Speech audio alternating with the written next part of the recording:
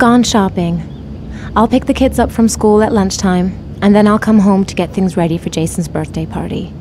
Don't work too hard. I love you.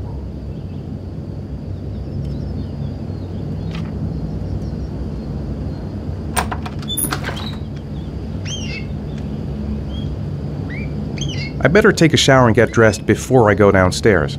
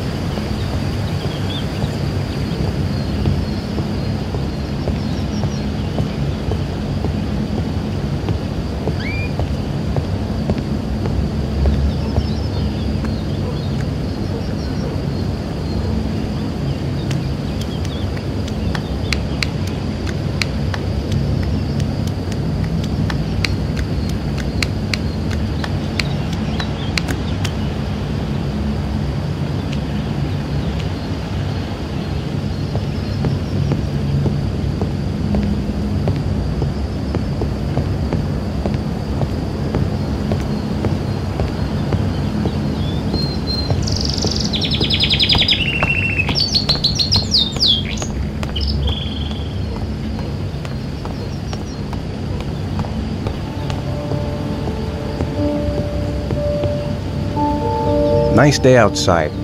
Maybe I could squeeze in a little garden time.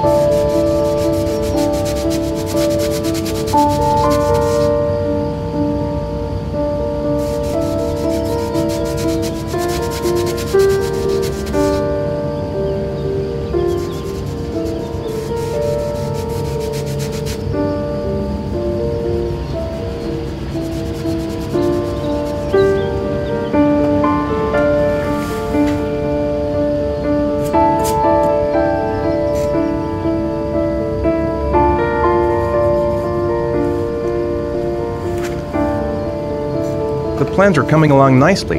Should be finished by Monday.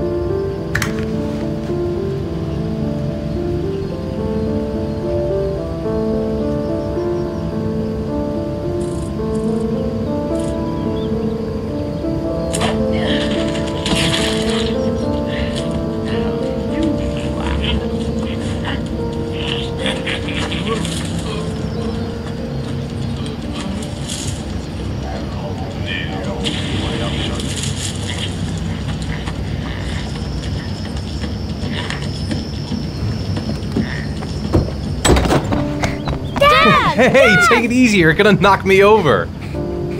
So this is your big day, huh? Am I grown up now? 10 years old, that's not exactly grown up, but you're getting there. Now, can I drive your car? And I think you're gonna have to wait a little while for that.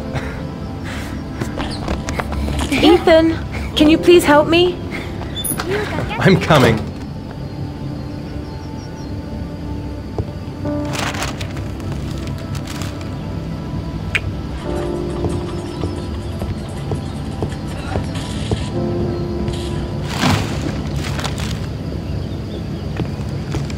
They've been so excited since this morning. I could hardly keep them in line in the supermarket. How's your day been? Managed to get any work done? I made some pretty good progress. I've just got to work on a few more details and then I should be ready to present the plans to the client. I've got a billion things to do. It'll never be ready before Jason's pals arrive. Can you please help me? There should be plates in the living room cupboard. No problem, leave it to me.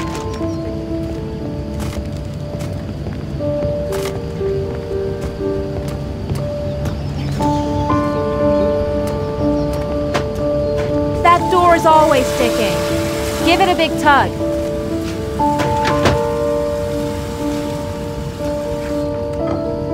That's the set my mother gave us. Be careful, okay? Don't worry, I wouldn't want to be responsible for a diplomatic incident with your mother.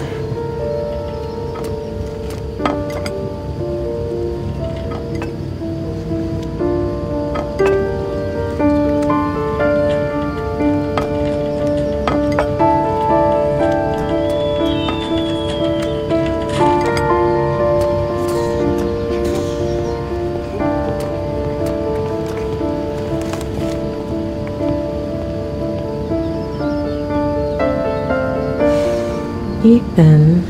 I don't know if I've already told you this today, Mrs. Mars, but I find you very attractive. You're not so bad yourself, Mr. Mars.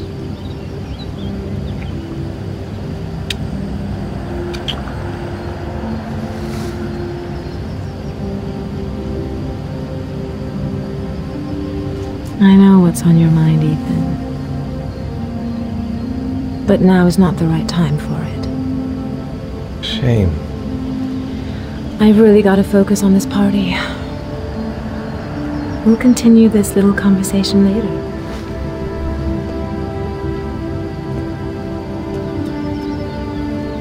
Can I do anything to help? No thanks. I should be able to manage. Did you find the present for Jason? Yeah, I picked it up from the store this morning. Oh, we were lucky. It was the last one in stock.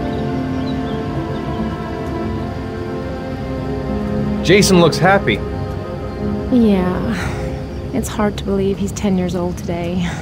It seems like only yesterday we were flirting in high school. We're getting old, Ethan.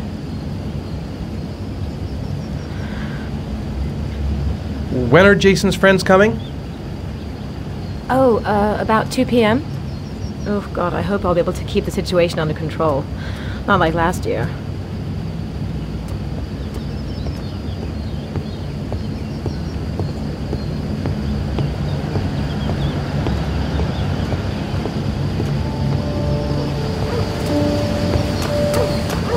That's it, I'm free as a bird.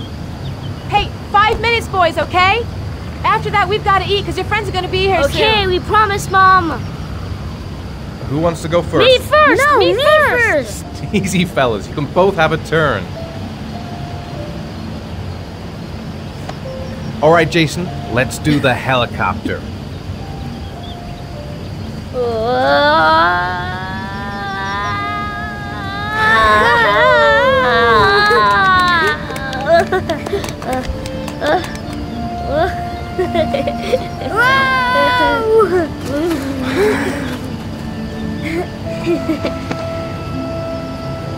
It's my turn now, it's my turn! Okay, Sean, get ready. Here we go.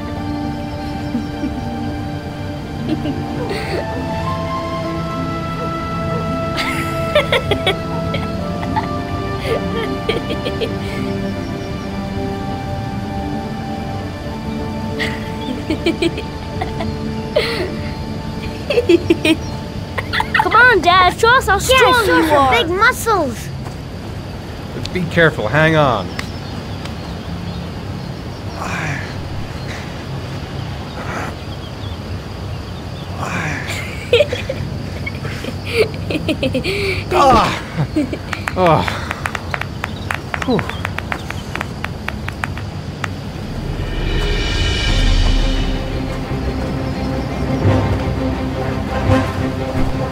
This time you're done for.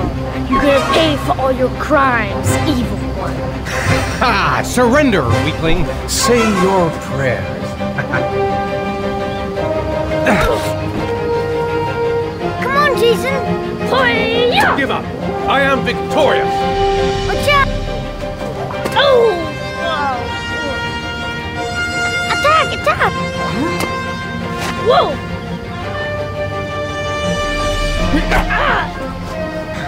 Pay for that.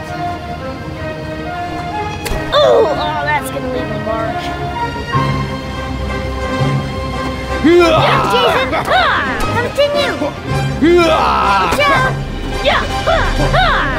Go, Jason! Yeah! Hoya! Oh, no! My life. Scum. Woohoo! Food's ready, kids. You coming in?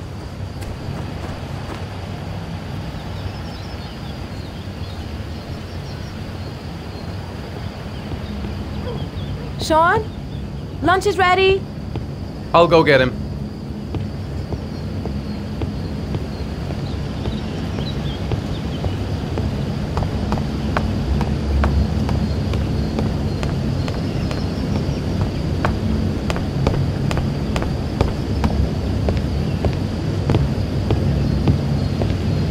Sean? What's up? It's Merlin. He's dead. He's dead and it's all my fault. No, it's not, Sean. Of course it's not your fault. I'd give anything if you could come back to life. You know, Sean, there's some things which just have to happen. Even if you don't want them to. It's not fair, Dad. It's not fair. I know. I know.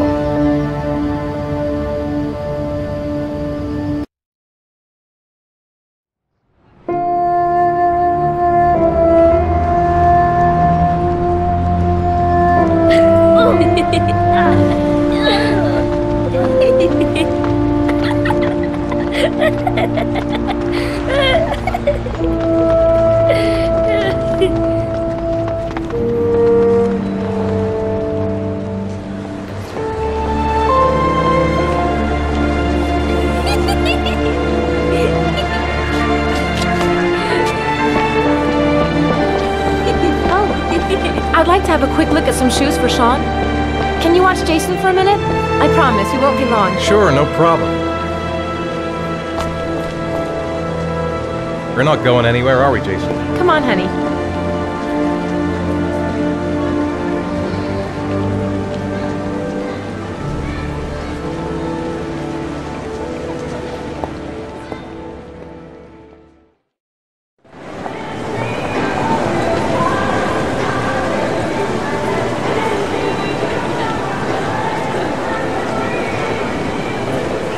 Jason! Jason!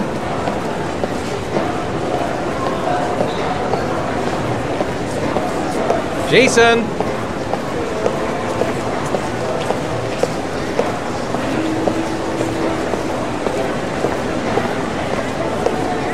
Jason!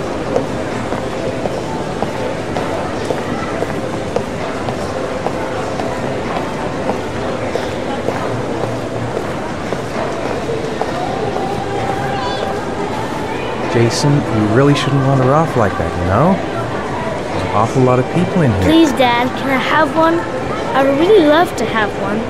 Please, Dad, come on. Okay, let's go buy a balloon. Great! Hey, champ! What's your name? Jason, Which balloon would you like, Jason? the red one. Here you go.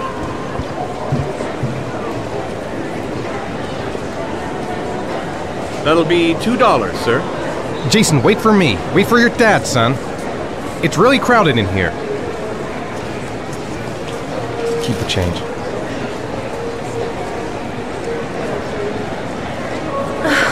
It is impossible to try on a pair of shoes with this crowd. Where's Jason? He was here a second ago. I bought him a balloon, I turned around and he just disappeared. Disappeared? What do you mean disappeared? Stay here. I'll go get him. I'll be right back. Jason! Jason!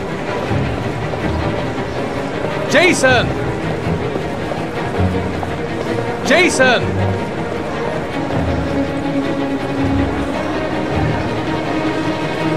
Quick, I need to go downstairs now or I'm gonna lose him in the crowd. Jason!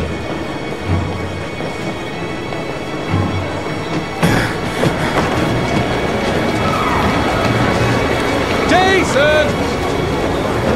Jason! Jason!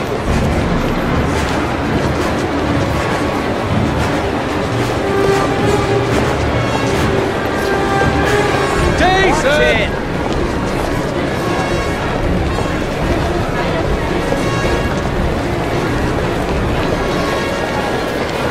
Jason!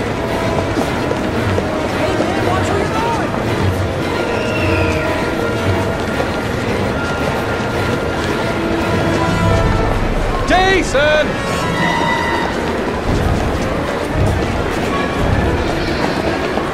Hey, be careful. Jason, God, you really had me scared.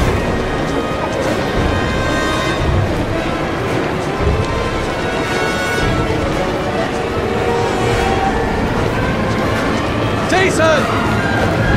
Whoa! Jason! Jason! Jason! Hey, be careful. Jason! Jason! Shit! Shit! Jason! Dad!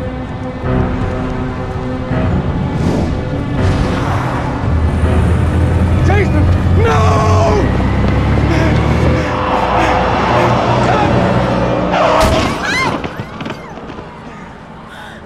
Jason,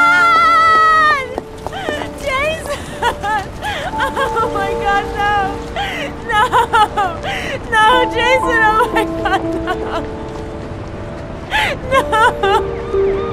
Oh my god. No!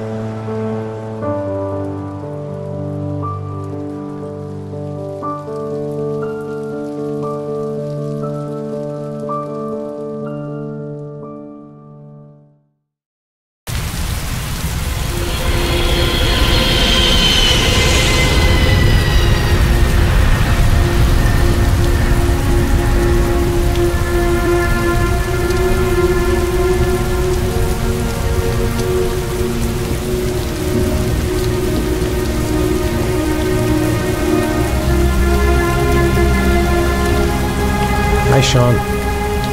My dad.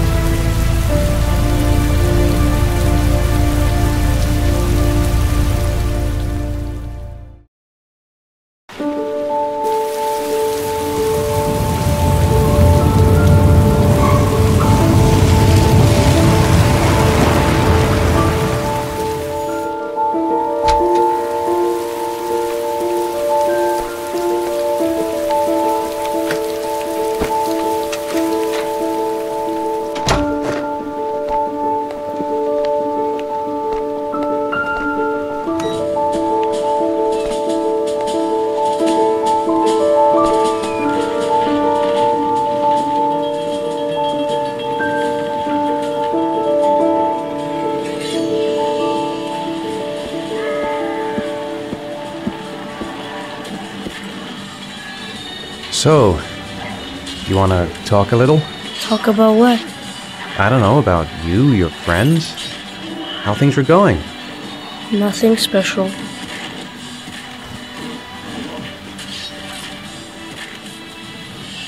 It's time for your snack. Are you hungry? I guess, a little. Let's see what we can find in the kitchen.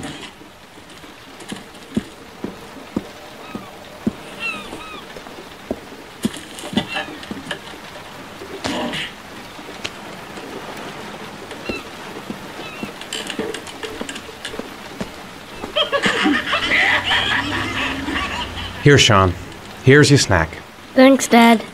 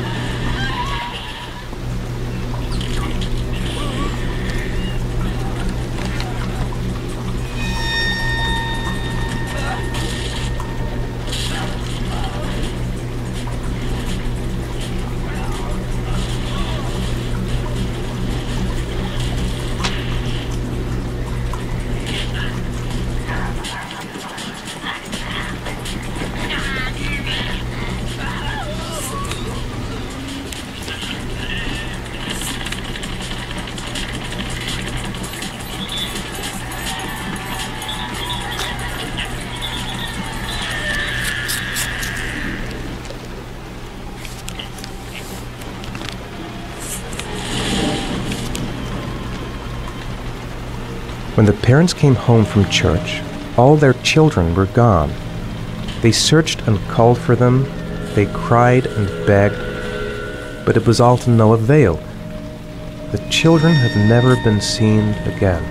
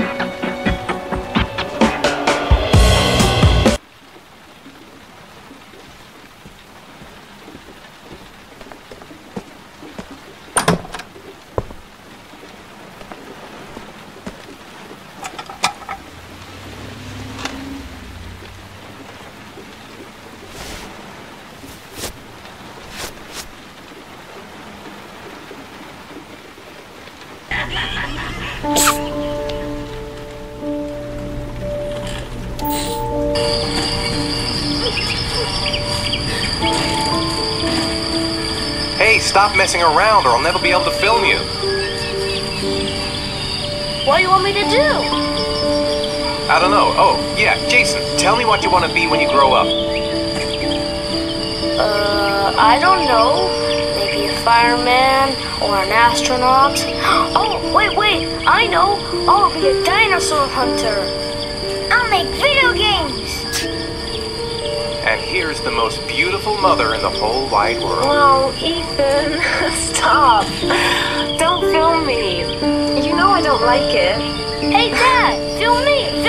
I'll show you how fast I can run. Yeah, me too, Dad. I can run really fast too.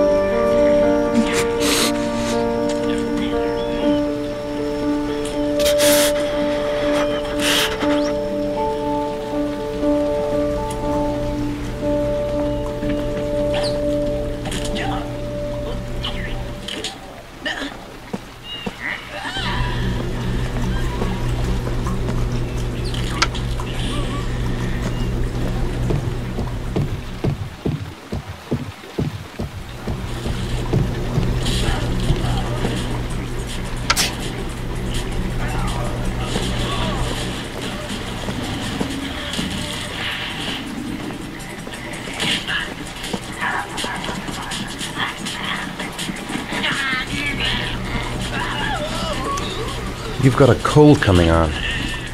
I'm gonna see if I can find some medicine for you.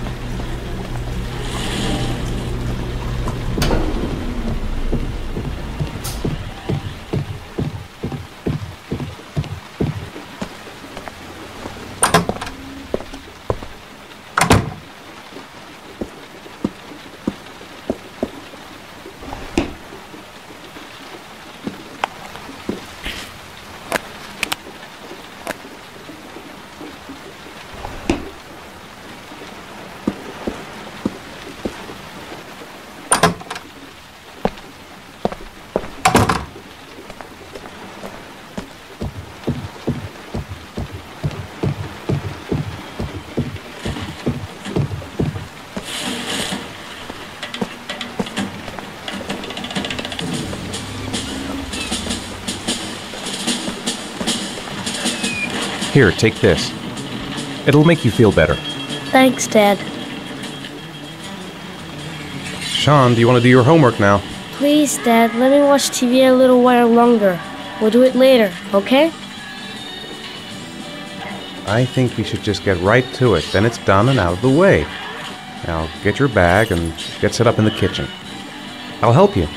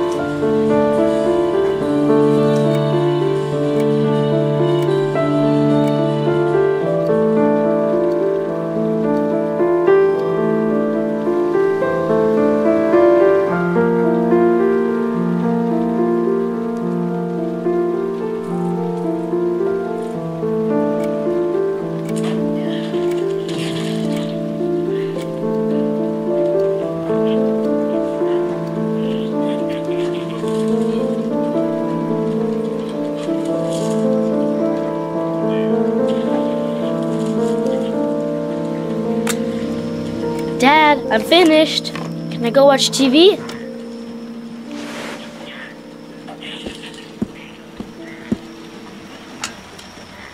Let me have a look. Pretty good. Looks like you're done. Off you go.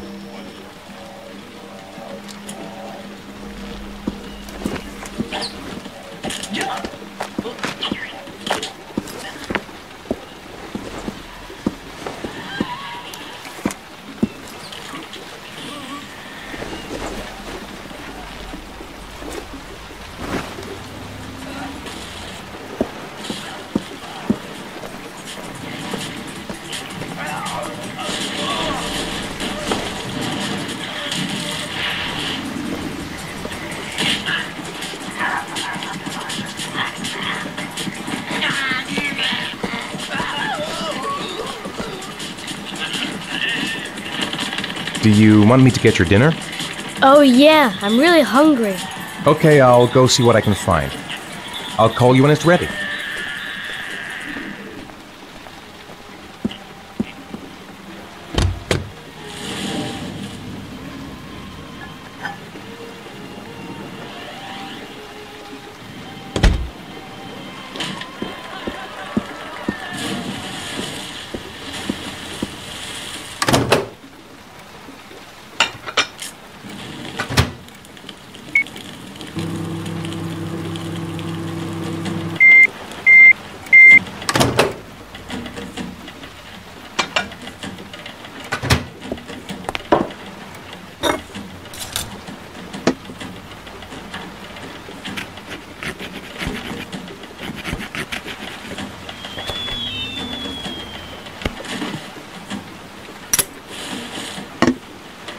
You can come now, Sean.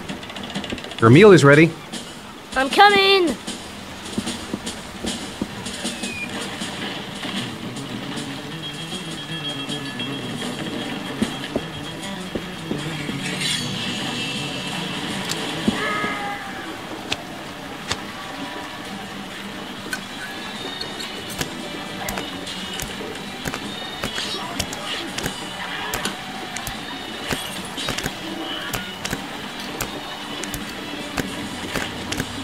Hey, Dad, I didn't know you could juggle.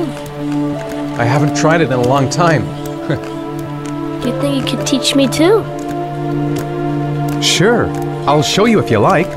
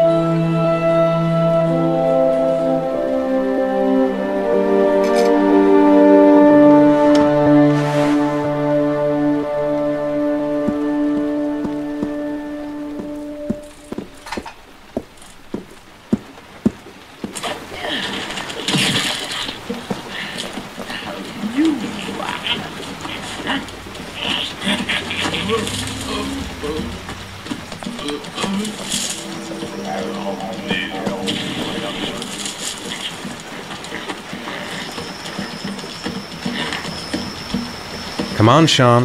It's time for bed. I'm not tired yet. Can I stay up a little longer? All right, we'll wait a little before going to bed.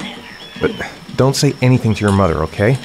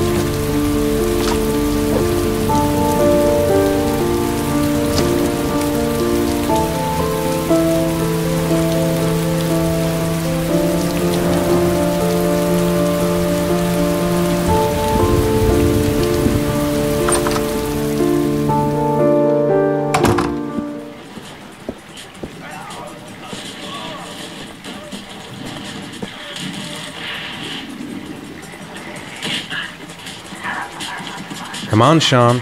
It's time for bed. I'm not tired yet. Can I stay up a little longer? Now, that's not very reasonable, is it? You have school tomorrow. You have to get some sleep. All right, I'm going. Are you coming with me? Go brush your teeth and put on your pajamas. I'll come up.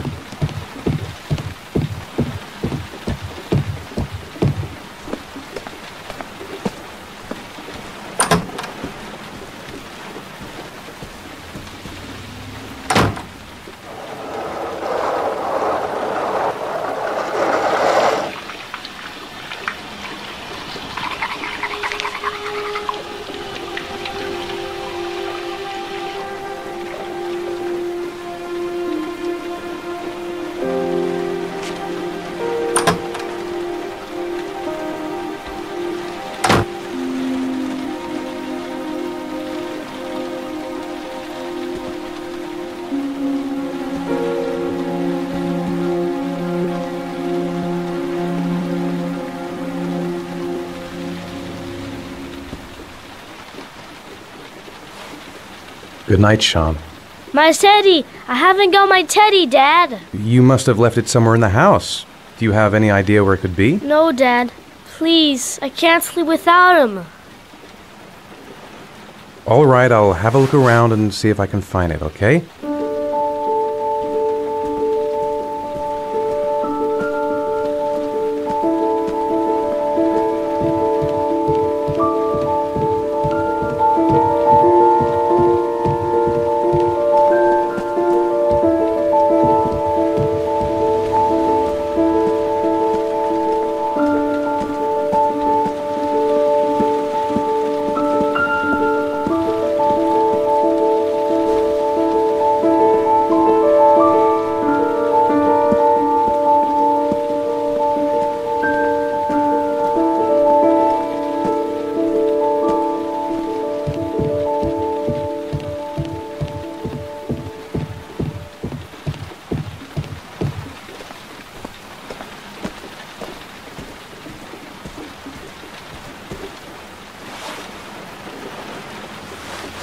Thanks, Dad.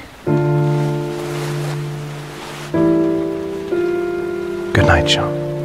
Night. Dad, Yeah?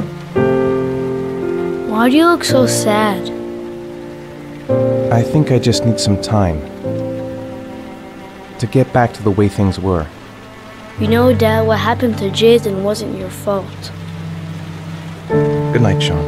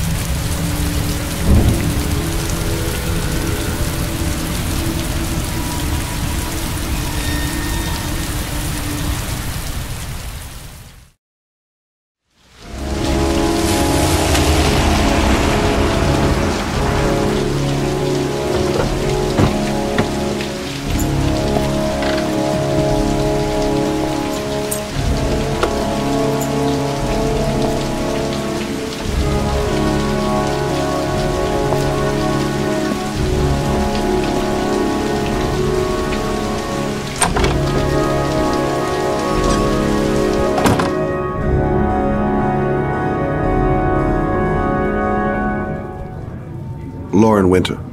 Ring any bells? Nope, can't say it does. Oh, that Lauren Winter. 3rd floor, last door on the left at the end of the corridor.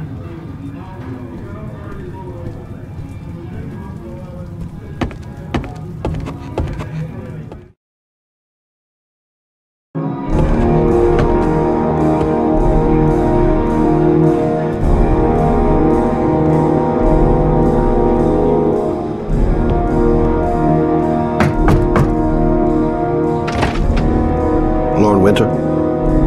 Sorry, I only see clients by appointment. Wait.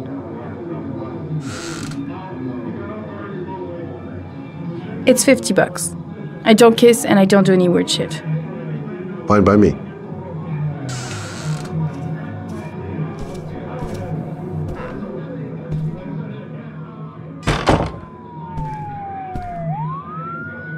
Put your money on the table. You got exactly 10 minutes. When the alarm rings, it's over, okay?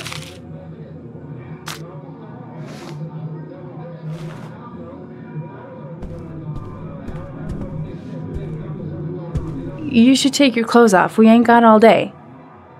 Actually, I'm not a customer. Shit, a cop. I should have known. What you want, a freebie? Is that it? My name is Scott Shelby. I'm a private detective. The families of the victims of the Origami Killer asked me to investigate the murders. I came here just to ask you some questions about Johnny. I already told the police all I know and I have nothing to add. Leave me alone. I understand, Lauren. I know what you're going through. Oh yeah? You know what it feels like to find your own son's body on a wasteland? I'm sorry, I don't believe you have the slightest idea what I'm going through, Mr. Shelby. The killer is walking around free as we speak. He'll kill again if he's not arrested. My Johnny's dead, so what difference does it make? If we don't find the killer, there'll be other mothers who find their son's body on a deserted wasteland. But you're right. Why should you care? It's not your problem anymore, right?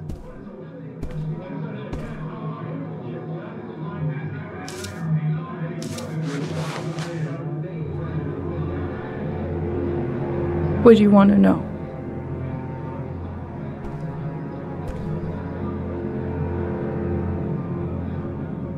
How did your son disappear? He used to go play with the neighborhood kids after school. It was pouring down something awful that day. I'll never forget it. All his friends came home around 5. All except him. When did you sound the alarm? About 8 o'clock. I began to get worried. I went all around the neighborhood. I went to the wasteland where they like to play. I went to see his friends. I called the cops about 10 o'clock.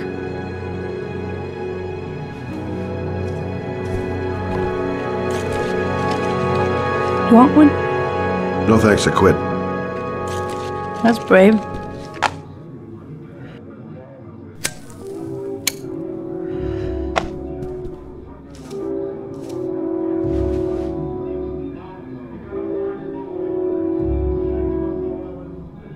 Do you know if they found anything on the wasteland? Any leads or witnesses? No. He said he must have run away and he'd probably end up coming back.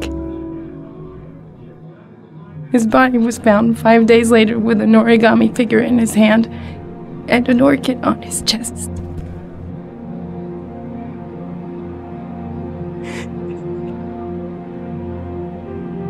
Did you suspect anyone after he disappeared?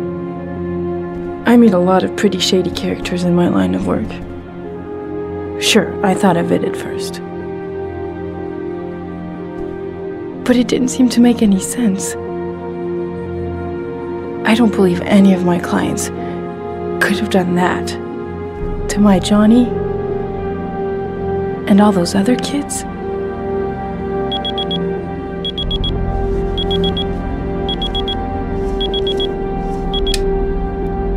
Time's up, Mr. Shelby. I hope you got what you wanted. Now get out of here.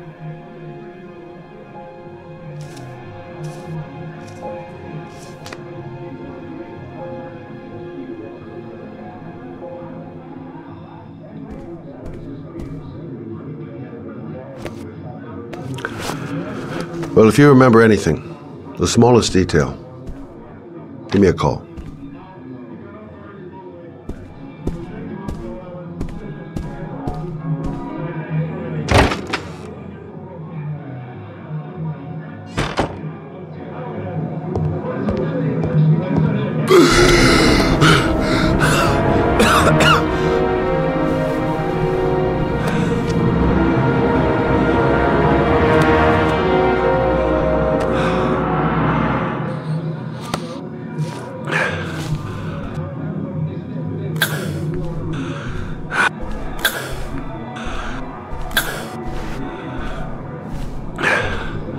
Lauren! Lauren, open up, baby!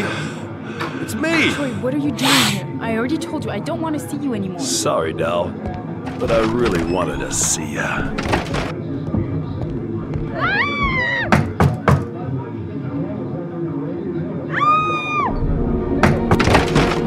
What do you want, asshole?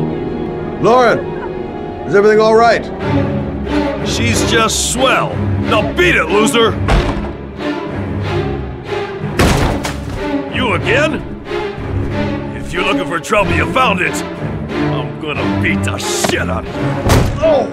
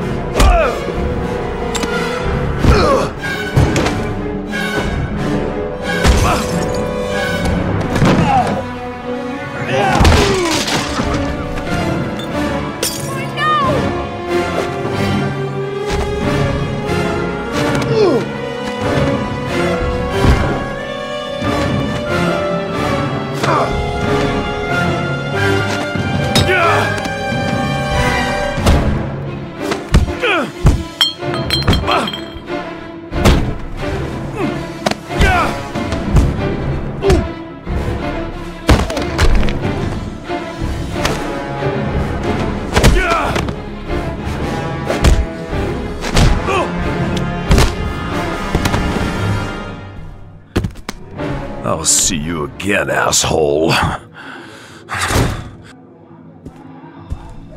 Are you alright? Better than him, I guess. Who is he? An ex-client who thinks he owns me. He was getting violent and I told him I didn't want to see him anymore. Well, you should be careful. He'll probably be back. Sorry about the mess. Mr. Shelby? Yeah. Thanks.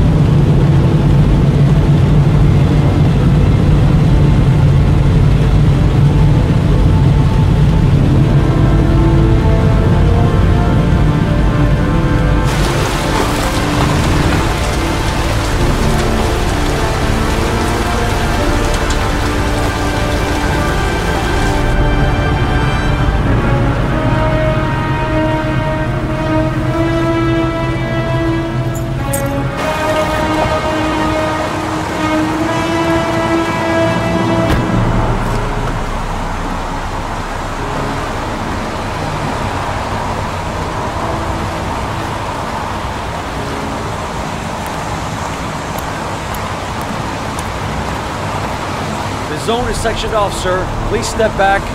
Agent Norman Jaden, FBI. You got a badge or something, Mr. Jaden? Yeah. Yeah, of course.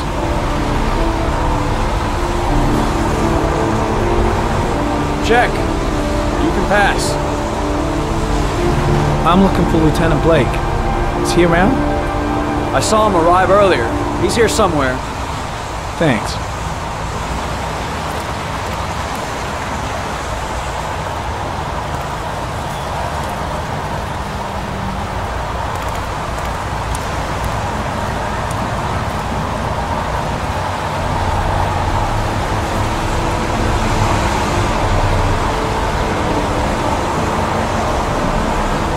Video memo recording, Agent 47023, Norman Jayden, Tuesday, October 4th, 2011. Time is 8:14 a.m.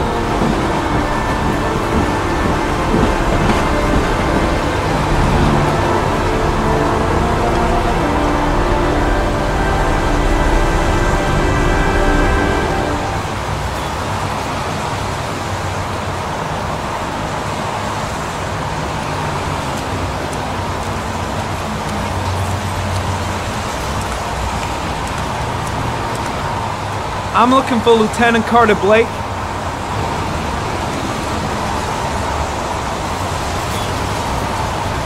Thanks.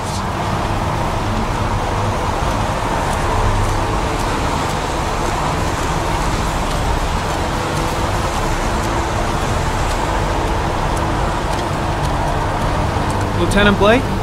I'm Agent Norman Jayden from the FBI. I went by your office this morning. They told me you'd be here. Now, if you're looking for rain, dead bodies, and highways, you come to the right place. Mike, will you tell that asshole with the bulldozer to stop for 5 minutes? I can't hear myself think here. Right away, Lieutenant. Well, are you coming, Jayden? So, what happened? Some guy taking his dogs for a piss found a body about 6 o'clock this morning. We don't know much more right now. Based on what we've seen, looks like the work of the Origami Killer. Do we know the cause of death? There are no marks on the body. Chances are he was drowned, like the others. Any news on the coroner? He's on his way, Lieutenant. We've been waiting for an hour, for fuck's sake. Any witnesses? None yet. Given the neighborhood, I'd be surprised if anybody saw anything. Has the time of death been established? Based on the rigor mortis, must be less than 6 hours ago. We should know more once the coroner has had a look. Has the body been identified? No, not yet. We should know more later today. Tony, I don't want to see a single shit-stirring journalist within a mile of here. You got it? Yes, Lieutenant. Do you have any leads? My men are going over the scene with a fine-tooth comb. If the killer left anything behind, we'll find it. Listen, I'm a little busy here. Why don't we discuss all this a little later, back at the office? Oh, no problem. I understand. Do you mind if I have a look around? Be my guest. Hey, Jade, you come and see me if you find anything, okay? We're on the same team now.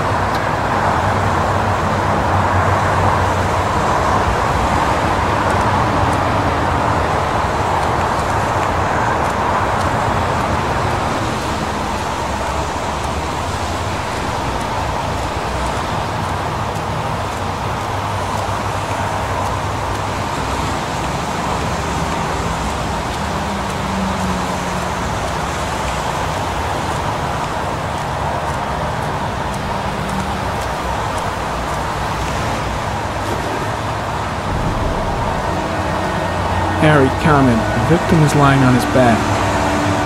No visible signs of violence.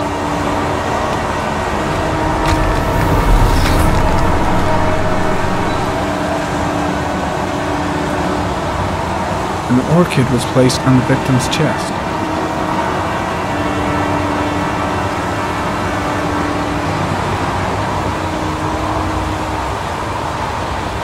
A small origami figure in the right hand. Fingers were probably closed after the time of death.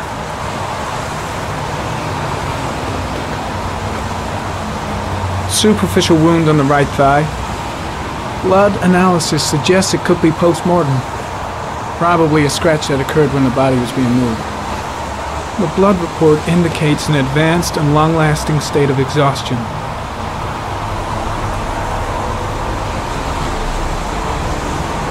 His face is covered with mud, like the other victims.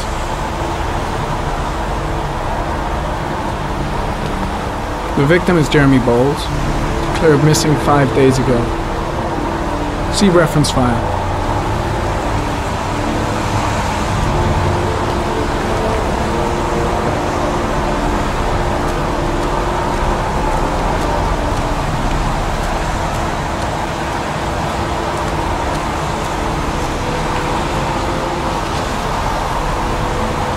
Harry, comment.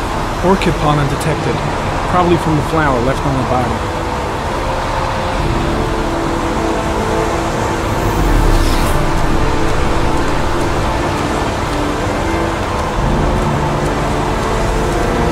Harry, comment. Pollen particles disappear in the tall grass.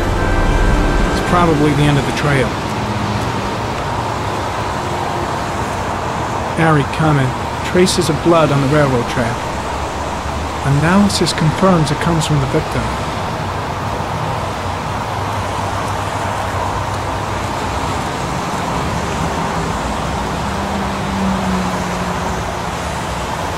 Footprints continue just after the pollen trail. There's a good chance that they're the killers.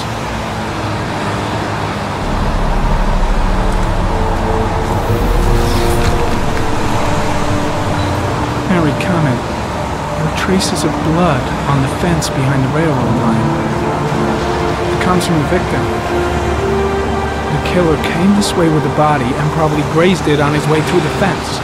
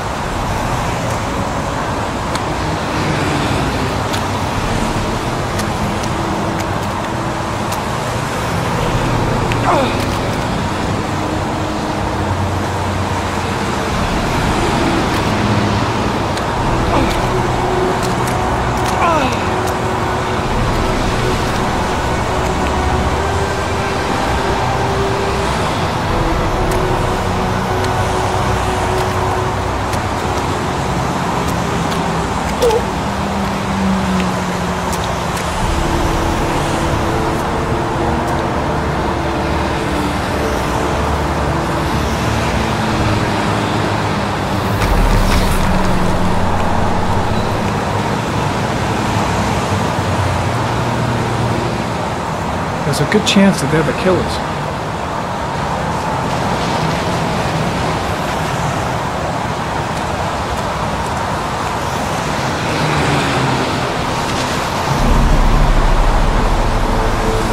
Harry, comment. Tire tracks on the side of the road behind the railroad line. Or maybe the killer's car. I think I've seen all there is to see.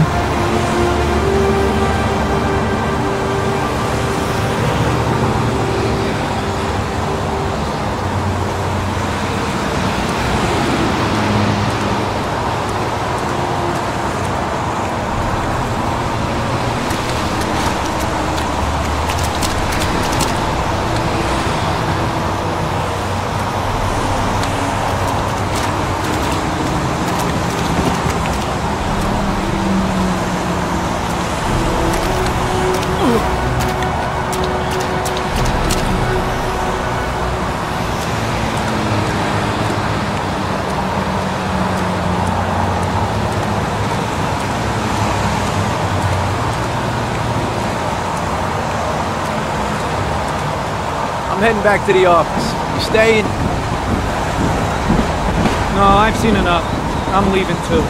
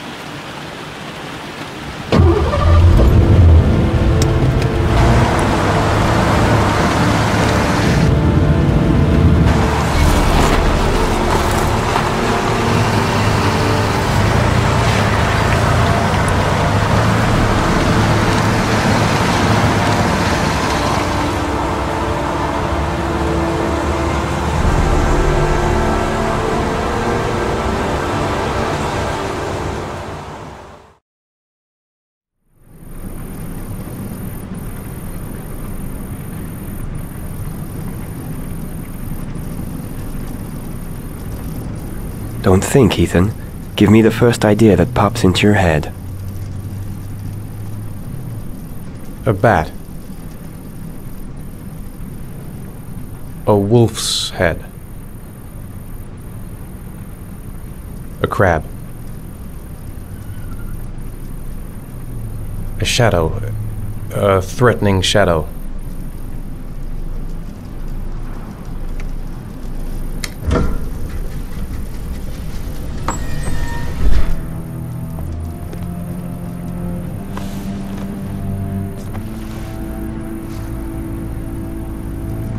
I have the results of your MRI scans.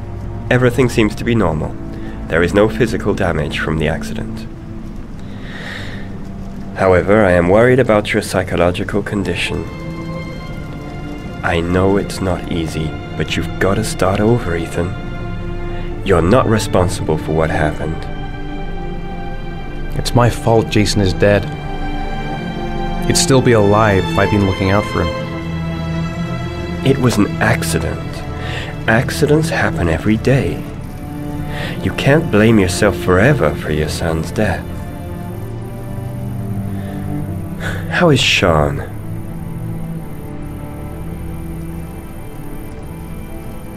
I know he's really unhappy. He just can't understand why I seem unable to love him. And what about you, Ethan? What do you feel? I no longer want to live. I have no reason to continue. Not even for your son, Sean. I couldn't save Jason. Sean doesn't need a father like me. Is there something else you wanted to tell me, Ethan?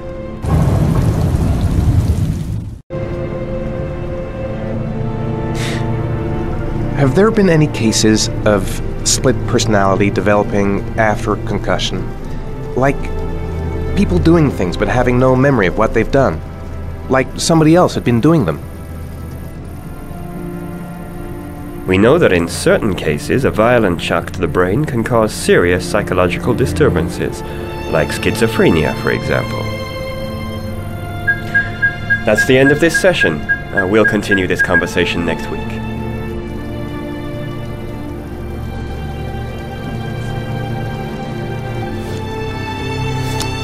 You were lucky, Ethan. It's very rare to survive such a traumatic accident.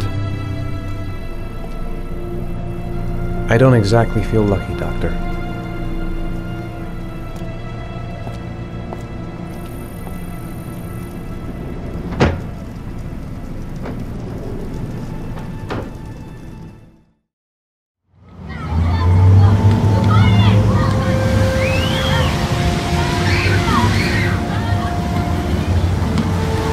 How did things go at school today? The teacher yelled at me for being late again. She's gonna send me home the next time it happens. I'm sorry about that, Sean. Next time, we'll really pull it together, okay? Aren't you gonna go play with the other kids? I don't feel like it. Is something the matter, Sean? No, I'm alright.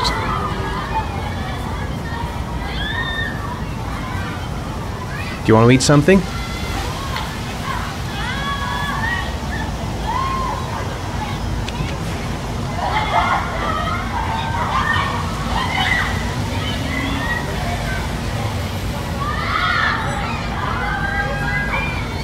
I'd like a packet of strawberry-flavored Chewies, please.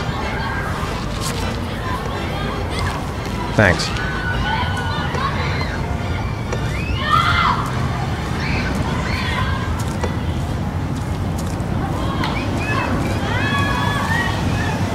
Hey, I got you some Chewies. I hate strawberry. Thanks. It was nice of you anyway.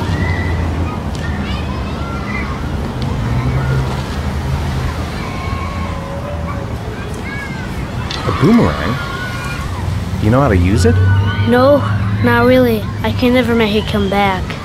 Can I give it a try?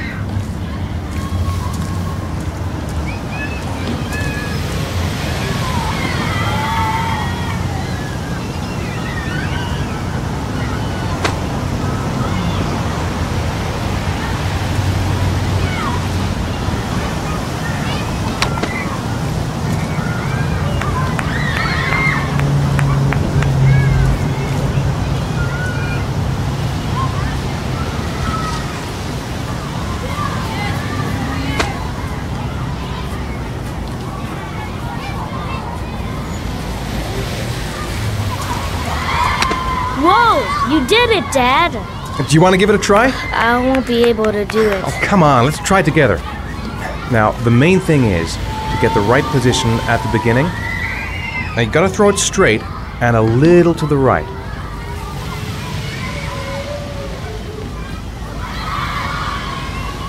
Now, throw it!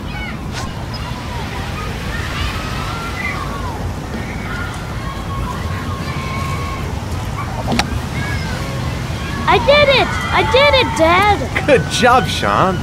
See? That wasn't so hard.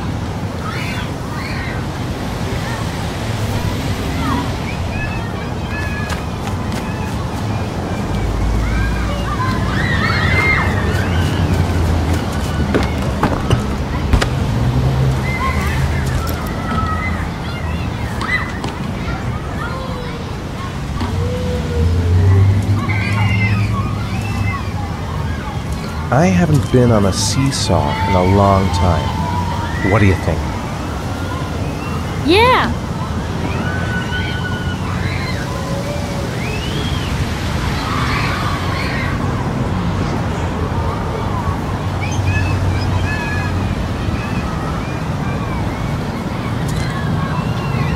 Come on, Dad, make me fly!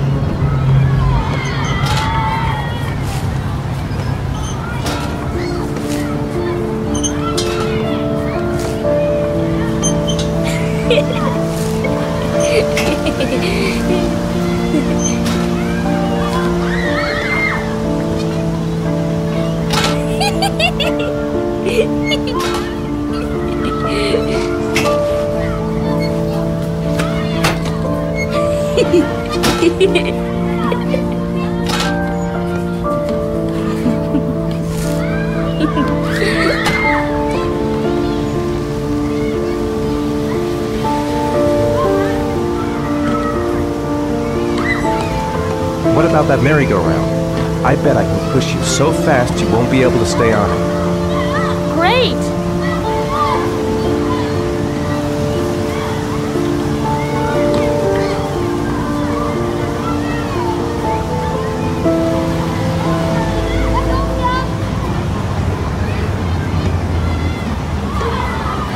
Go on, Dad, as fast as you can.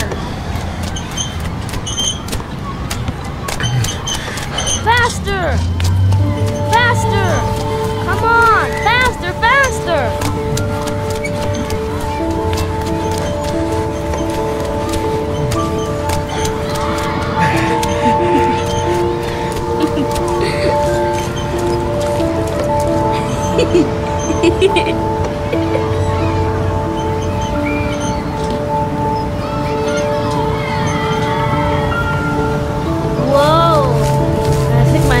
Spinning. Good training for astronauts, though.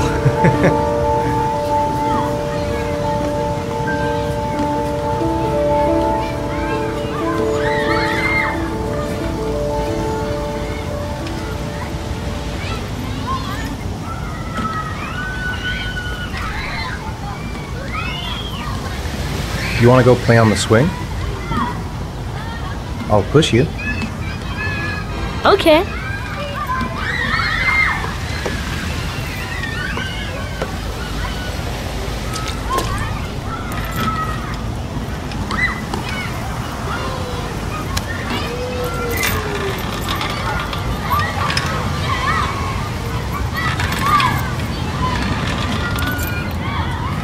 Dad, higher!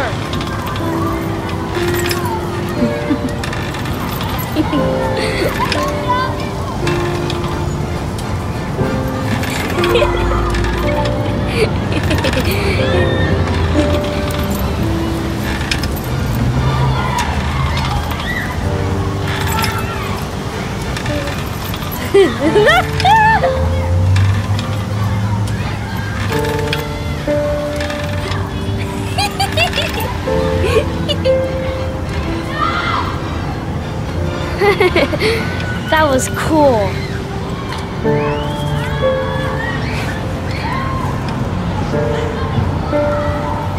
Looks like rain's coming. I think we better go. Okay.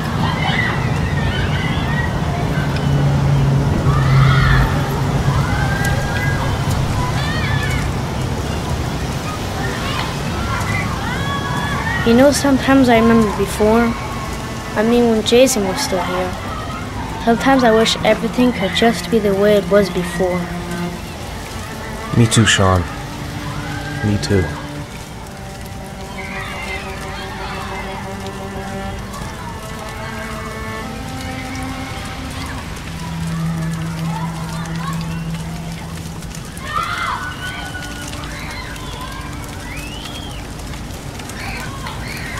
Hey, Dad, can I have a ride on the carousel? Can I?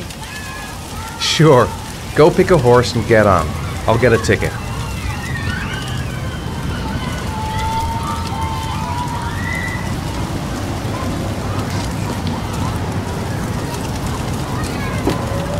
One, please. That's $1.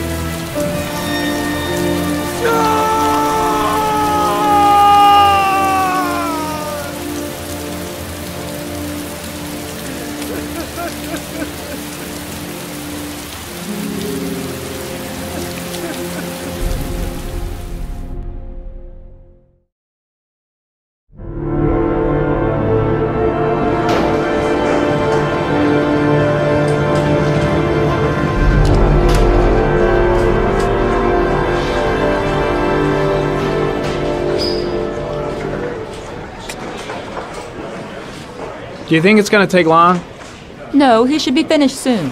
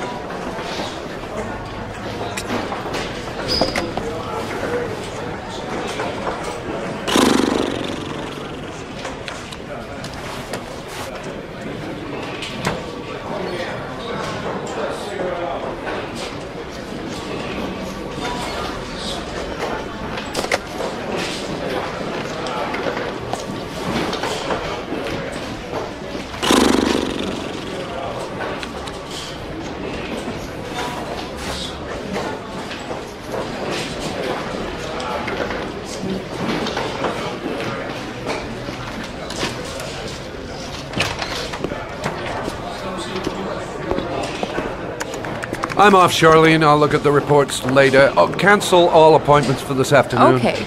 Oh, Captain. Agent Norman Jayden from the FBI is here. Jayden, of course. We've been expecting you. I'm in a bit of a hurry. Do you mind tagging along? We can talk as we walk. Yeah, of course. I wanted to introduce myself before getting started, but perhaps there's a better time. No, it's fine. We just have to get to the press conference.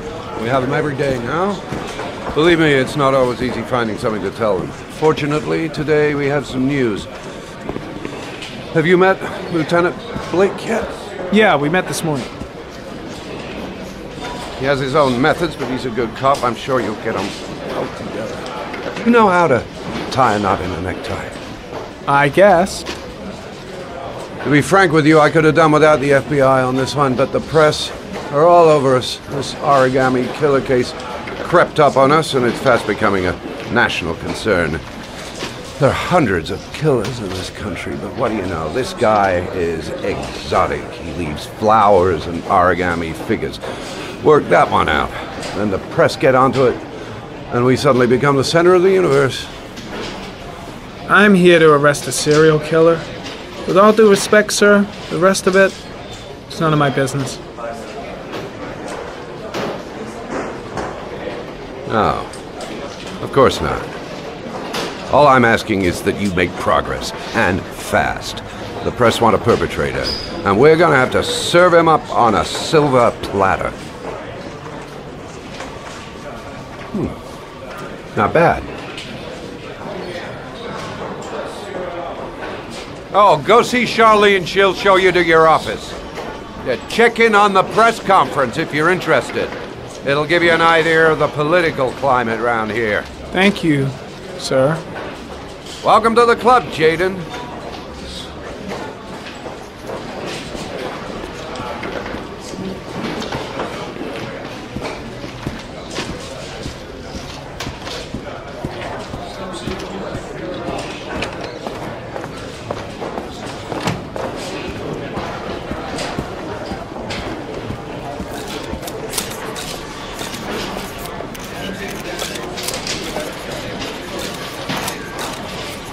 The body of Jeremy Bowles was found this morning on a patch of wasteland in the East End at about 6:30 a.m., 5 days after he was reported missing. An autopsy will be conducted tomorrow to determine the exact cause of death, but going from first indications, it would seem that he drowned.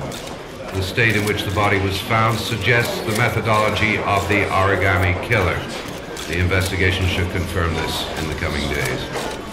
The police are continuing to work around the clock. to find the murderer as quickly as possible. I'll field some questions. Yes. You said the methodology indicated another victim for the origami killer. Can you be more specific?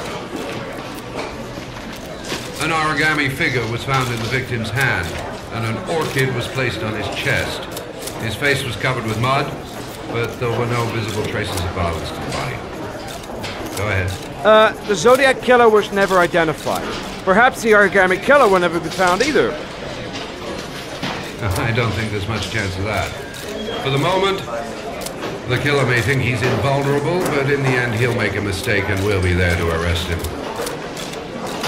Yes? Did the killer leave any written evidence? Perhaps a ransom note explaining his actions?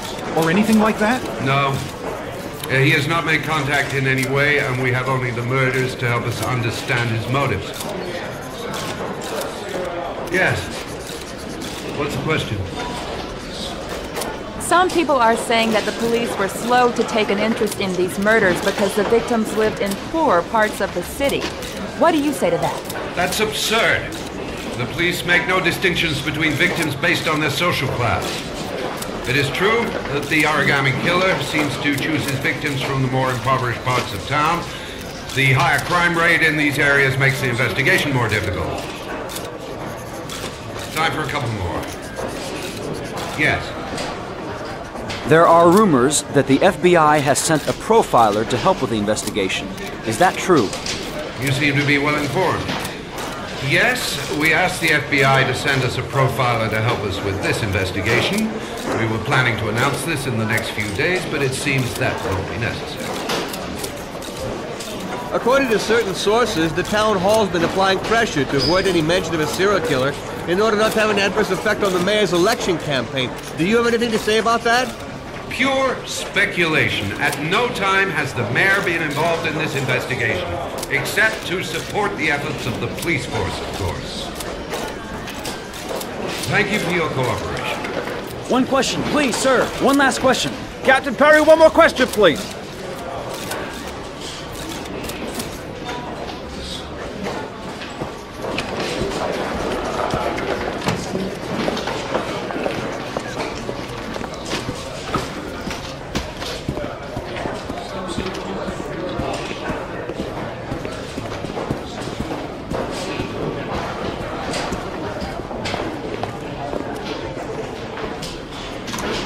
Nice watch. Oh, it's the present we offer to our new lieutenants. We bought the same model each year for the past 20 years for each promotion. It optimizes everybody's time, and it's the kind of thing that always goes down well. You can contribute to our fund if you like. We're still a few dollars short. Congratulate Larry on my behalf. I'll be sure to do that, sir. Captain Perry said you could show me to my office? Yes, of course. Follow me.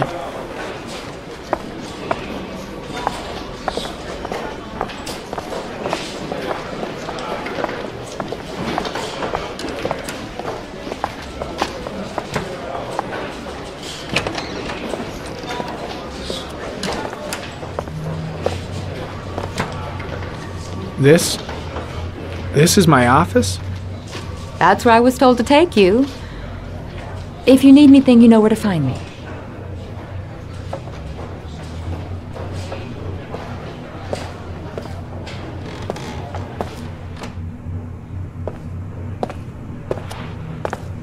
Okay, time to work.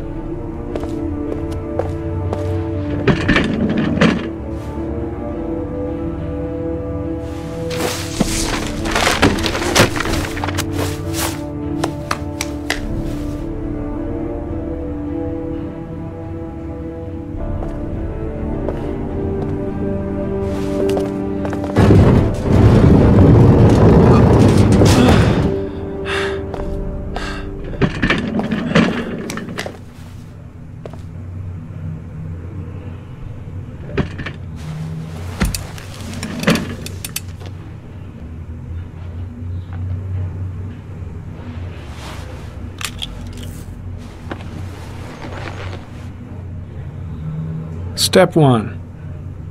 Change the office.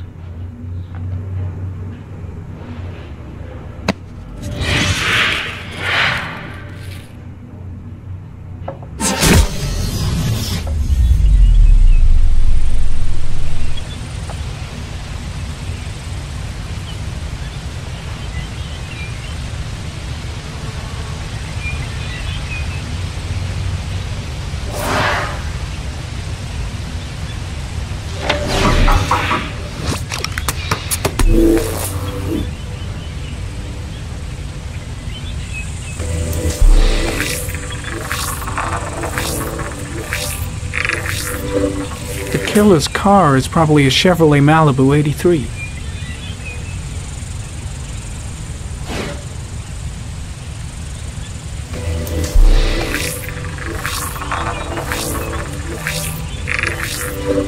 No prints or specific clues.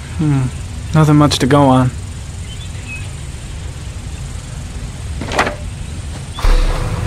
Just one origami store in town.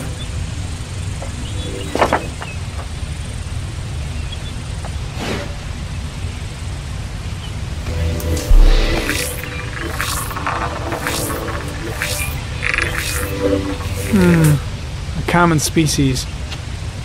That doesn't help much.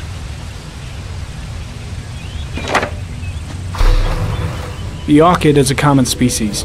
It can be found at any flower shop.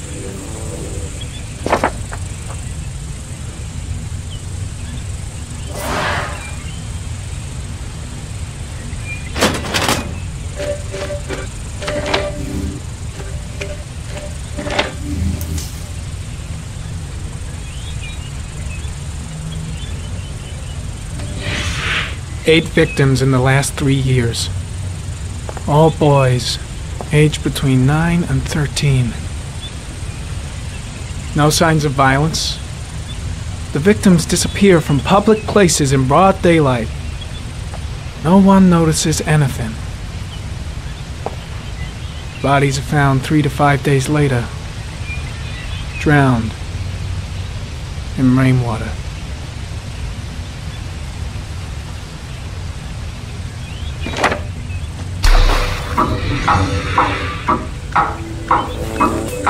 The killer has a large comfort zone.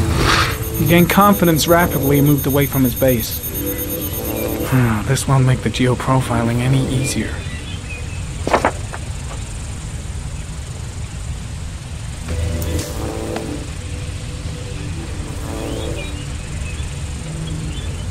There is always a railroad line adjacent to where the bodies are found. And all the victims disappeared in the fall.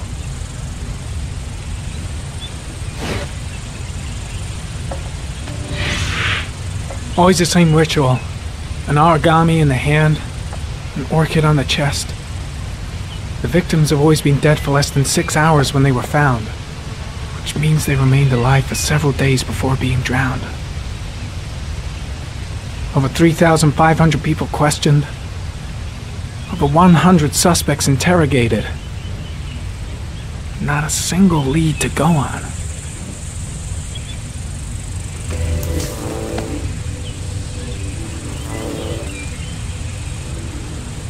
The killer is white, aged between 30 and 45. He is intelligent, calm, and determined. An organized type. He has a car. He's probably employed, but his work allows him free time.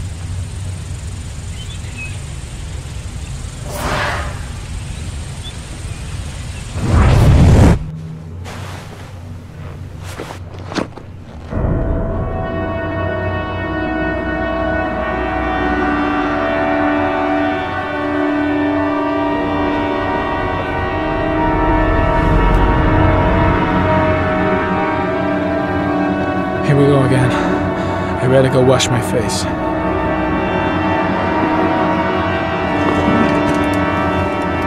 I need to take some. I'm gonna faint if I resist.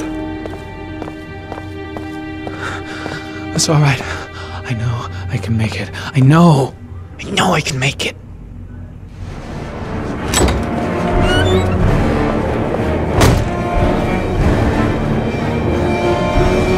Is everything all right, sir?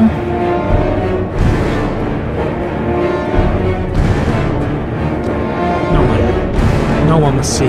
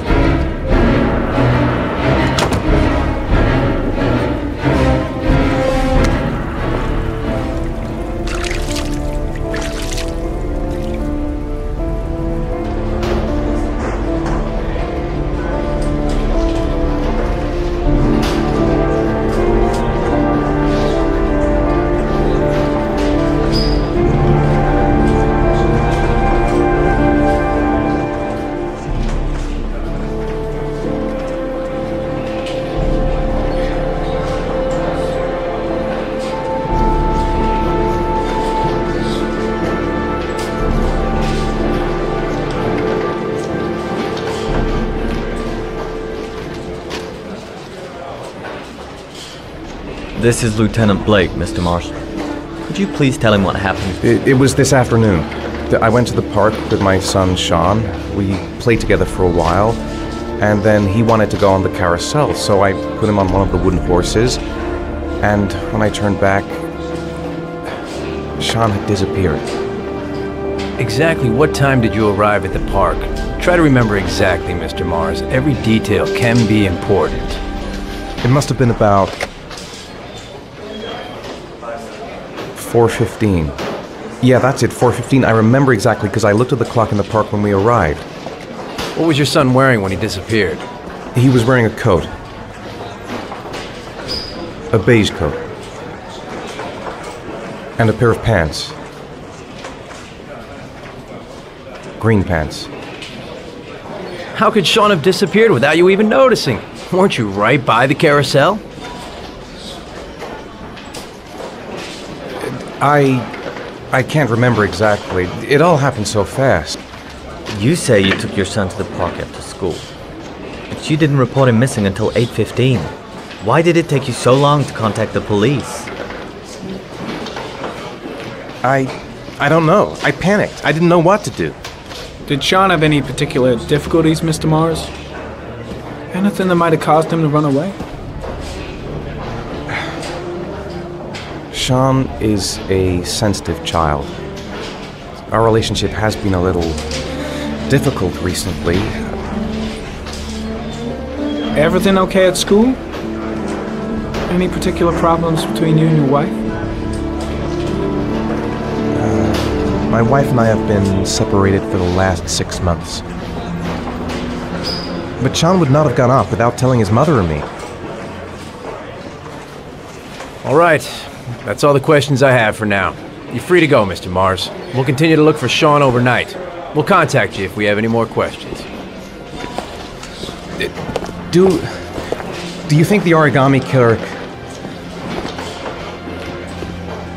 Listen, your son's probably just run off and he'll turn up in a couple of hours. But what if it is the origami killer? Well, then we have about 4 days to find him alive.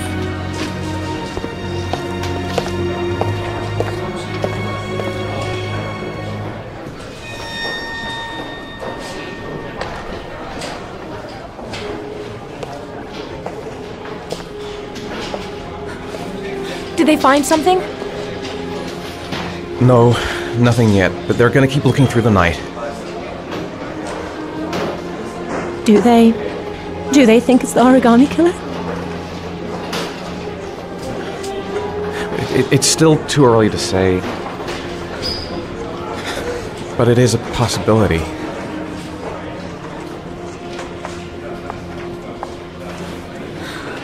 What happened, Ethan? How could you lose Sean like that? You should never have taken your eyes off him. I mean, for God's sake, how hard is it to keep your eye on a child in the park? Why did you leave him, Ethan? Why? Wasn't it enough losing Jason? I'm sorry. It's not what I meant to say.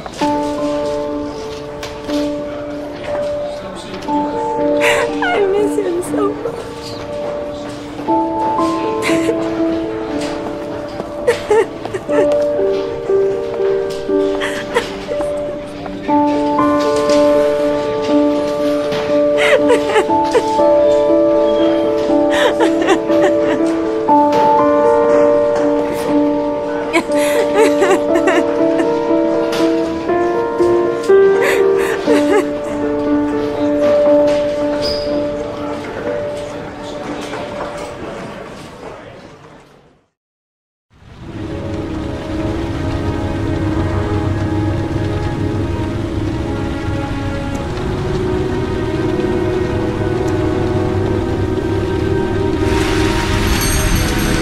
Good evening. Good evening to you, sir. Can I help you, sir? Well, I hope so. My name's Scott Shelby. I'm a private detective. I'm investigating the case of the origami killer. I'd like to ask you a few questions.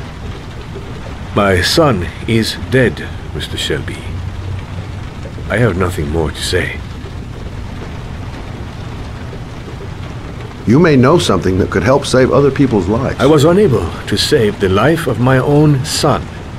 I do not see how I could save the lives of other people. I also lost someone I loved. I know what you're feeling. Then you will understand that I do not wish to talk about it.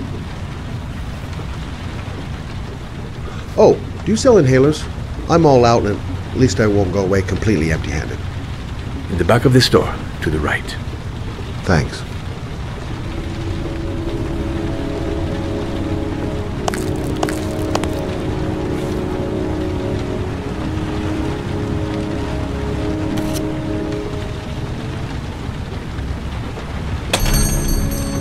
Good evening, sir. Are you looking for something in particular? Give me what you got in the register. Don't fucking try anything. Open the register, you dumb fuck! Put the money on the counter! Shit, are you deaf or what? Are you gonna open that fucking register or not? No, sir. You do not have the right to steal that money from me. I have worked very hard to earn it. You cannot have it. What did you say? You're out here Hey, you! Come here! I said come here now! Don't move! Hands up! Put your fucking hands up or I'll shoot!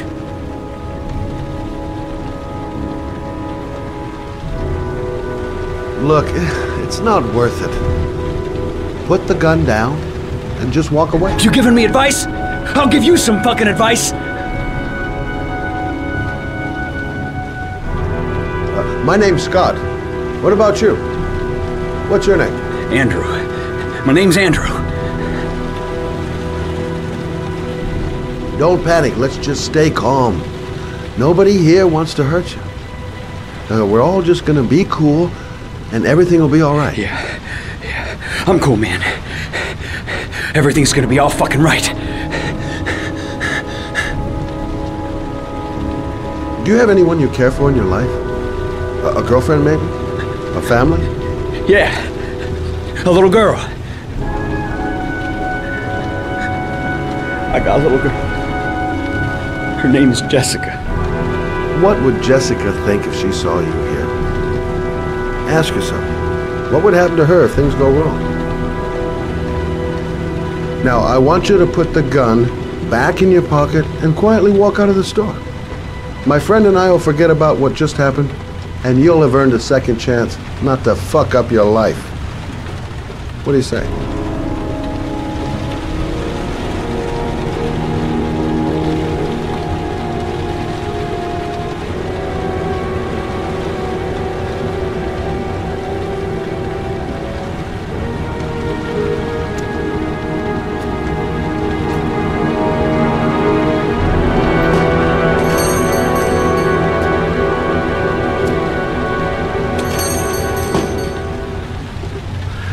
Thousand thank you, sir.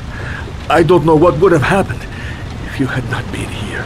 Well, at least I didn't come by for nothing. Have a nice day. When my boy, Reza, disappeared, I received a letter with a locker ticket inside. Inside the locker, I found this box. I do not understand what it means, but I think it must be a sort of message from the man who took my son from me. Can I?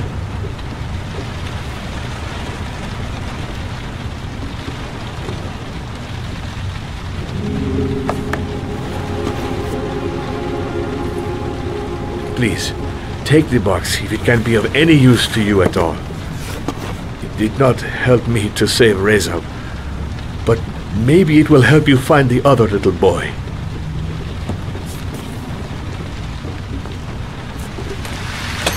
Mr. Shelby, I was beginning to think that there was no good to be found in this place. I can see now that I was wrong.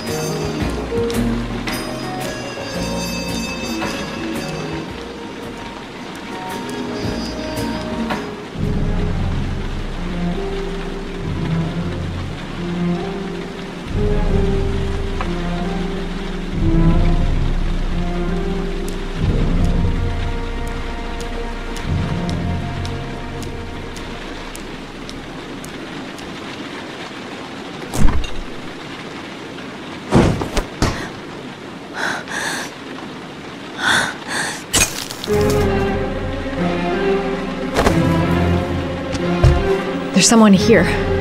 There's someone in the apartment. The phone on the desk. I could call for help. The front door. It's the only way out. If I can reach it, I still have a chance.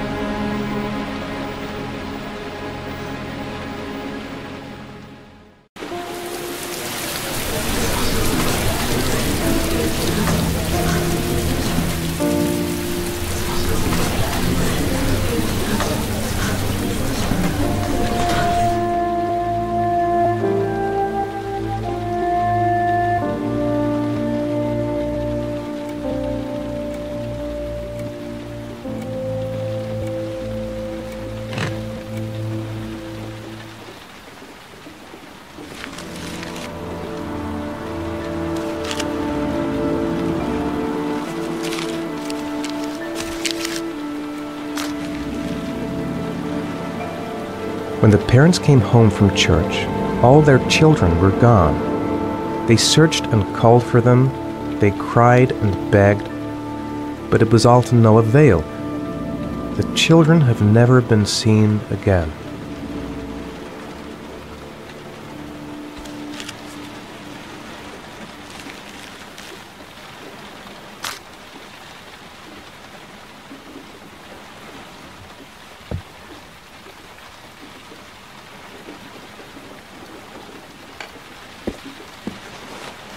I have to get out of here and find out what this ticket is about.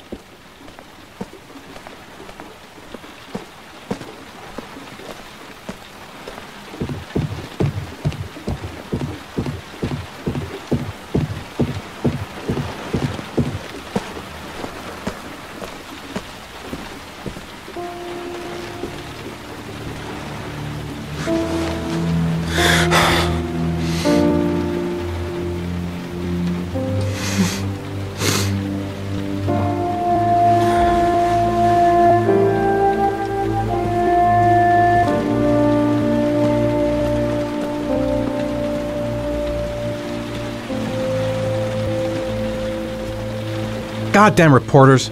They've been camped outside my house all day.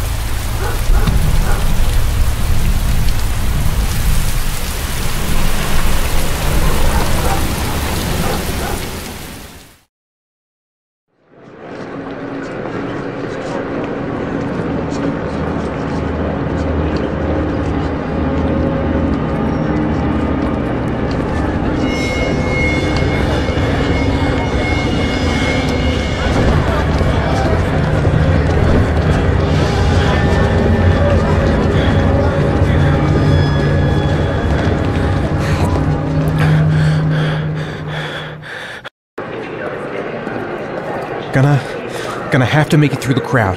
I can't take crowds. Just can't handle it.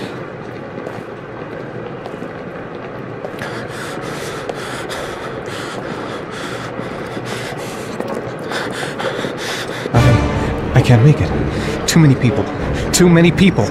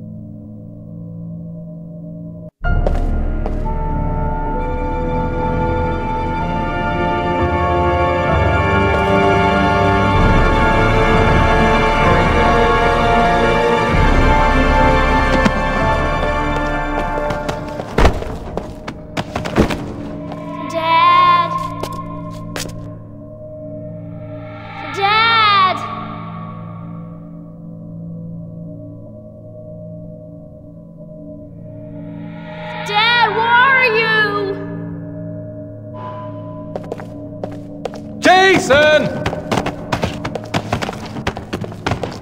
Dad! Jason! Dad! Jason!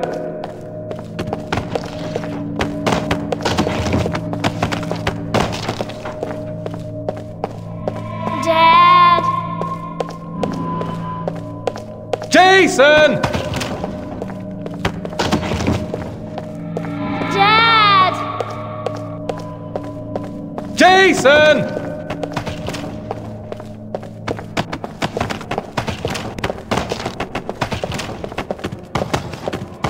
Dad! Jason!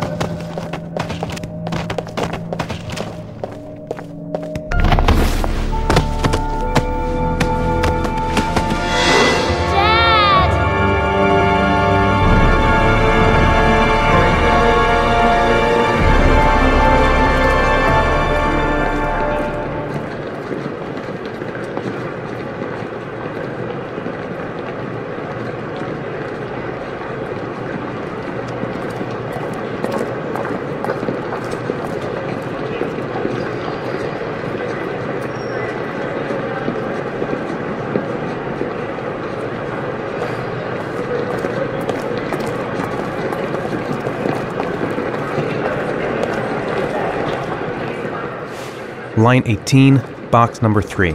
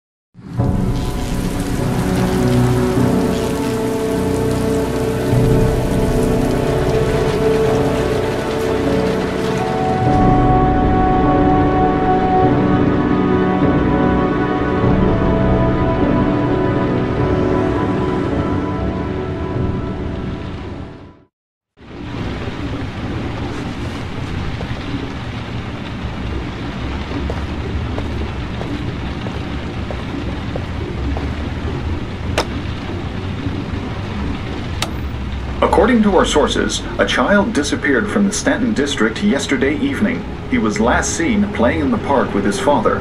Full details are unknown, but following the disappearance of Jeremy Bowles, there is suspicion that this again may be the work of the Origami Killer.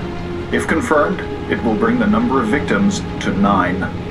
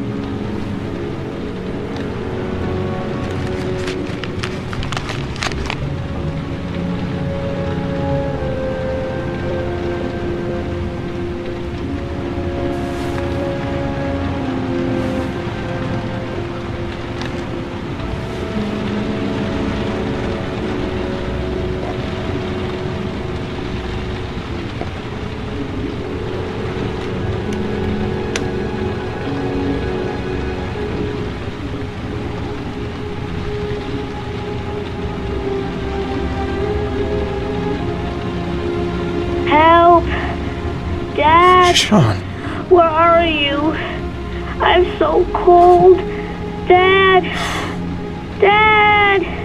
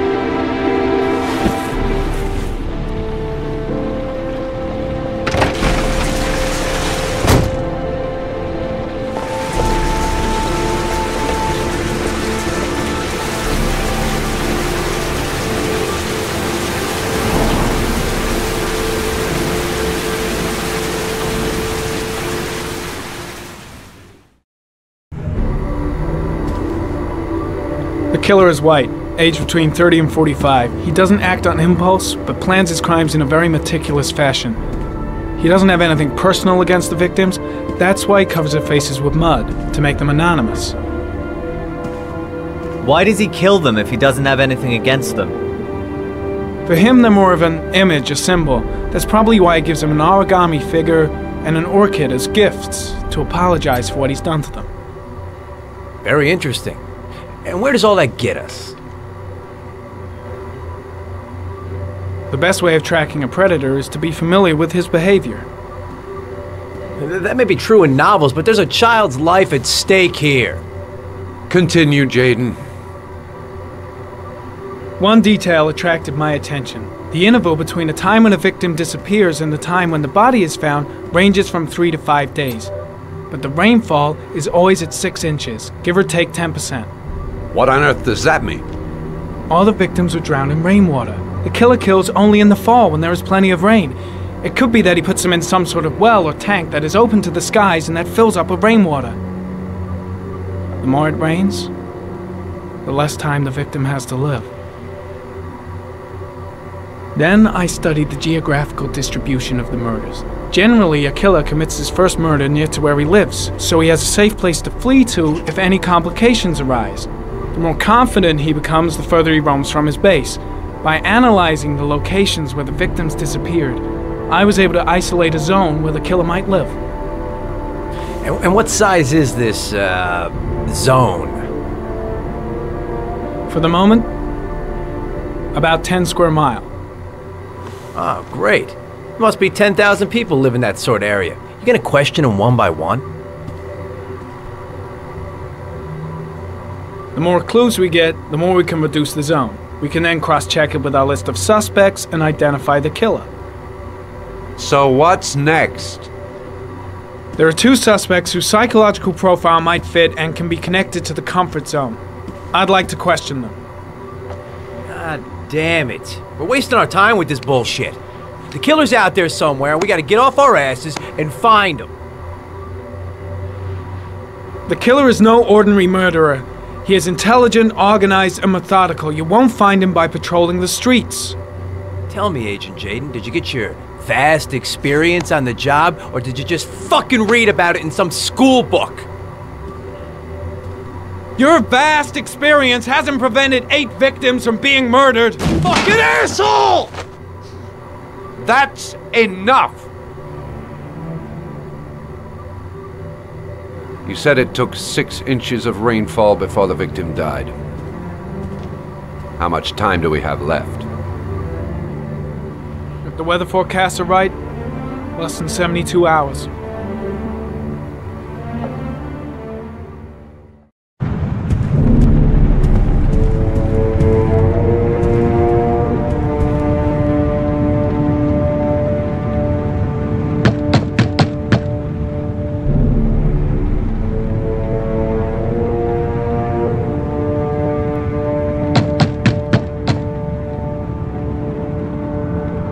No answer.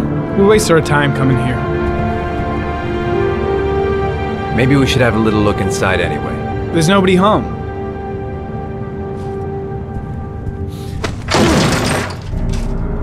There is now. I'm not sure that's entirely legal. Call the cops.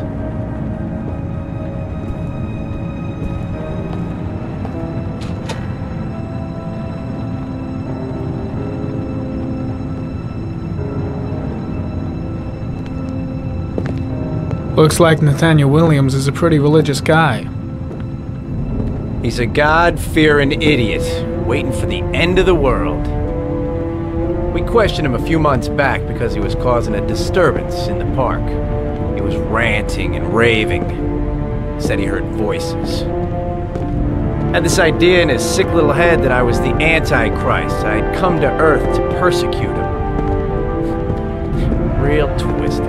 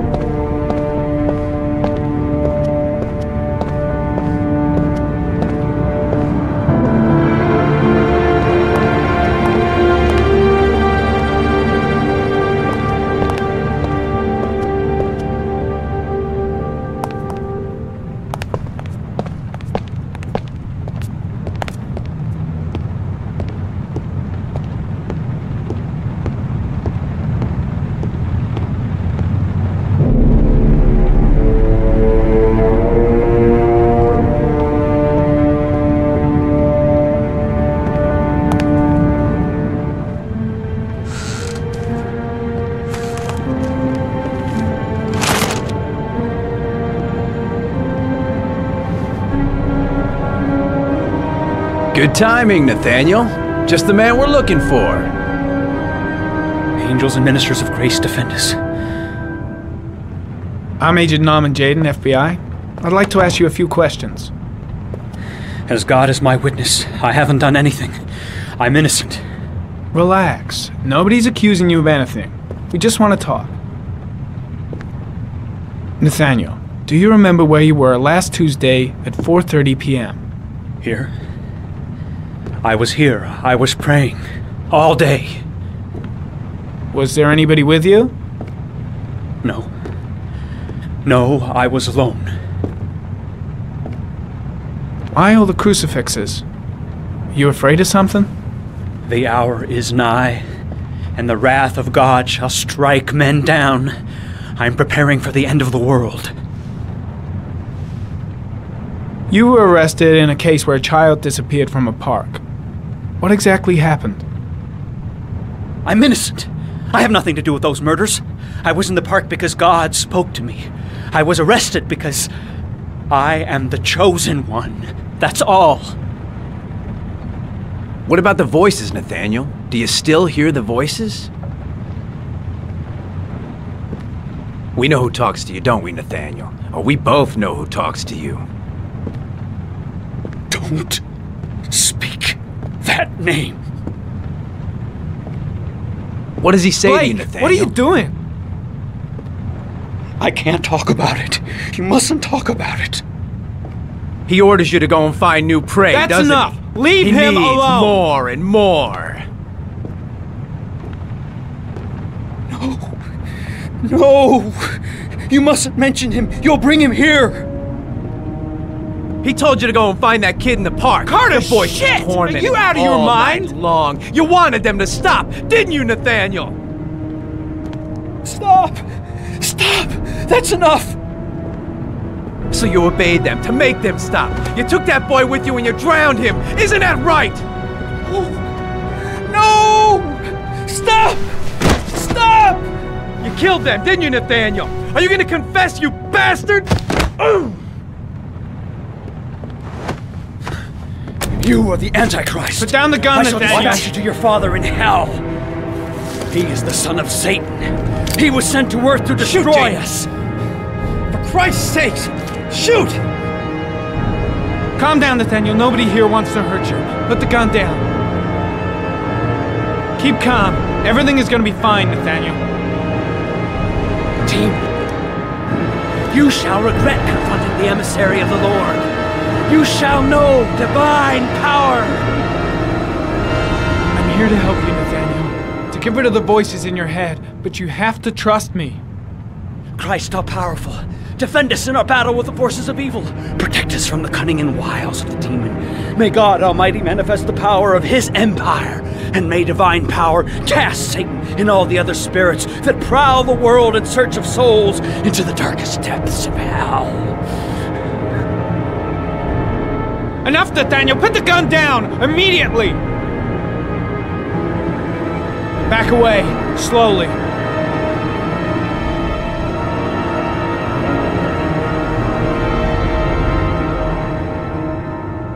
Now drop the gun. Drop it, Nathaniel.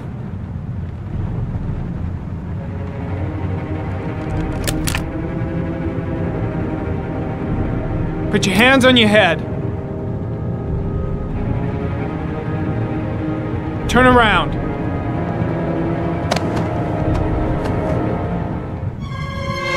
Motherfucker! In the name of the Lord, I exorcise thee, Satan. Okay, freak, the show's over. You're under arrest. Pretty damn cool under the circumstances. I would have just shot him. A gun isn't the answer to every problem, Blake. Maybe not, but most of the time it helps.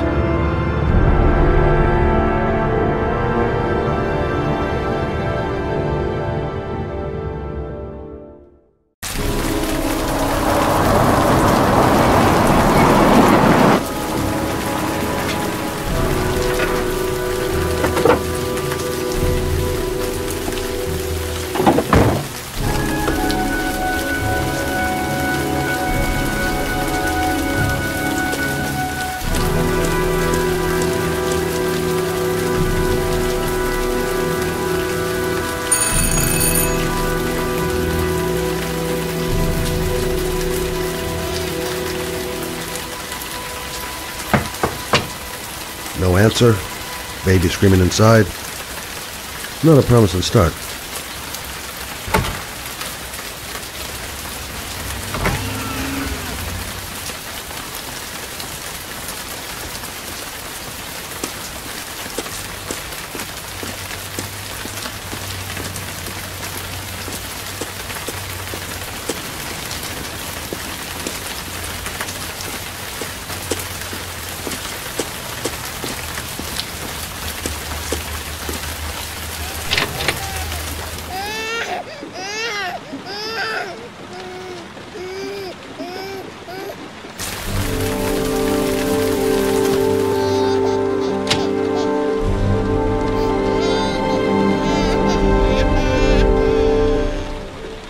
Anybody home?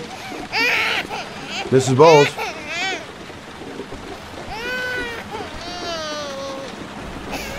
Hello, little cutie. Oh? You're looking for your mama.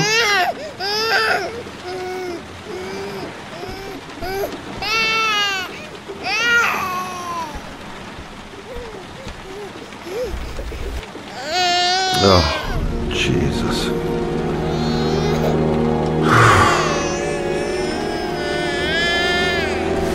Wait a minute.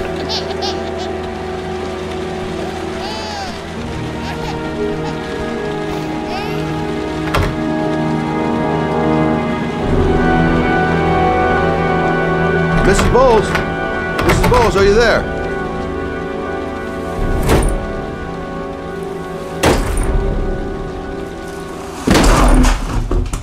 Oh, shit.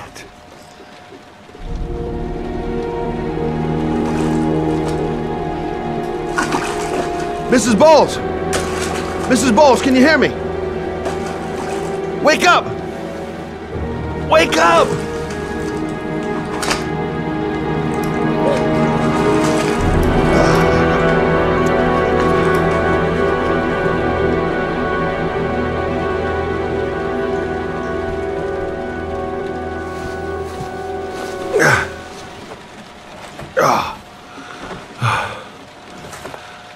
I'm gonna call an ambulance. No, I don't want to go to the hospital. Please.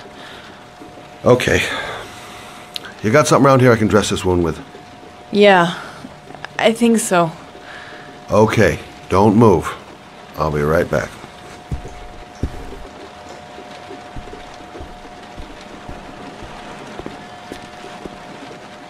Let's see. I need this, and this, and this.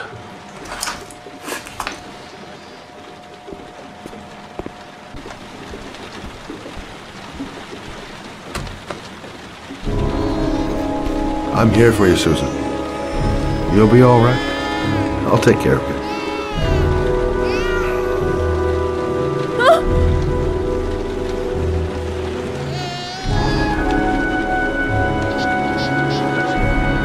Stay with me, Susan. Susan, do you hear me? Susan, stay with me. Can you hear me? Stay with me. Okay, come on.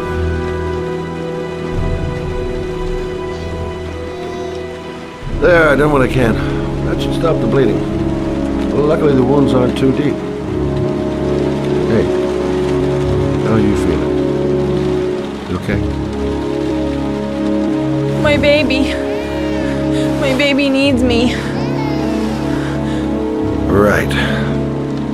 You stay there. I'll take care of the baby. Okay? Do you know what to do? With a baby, I mean. I'm a private eye. There's nothing I can't do. Her name is Emily. Gotcha.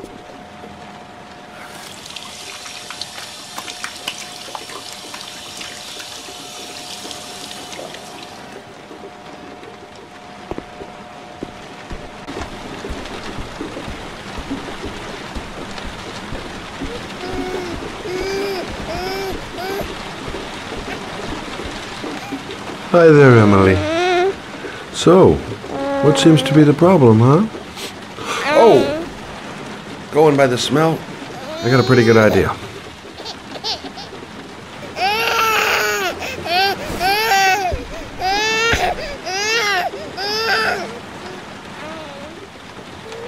Okay. How do you do this again?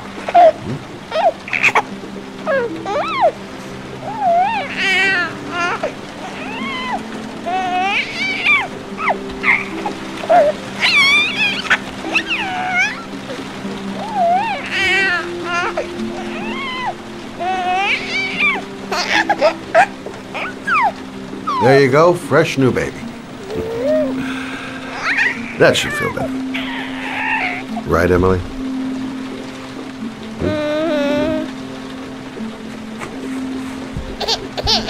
Hey, what's the matter? I thought we solved the problem.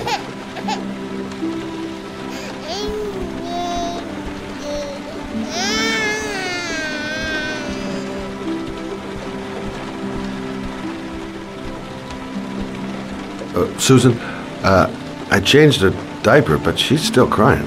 She's hungry. There's a bottle in the kitchen. Gotcha.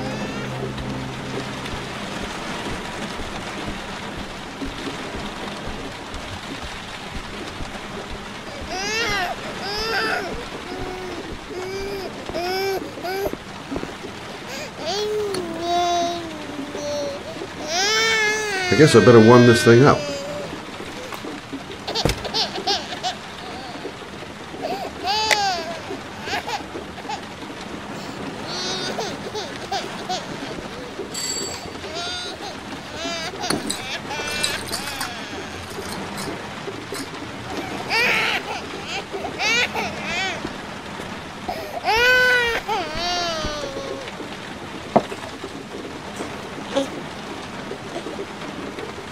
Oh, Emily, are you hungry?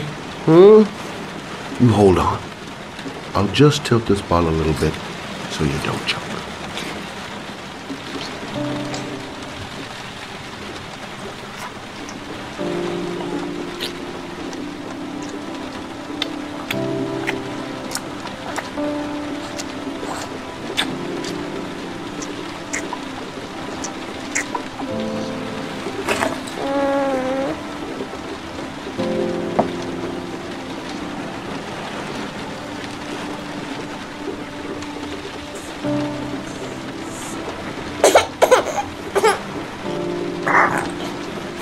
Oh, good job, Emily. You're feeling good now, right?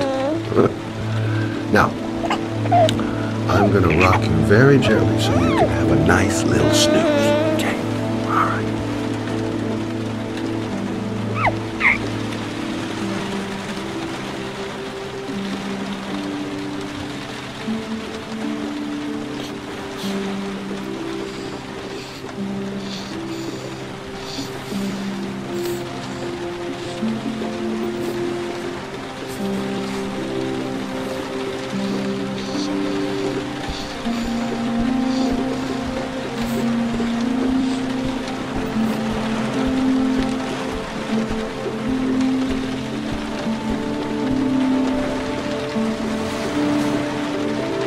Thanks for looking after my baby. I didn't want to leave her. I just couldn't cope anymore.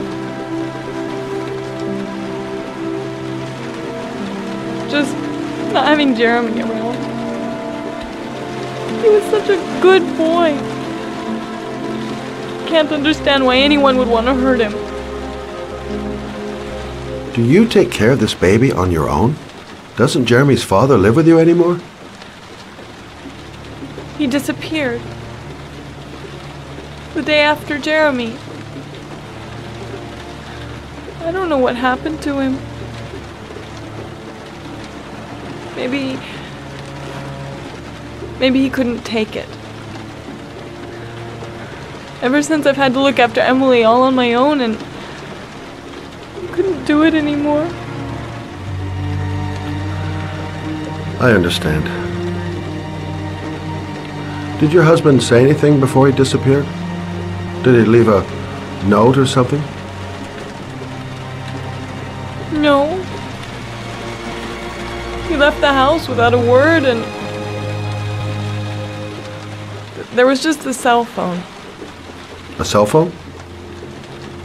Yeah, I found his cell phone in his dresser. I'm sure it wasn't his. I'd never seen it before. I tried to turn it on, but it didn't work. Do you still have it? Yeah, it's in a drawer in the living room. You can have it if you'd like. I'm sure it's of more use to you than to me. Do you have any family or anybody to help you? Yeah. My mother. I didn't want to ask her for anything. We don't really get along. But I guess I'm out of options. Well, look after yourself. And Emily. I will. I promise.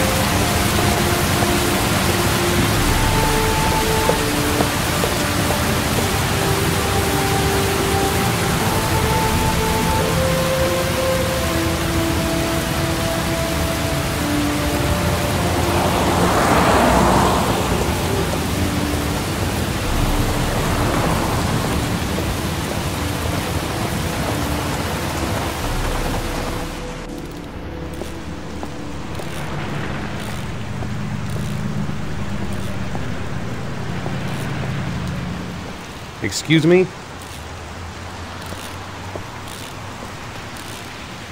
Hey! Oh! Huh. Sorry. Didn't see you. What can I do you for? I'd like to get my car.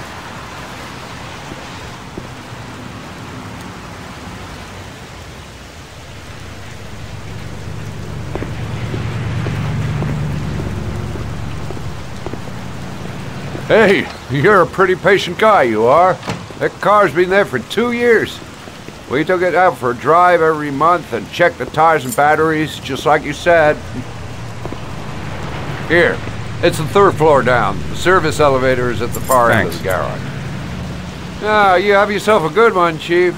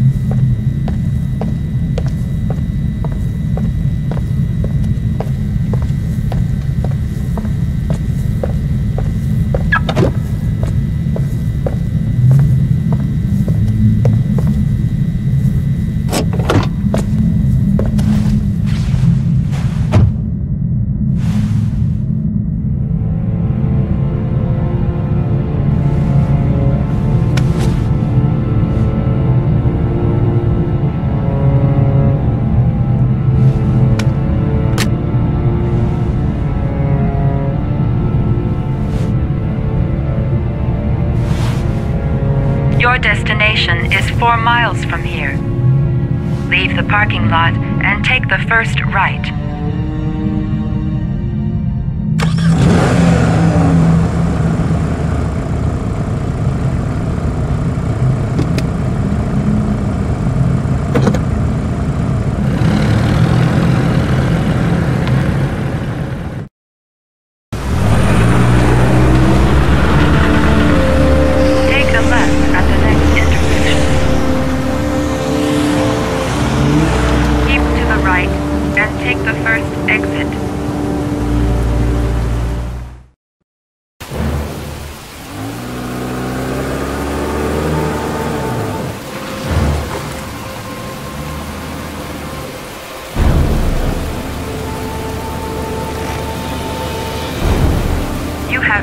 Your destination. Are you ready to show your courage in order to save your son? Listen carefully. Take the highway and drive against the traffic for 5 miles. If you haven't reached your destination in 5 minutes, you will have failed. I can do it. I'd do anything to save my son. If I succeed, I'll get more letters for the hangman. It's my only lead. No turning back now.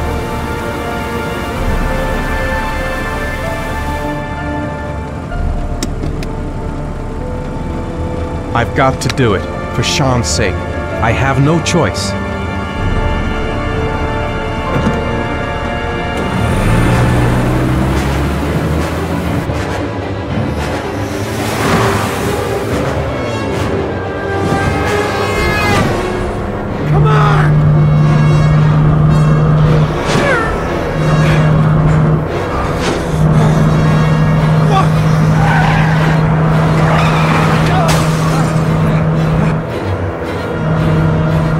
Do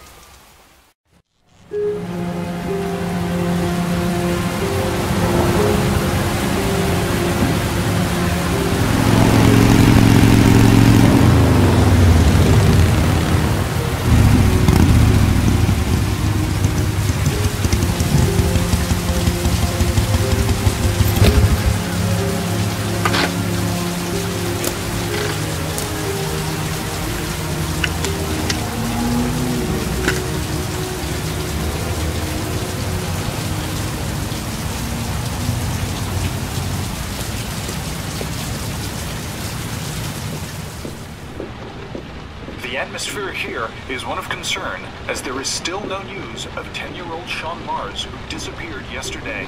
A recent report indicates that the police are now treating this as another kidnapping by the Origami Killer. If this information is confirmed, he may still be alive, as the previous victims were all killed 3 to 5 days after their abduction. Obviously, time is running out fast for the investigators trying to find the child. I'm Michael Nettie for ICN. To the special equipment that stowed probably more written than medical journals.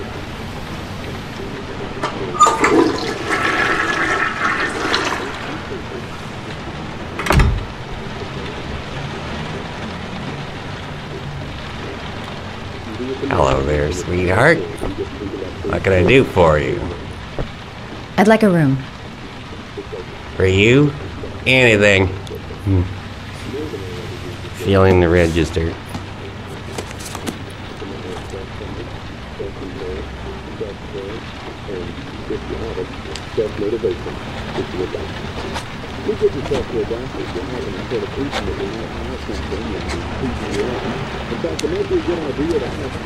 Madison Page, 27, single.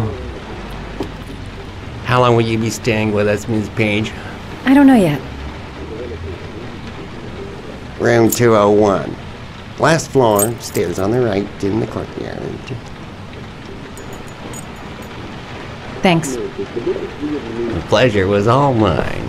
That's for sure.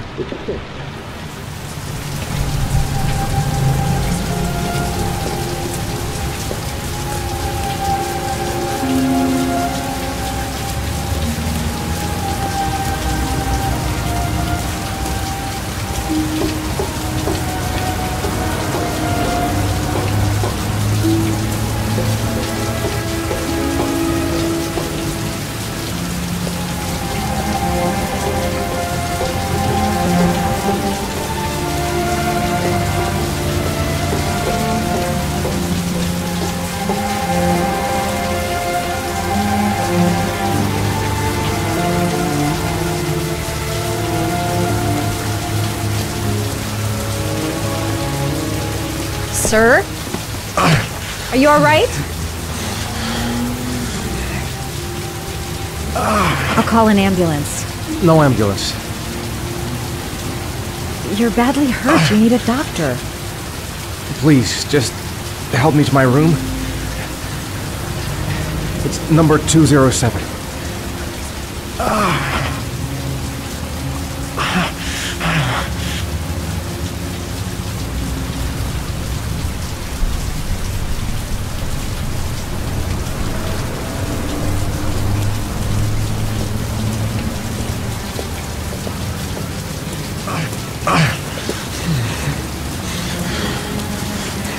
Have you got the key?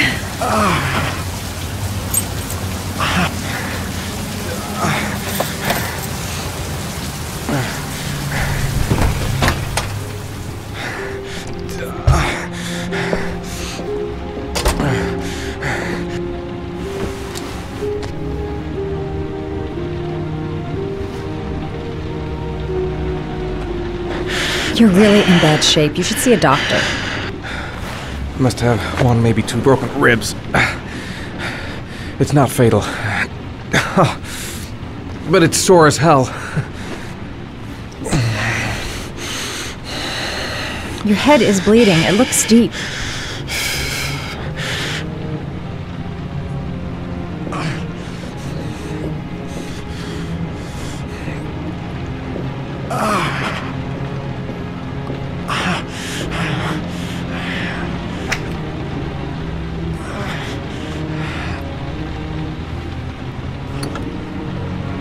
I should disinfect his cuts.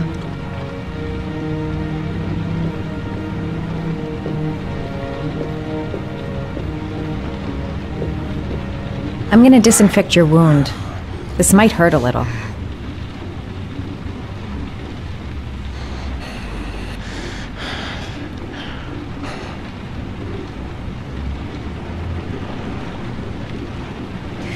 There. At least it won't get infected. Thanks.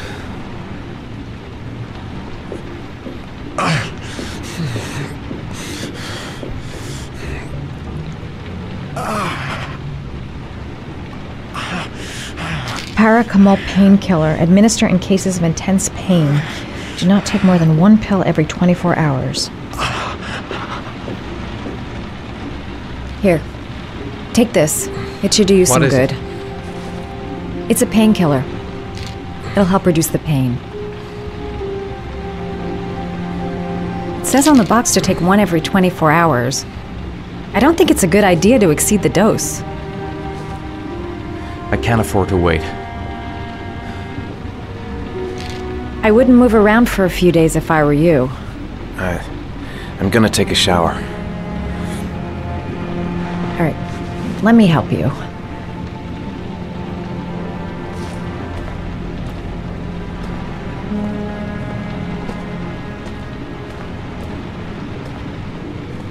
I'll wait here until you come out. Let me know if you need anything.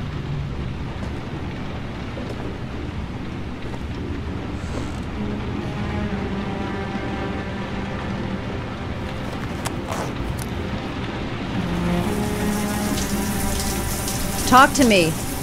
That way I'll know if you pass out. What's your name? Madison. Are you staying in the hotel? No, I live in town. I suffer from chronic insomnia. I seem to only be able to sleep in motels. Don't ask me why. Whenever I get too exhausted, I come and spend a night here. I'm just passing through. And what else do you do, Madison? Apart from fixing up strangers. I'm a photographer. I take pictures of furniture for fashionable design magazines. And you?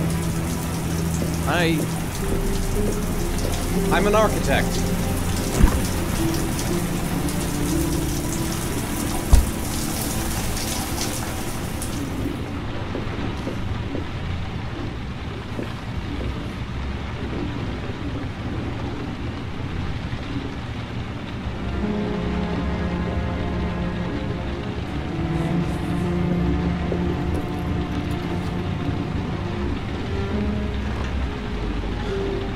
Thanks for staying. I feel a lot better now. Okay. I better get going then.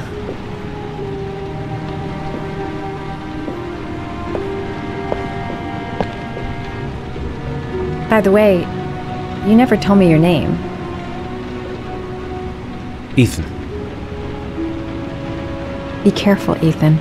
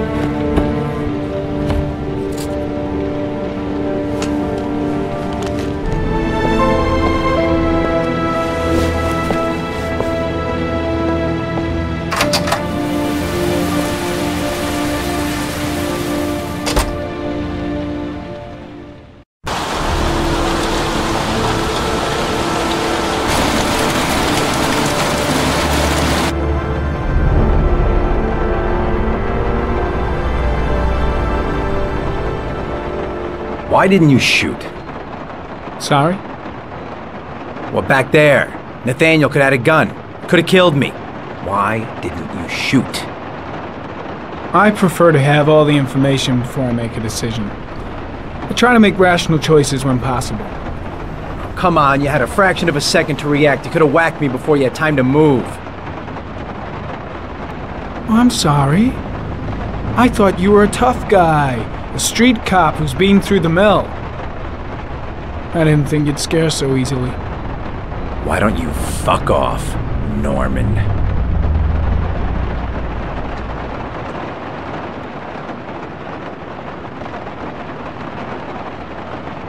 That's him.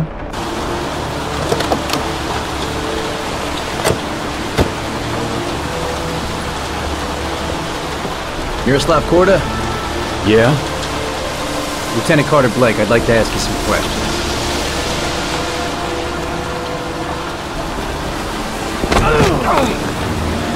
Shit, don't just stand there, he's gonna get away! Ah! Hey man, watch it, dude!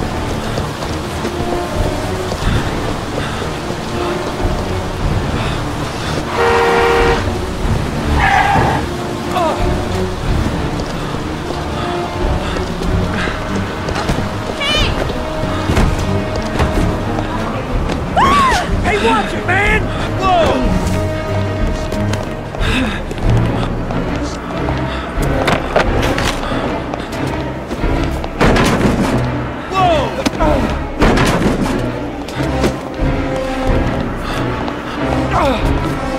Hey man, watch it!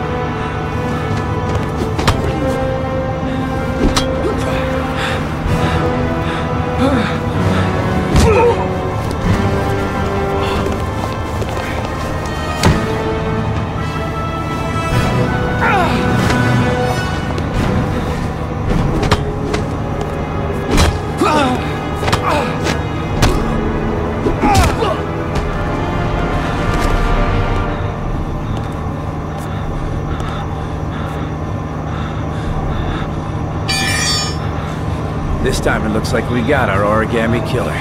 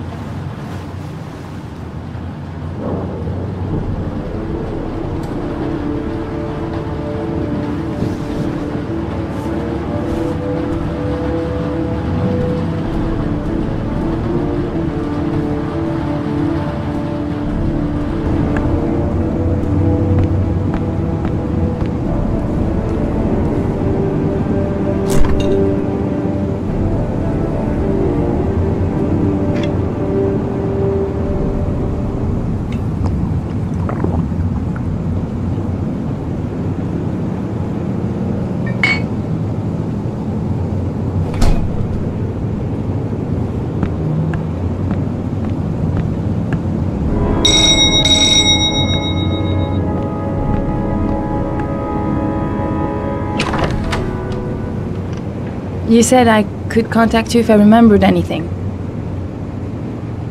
Can I come in? Sure.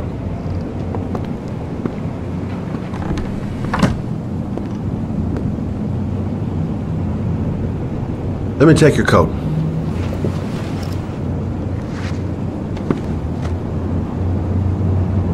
Please, take a seat.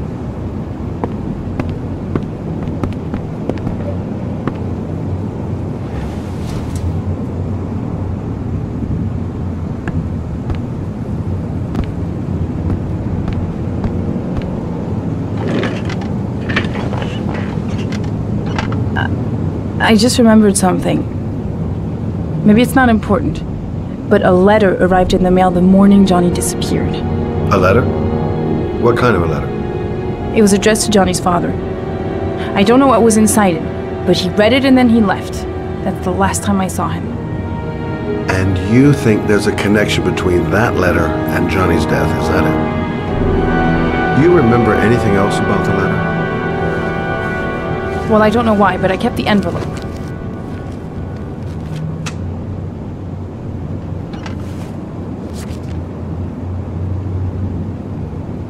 It was mailed in the Carnaby district, the day before Johnny disappeared. Nothing particular, except the address.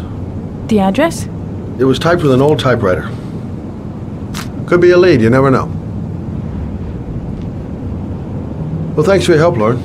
I'll let you know if it leads to anything. Wait, I can't just sit around and do nothing while you're out there looking for the man who killed my son. Ever since you came around, I've been thinking, and I want to come with you. Help you in your investigation? I'm sorry, Lauren, but that is out of the question. If you won't let me help you, I'm keeping the envelope. It's all or nothing. Listen, an investigation like this is dangerous, and I don't have time to play the bodyguard. How many clues have you got, Mr. Shelby? This envelope. Maybe your only link to the killer. I understand. It was a stupid idea. Sorry for wasting your time, Mr. Shelby. Wait. You're really something special, Lauren. I'll give you that. I'm just a mother. A mother who wants to find out who killed her son. Are we partners?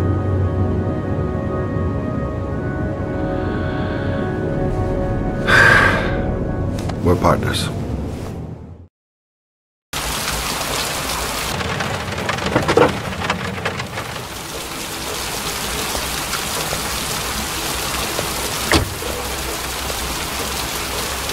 Maybe you better stay in the car. We're partners, remember? Wherever you go, I go.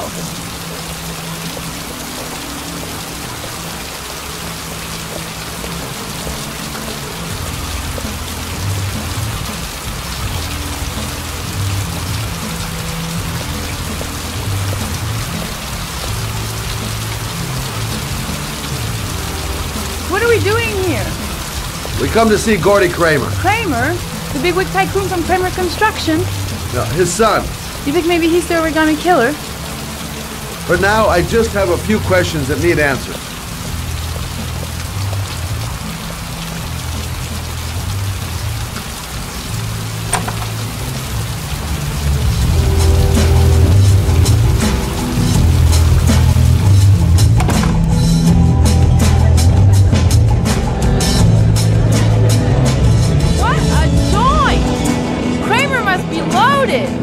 What do you think he paid for all this shiny crap? We'll discuss Kramer's decor another time. Are we gonna be here long? This place gives me the creeps. I'm gonna go find Gordy Kramer. You stay here till I come back, okay? Okay.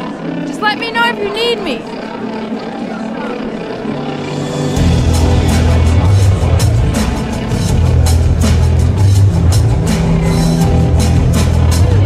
Hi, I'm looking for Gordy. You know where he is? I saw him a while back, but you'll be lucky to see him. He rarely hangs out down here with his guests. Oh, really? Why bother throwing a party then? Why don't you go ask him?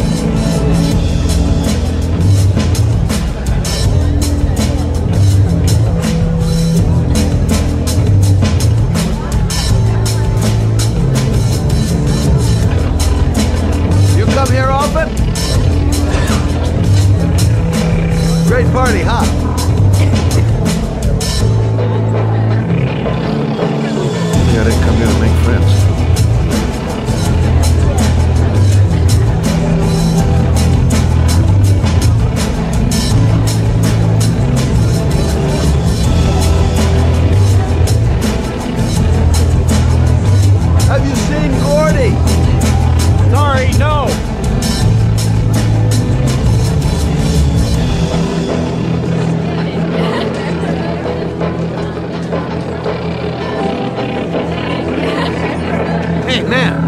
You think you could help me out? Do I look like a dealer? Get out of here!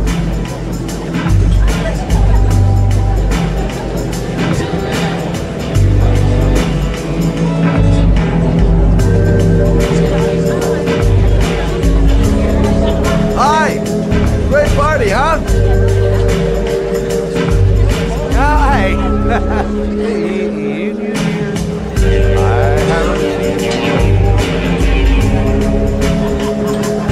Well, let's get better acquainted, pal. Oh, you're my kind of guy. I like you. My friend. Maybe this job does have its perks.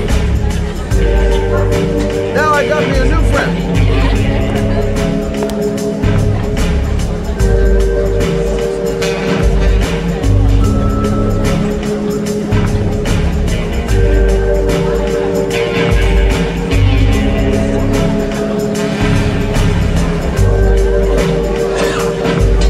Excuse me.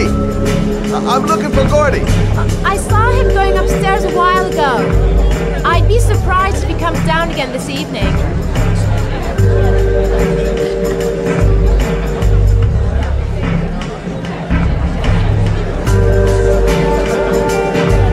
I'm a private detective.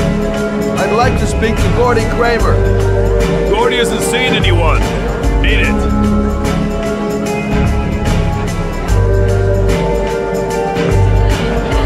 Look, here's Mr. Franklin. Says I should go up. You talk so crazy if I shove that wallet down your throat? Beat it! I ain't for sale. If I want to see Gordy Kramer, I'm gonna have to go about it some other way.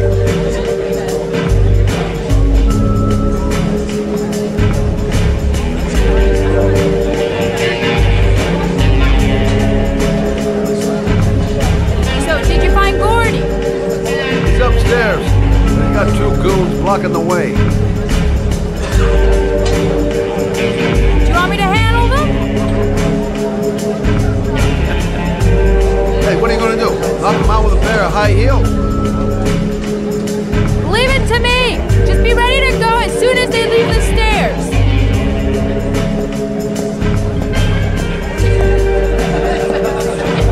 Wait, Lord.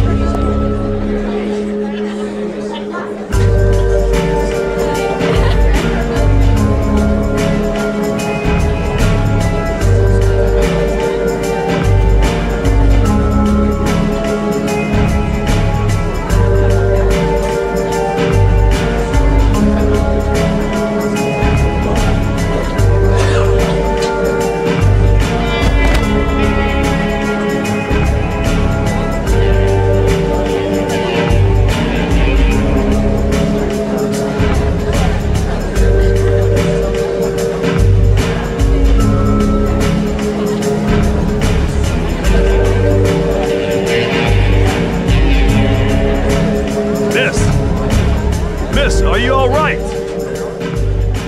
Hey, wake up. Shit! Another one's gonna OD on the dance floor.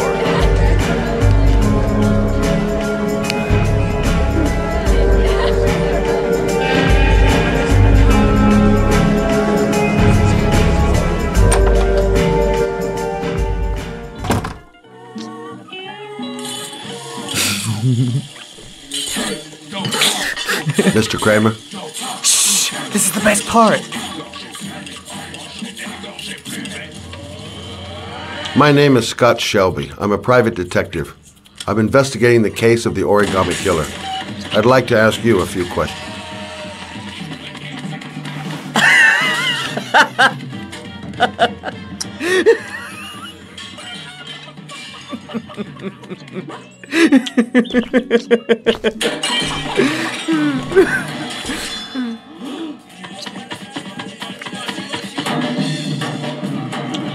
I'd like to know exactly what happened to little Joseph Brown. Beat it! You hear me? Get the hell out of here!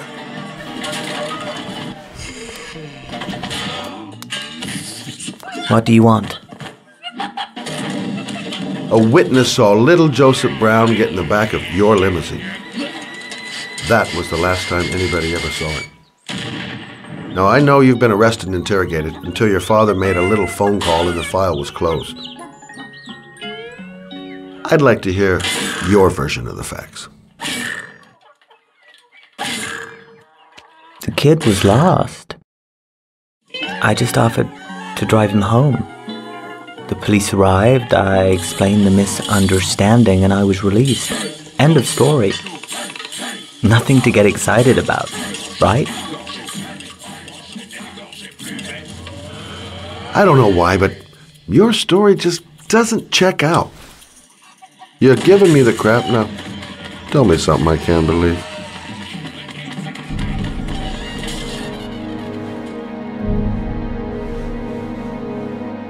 Very well. I'm the origami killer. I get my victims into my car. I drown them in rainwater. Then I dump them on a wasteland with an origami figure in one hand and an orchid on their chest. I do that because I'm bored, Mr. Shelby. And it's a creative and entertaining way of having fun. Is that good enough for you? Or do you want more? This interview is over. Get rid of this clown!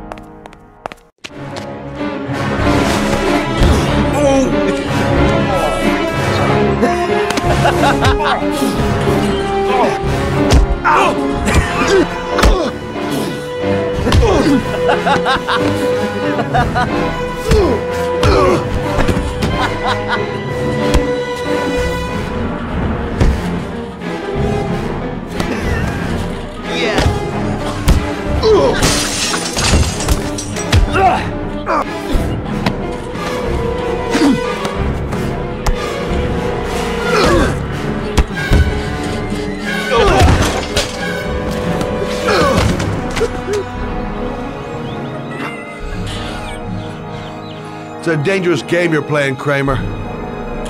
Do you know who my father is? He only has to lift one finger and you won't wake up tomorrow morning. You're the one that should be afraid, Mr. Shelby, not me.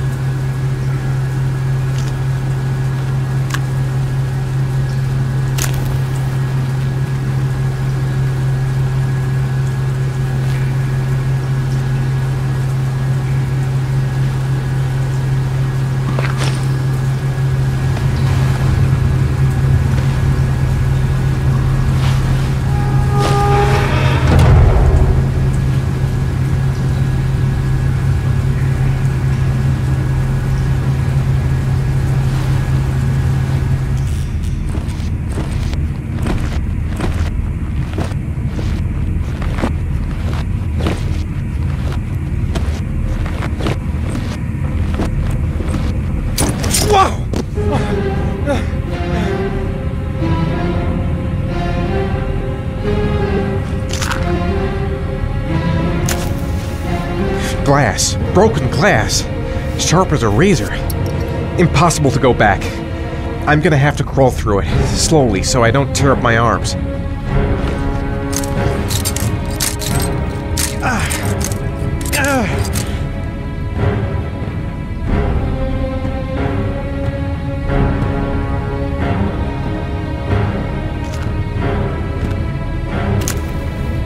The match flame indicates where the fresh air comes from. All I have to do is follow the wind.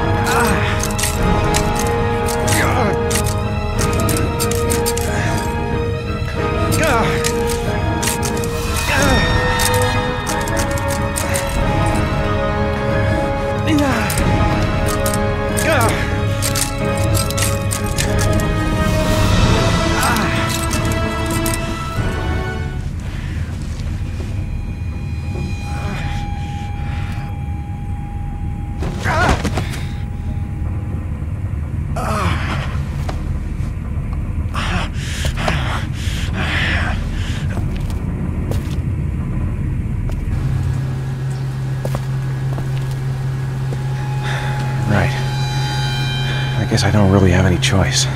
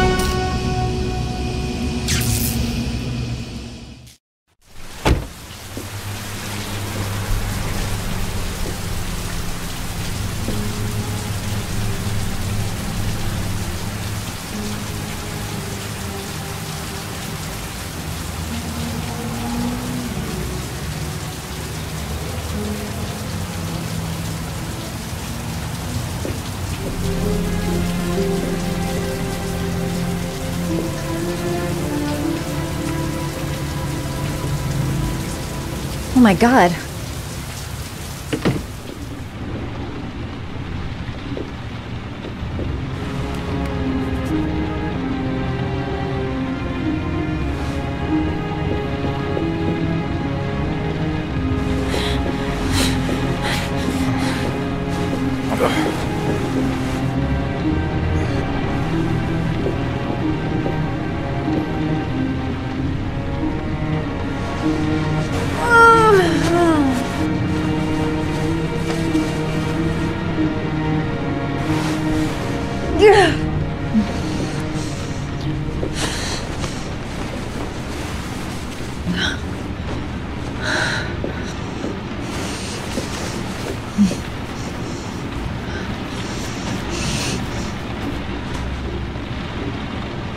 Ethan.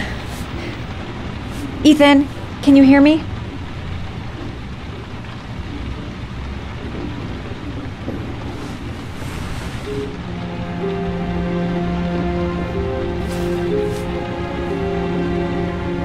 You've got a hell of a fever.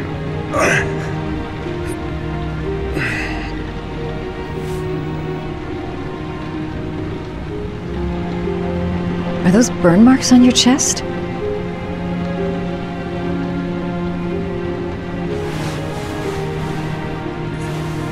I'm gonna have to get your clothes off to disinfect those wounds.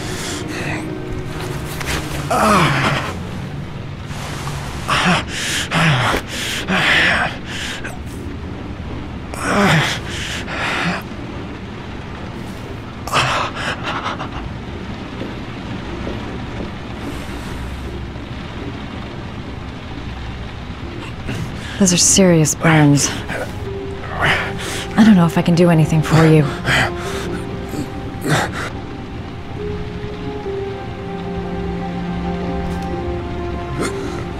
Your arms look really bad.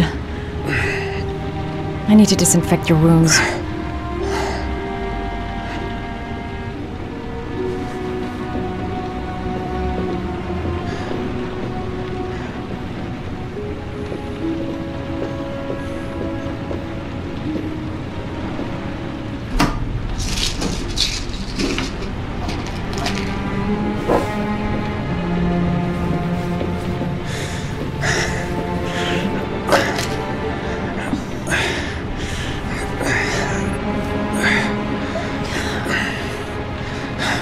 I'm no doctor, but I'll do what I can.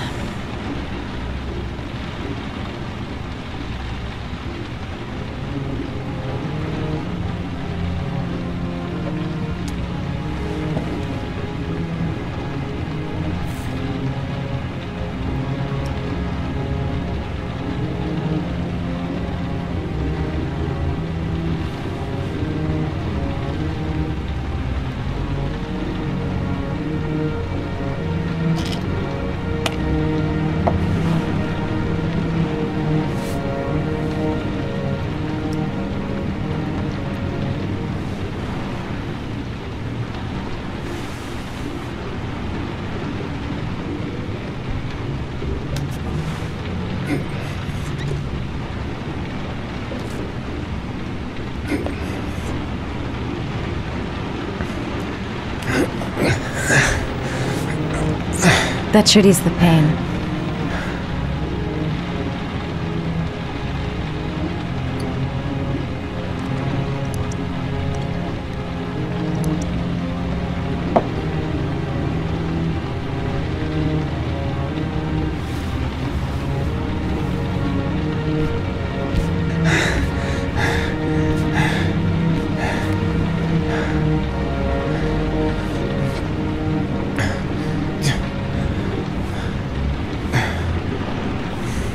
Your wounds are disinfected.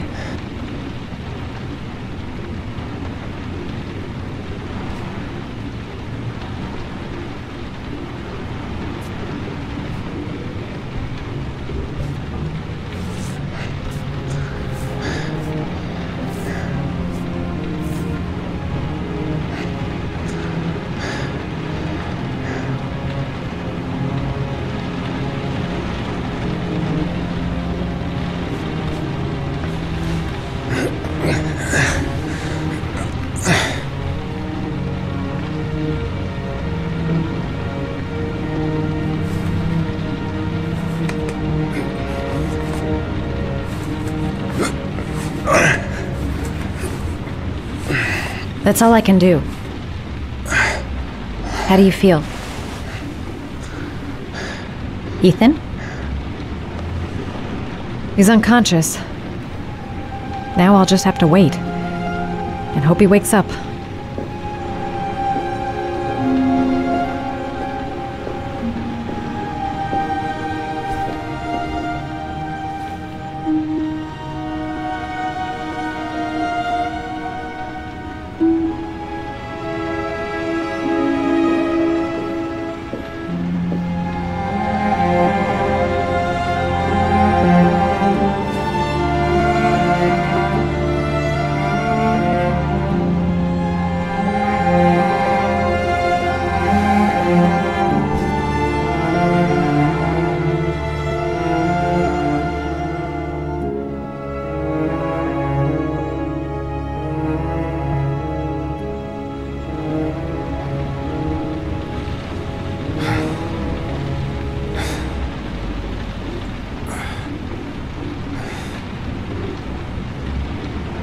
How do you feel?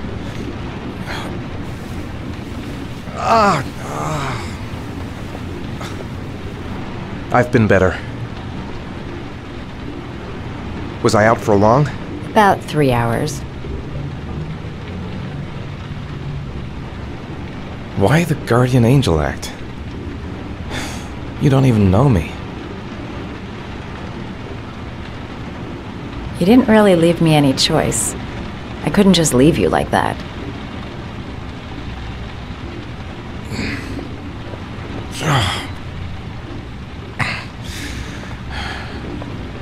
You said you were here because you're an insomniac?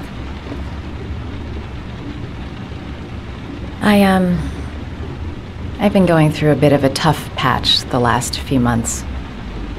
It's the kind of stuff you prefer to forget. I do what I can to live with it, but it's not easy. You got some kind of a problem? Bigger than you can possibly imagine. You mixed up with the mafia? Owe someone money? Something like that?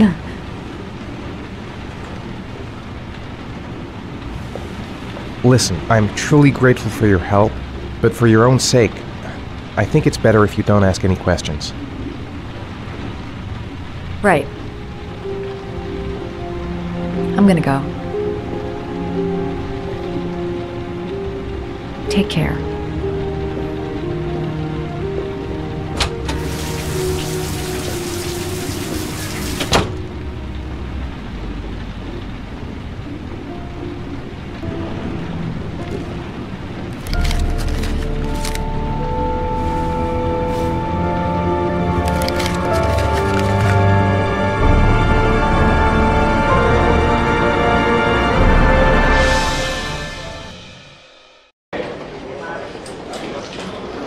I didn't do it. I swear I didn't do it. I've got nothing to do with that business. I never killed nobody. No? Then why did you run away when they came to question you? I already told you I forgot to report to my parole officer. I didn't want to go back to prison. When I saw the cops, I just bolted. I wasn't thinking straight. We checked out his statement. He has an alibi for at least 3 of the murders. Fuck, that bastard was a perfect fit. Shit!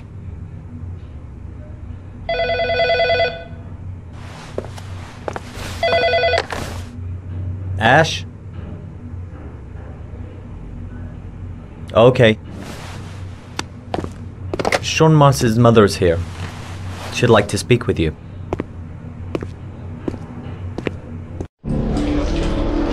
It was a few months back. The middle of the night. It was pouring down. Ethan came home completely drenched at about 3. I asked him where he'd been. He spoke about drowning, the rain. He didn't make any sense. There was something in his eyes. As if it wasn't really him. There may be no connection, But the next day, there was that announcement about another victim of the origami killer. Find my son. I'm begging you.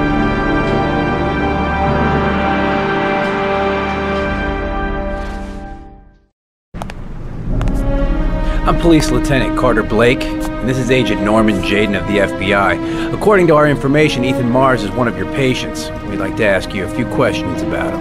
I'm sorry, that's impossible. I beg your pardon? I'm bound by an oath of secrecy. Under no circumstances may I discuss my patients.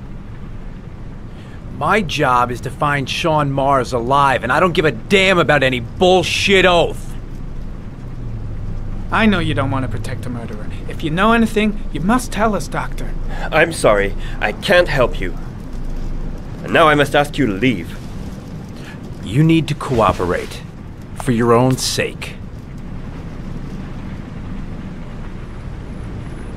It's your duty to inform the police if you suspect one of your patients, Doctor. Are you threatening me? I'm just giving you some free advice, Doc. I suggest you take it.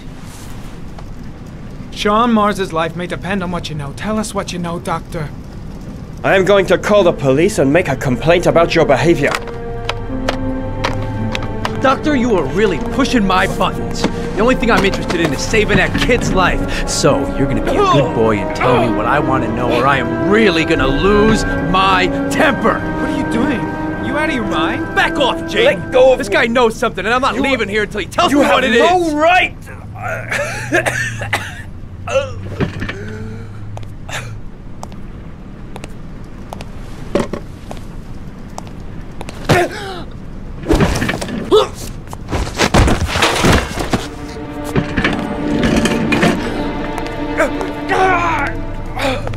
Come on, Doc. There's an easy way and a hard way.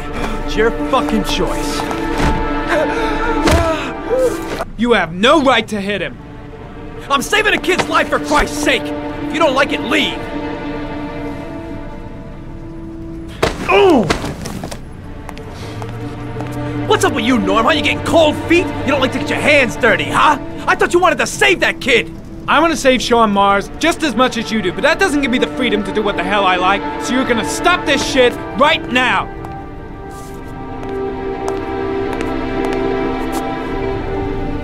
I'll get you for this, Jaden. Don't worry. I will not forget. Ethan Mars has had psychological problems since his first son died. Feels responsible for his death. A sort of morbid neurosis. He is haunted by visions of drowning bodies. A few weeks ago, after one of our usual sessions, I found this on the floor. It must have fallen out of his pocket.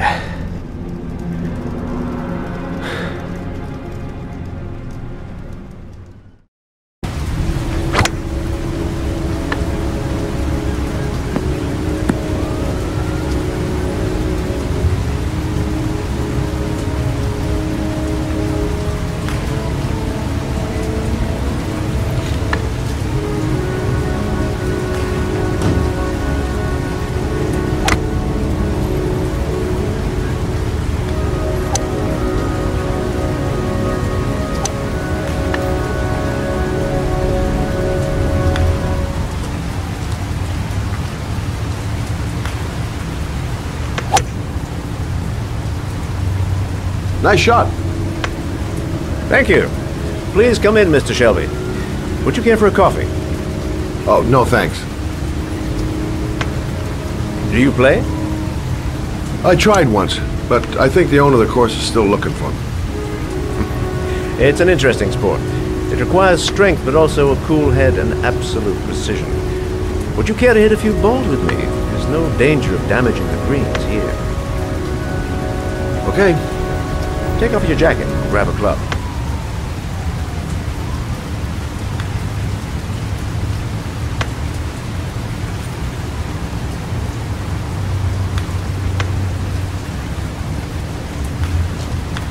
The balls are in that basket.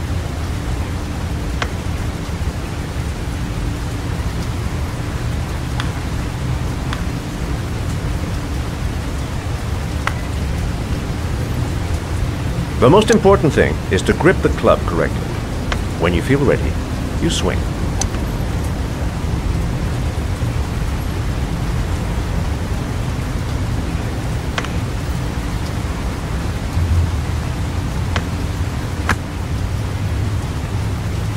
Well, it's only your first ball.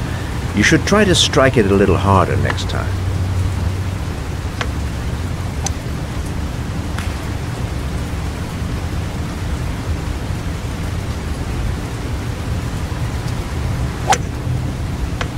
I'm assuming you didn't invite me here just to play golf, Mr. Kramer. I hear you've been asking questions about my son. That's right. I want to know if Gordy is linked to the Origami Killer case in any way.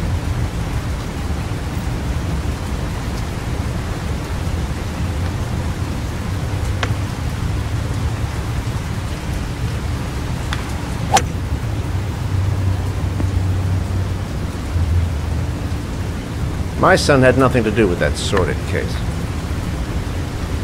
Well, then he has nothing to fear from my investigation.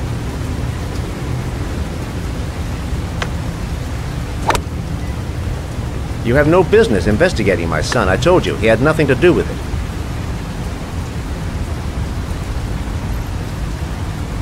With all due respect, Mr. Kramer, it's up to me to decide who I want to investigate.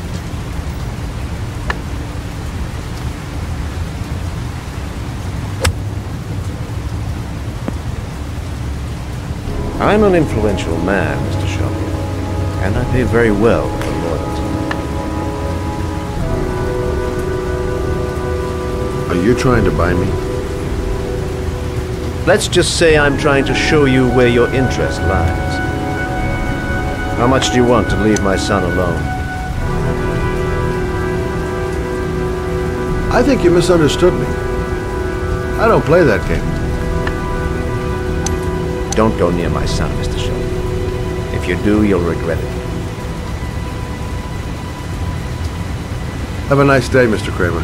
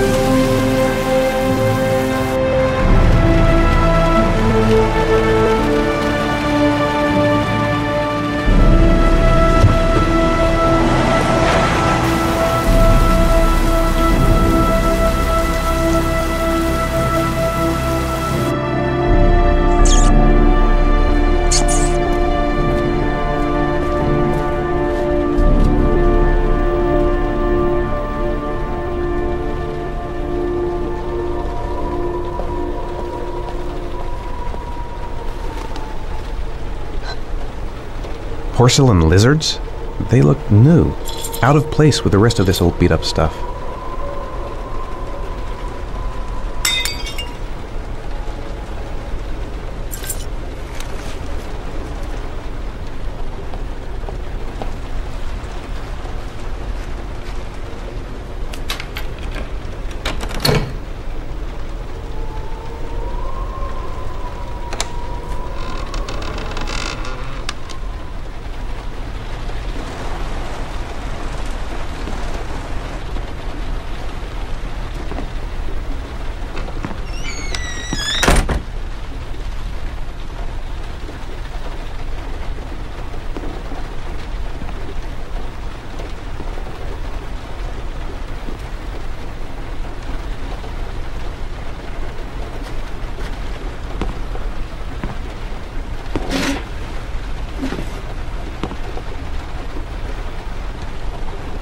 Are you prepared to suffer to save your son?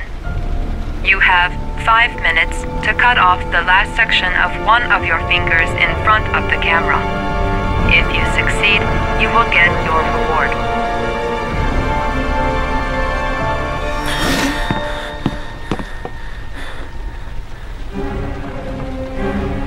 I have to go through with it. I have no choice, for Sean's sake.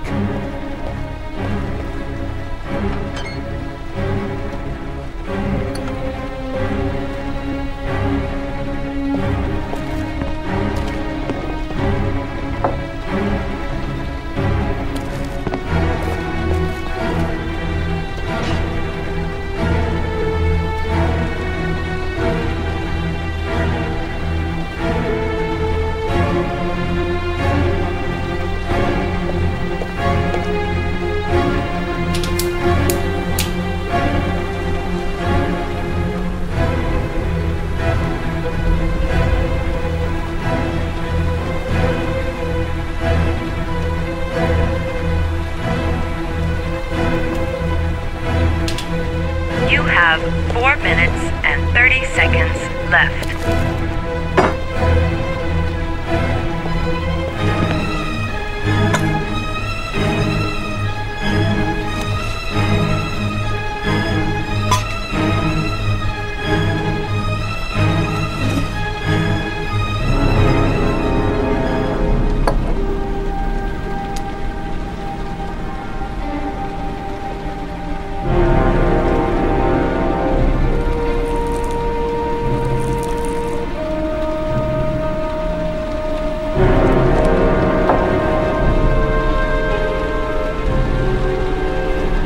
I'm gonna do it.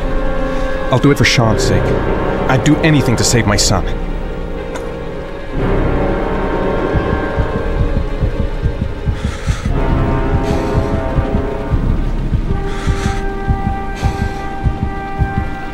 You have 4 minutes left.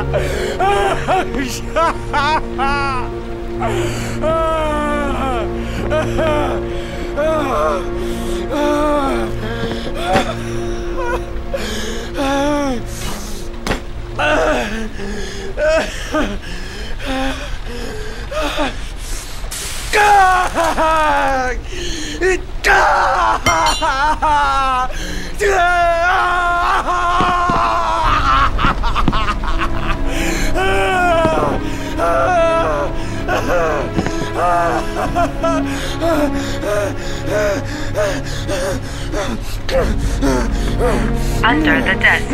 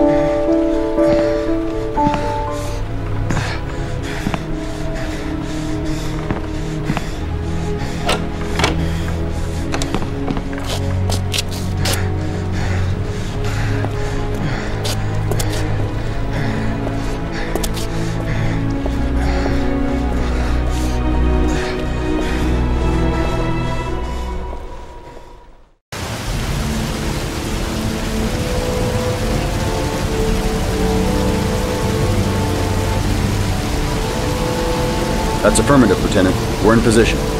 Perfect. Nobody moves until I give the signal. Is that clear? We nail him as soon as he sets foot outside. Right, Lieutenant. Lucky that patrol spotted his car. What's he doing in there? Beats me. You're the profiler, right? I thought you were supposed to be right inside the killer's head. Well, that's just it.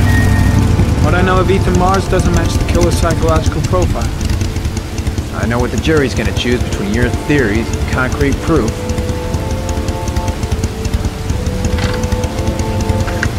What the fuck is that girl doing there? If Mars comes out now, she's gonna be in trouble. What do we do, Lieutenant? Want to get her out? No, stand down.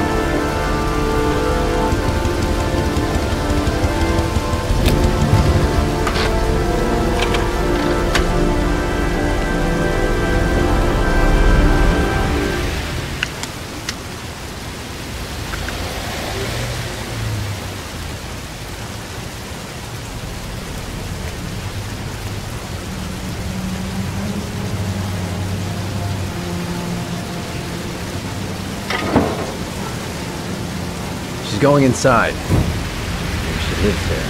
Well, it's just as well. We don't want anyone hanging around if Mars comes out. Ethan, what happened? The police. They're out there. I think they're here to arrest you. We've got to find another way out. Shit. What's he up to in there? Wait for a go on my word. They're still out there. We've got to find another way.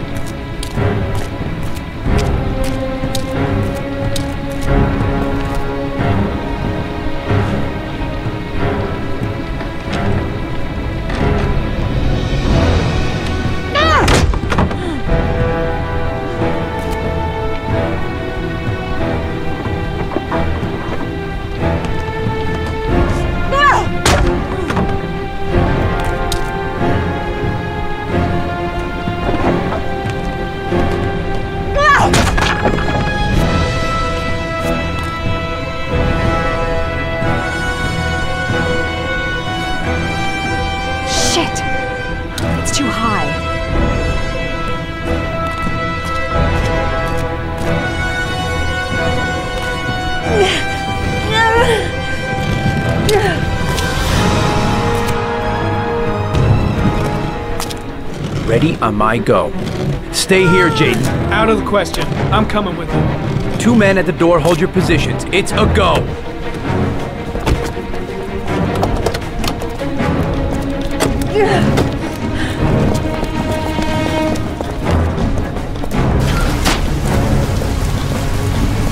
Come on, let's go this way.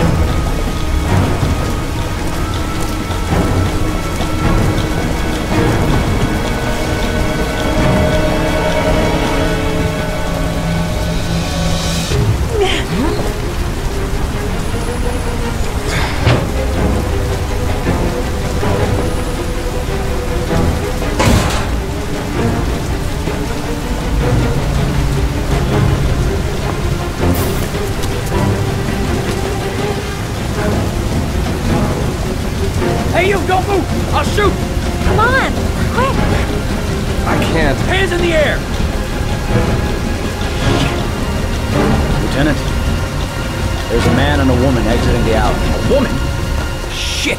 It's that girl who went in! Everybody downstairs! They're in the alley! Follow them! The subway.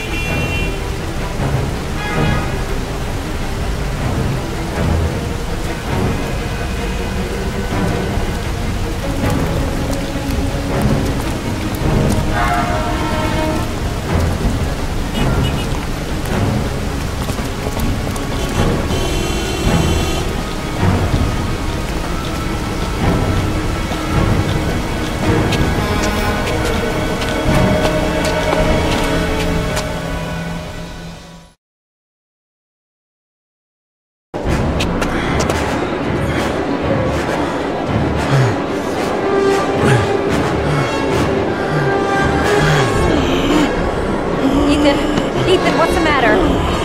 We've got to keep going. Ethan! Ethan, they're coming!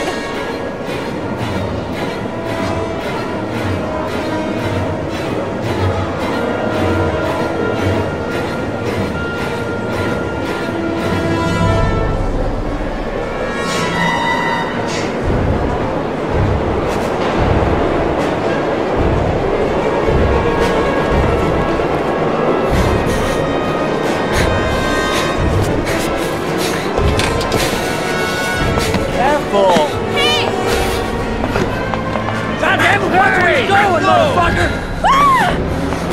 Ow! Hey, watch it, man! Police! Stop or I'll shoot!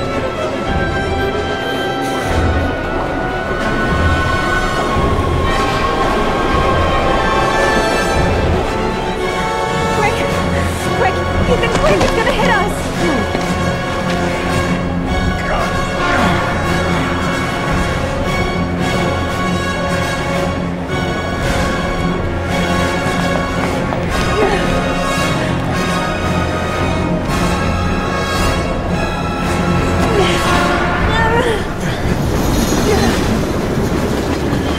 We've got to get on that train, Ethan. It's our only chance.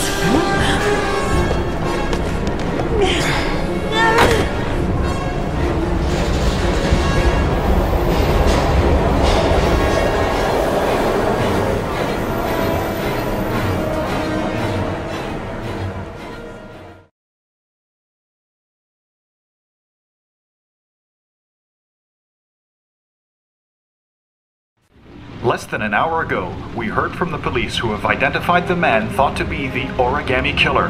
Ethan Mars, father of the kidnapped victim Sean Mars, is on the run and should be considered armed and dangerous. A police manhunt is now underway, and they hope that they will soon be able to announce the apprehension of this dangerous lunatic.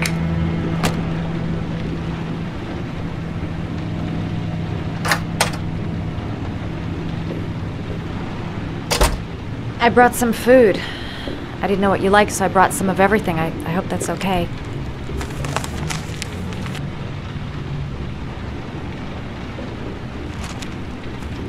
Why are you helping me, Madison? You know nothing about me. You could have been killed. I don't know. I guess it just seemed like the right thing to do at the time. You needed help, I helped you. You were all over the news reports, Ethan. Every cop in the country will be hunting you.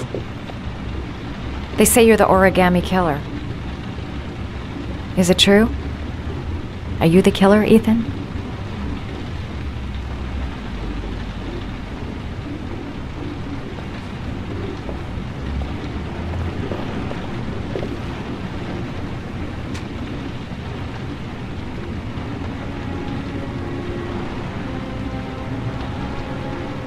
I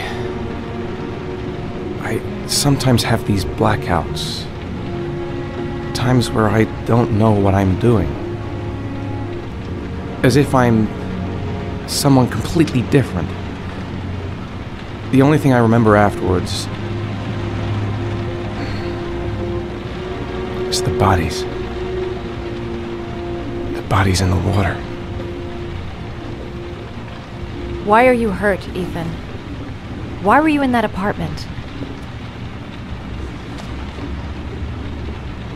I think my other self is testing me, testing my love for Sean. He wants to know if I love my son enough to save him. That means there's some part of me that knows where Sean is. But the only way to find him is to go through these trials. Why can't you tell that to the police? And tell them what? That I'm a schizophrenic who drowns his victims and has kidnapped his own son? They'd never let me go, and I have to stay free to save Sean. I have no choice. I'm his only chance. When Sean is out of danger, I'll turn myself in, but not until then.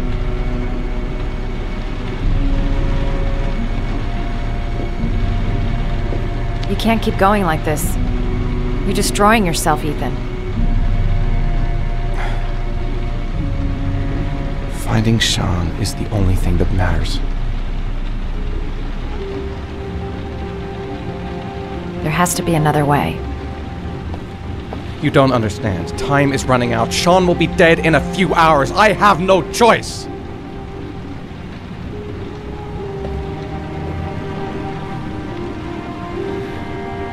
Please, Madison, leave. Forget everything that's happened. There is nothing more you can do for me. If you want to help me, leave. Leave me to do this on my own.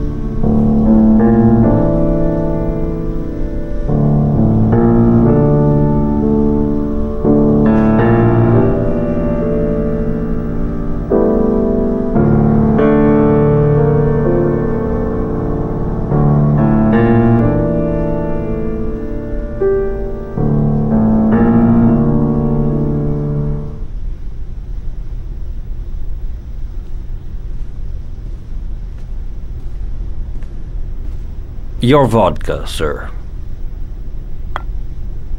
Thanks.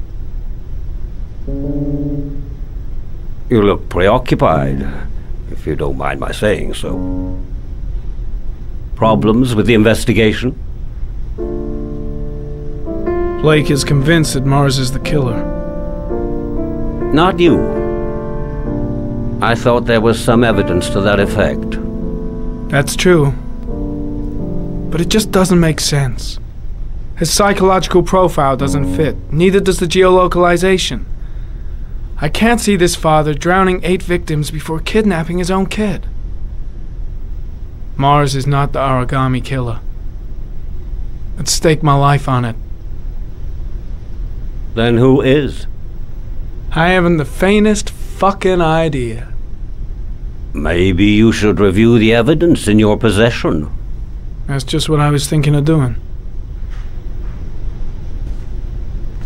Oh, one last thing, sir. You should be careful not to overindulge in you-know-what. It can be dangerous. Very dangerous. I'm trying to keep a handle on it, but that's difficult. It gets more and more difficult. It'll end up killing you if you're not careful.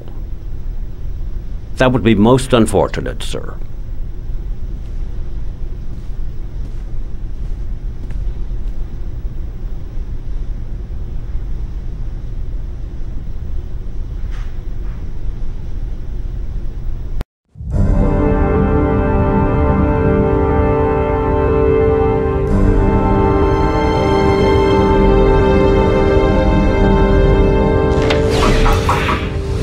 Well, looks like there's something new. The video recording from near the park on the afternoon Sean Mars disappeared. I doubt there's anything on it, but you never know.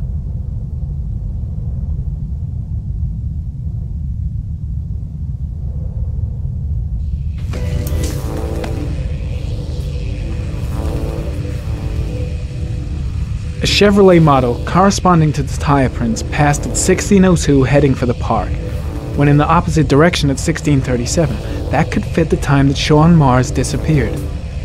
Could it be the killer's car?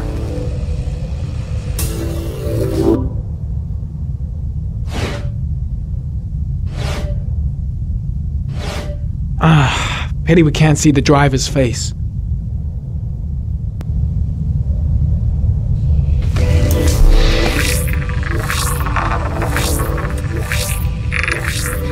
The car was stolen.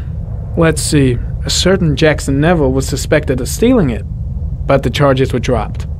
Not enough evidence.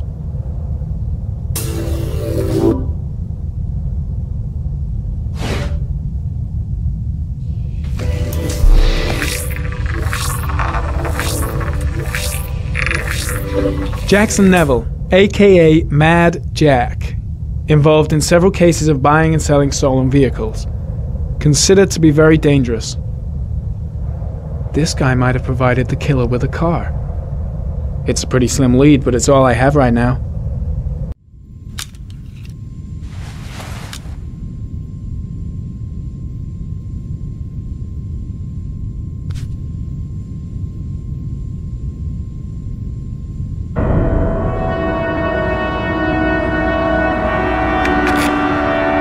Oh, one last thing, sir. You should be careful not to overindulge in you-know-what. It can be dangerous. Very dangerous. Shit, it's coming. Trypticane. The tube is on the bedside table. All I need is to take some, and the pain will go away.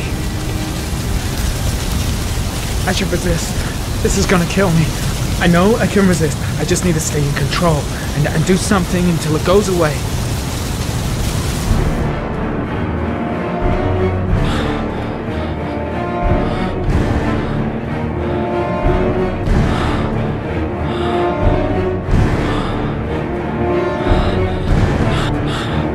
I need to get rid of it. It's the only way.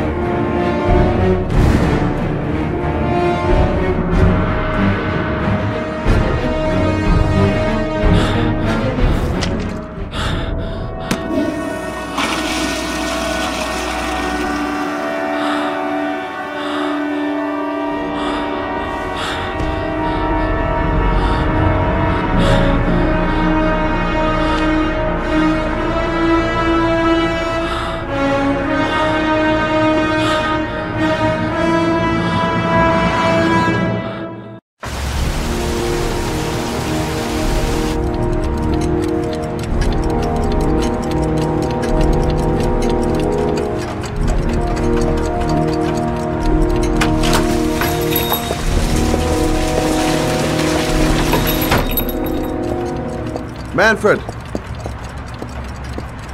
Manfred! Anybody home?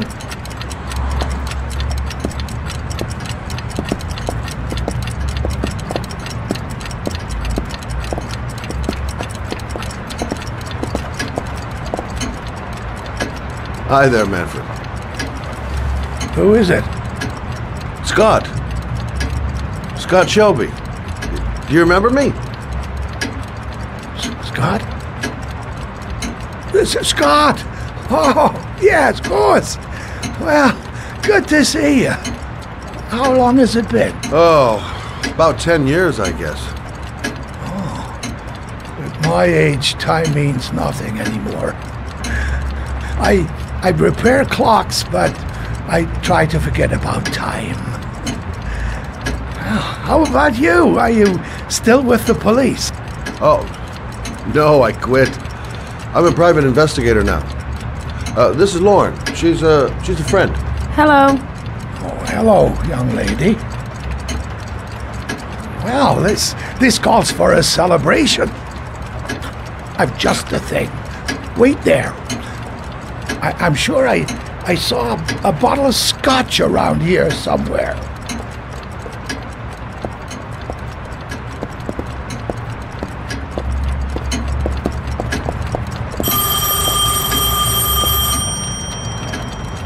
Do an old man a favor, would you, Scott? Tell him to call back this afternoon. Sure, no problem.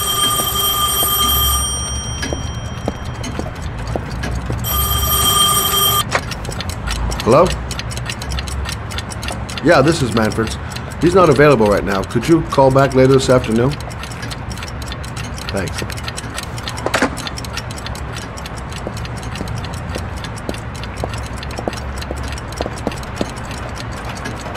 Well, to old friends.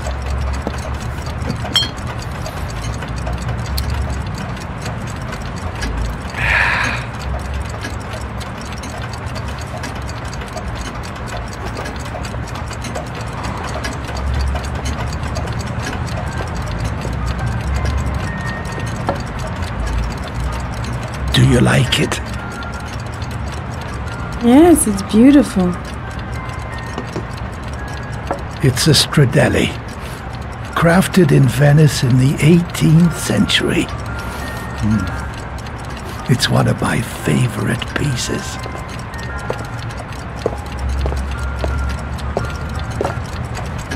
Tell me, Scott, what brings you back after all these years? I'd like you to have a look at an envelope. I thought maybe you could tell me about the typewriter that was used to type the address on it. Oh. Let's have a look.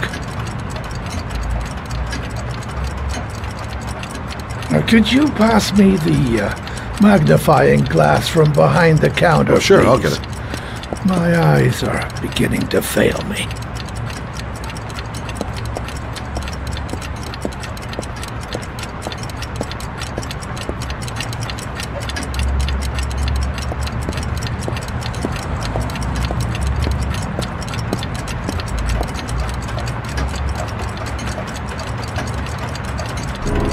Thanks. Well, let's see what this envelope has to say for itself. The Royal 5.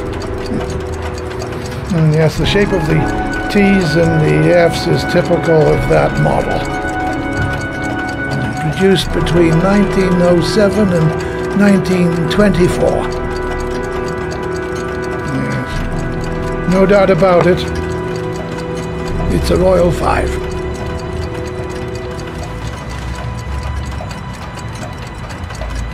These typewriters, are they rare? No, they're fairly common.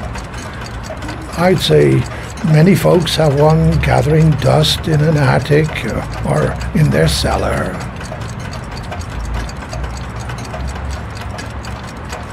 Do you keep a record of all your clients? Oh, yes, indeed. At least the ones who pay.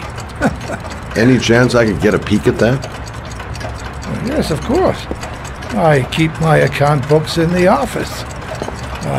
If you're not in a hurry, I have a list of all the clients who ever bought a Royal 5 or had one repaired.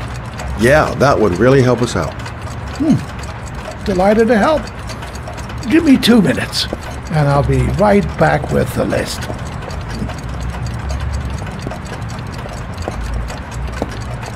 You think the killer's been here? If he has a 1920s typewriter, he may have needed Manfred's services to get it fixed. We'll know when we get the list.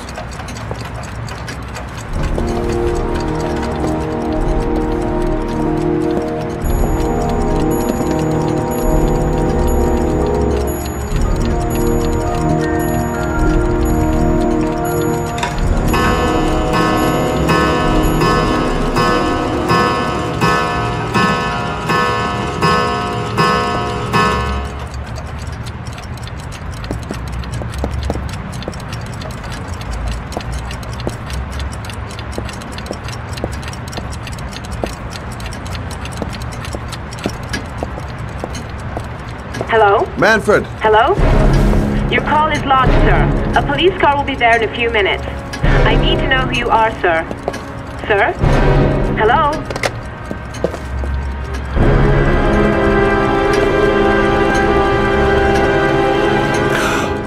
Oh my God!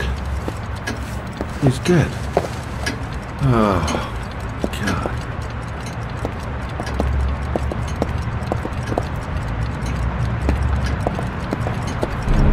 Scott?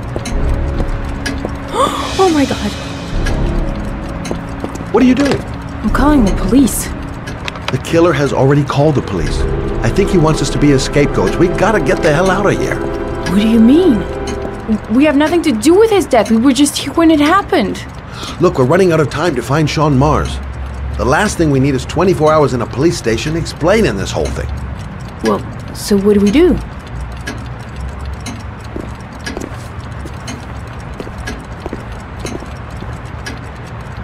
Watch the front door. I'll get rid of our fingerprints from everything we touched since we came in. You better work fast. The police are going to be here any minute.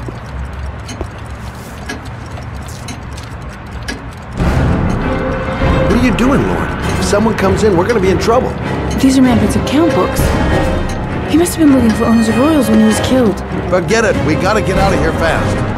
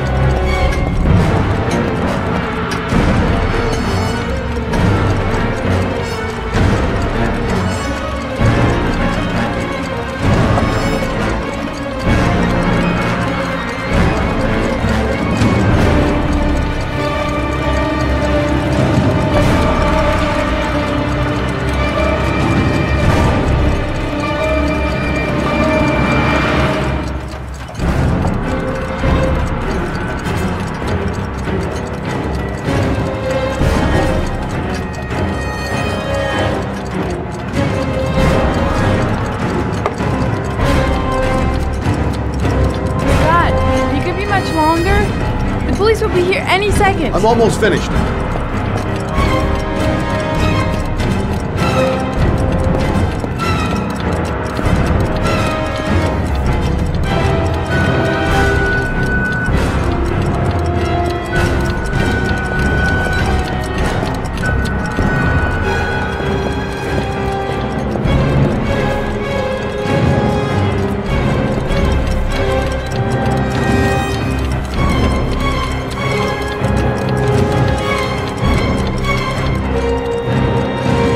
That's it. We're done. You get all the prints?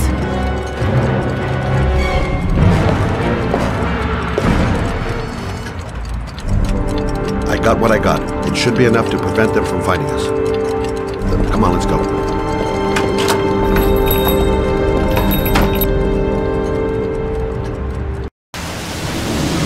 Where are we going? I'm taking you home. This is getting way too dangerous. No way. We're partners, remember? We had a deal.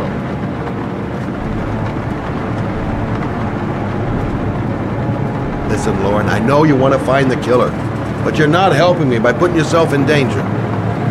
I'm not a child. I know what I have to do. I've got to find my son's killer. You're not going to stop me.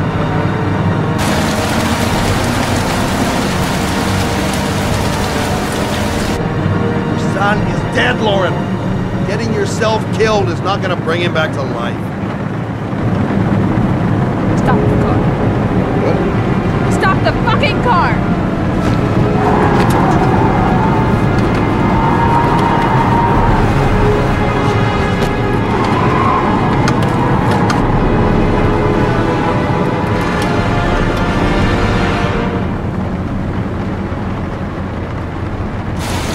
You're not gonna help me find this bastard to kill my Johnny. I'll do it on my own.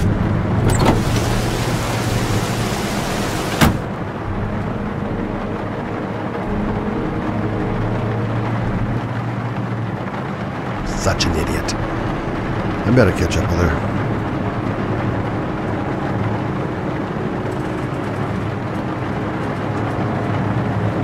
I can't just leave her like that. She'd do anything to find the guy who killed her son.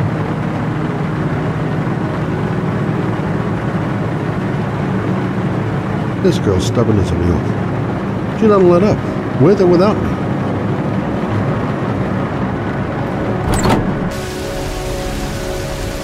Lauren!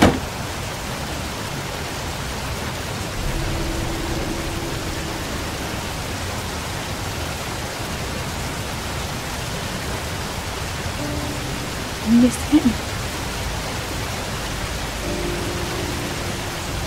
Miss him so much. I'd do anything to hold him once again in my arms.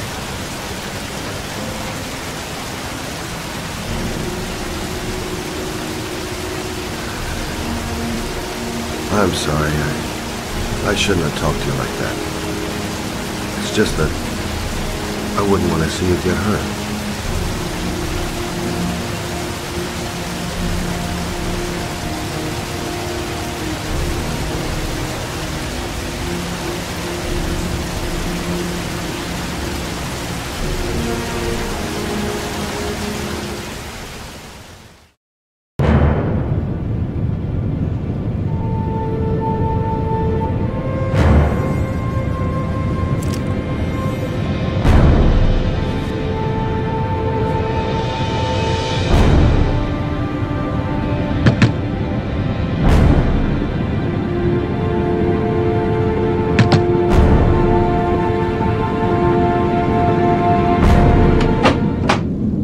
Yeah?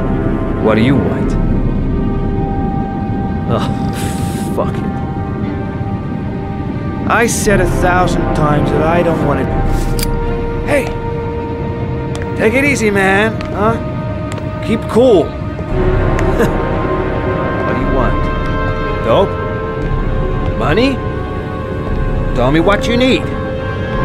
Sure we can make a deal, huh? Gosh, I'm gonna blow your brains out, you son of a bitch! You think you can come into my house and steal my dope? You'll be shooting up in hell, motherfucker!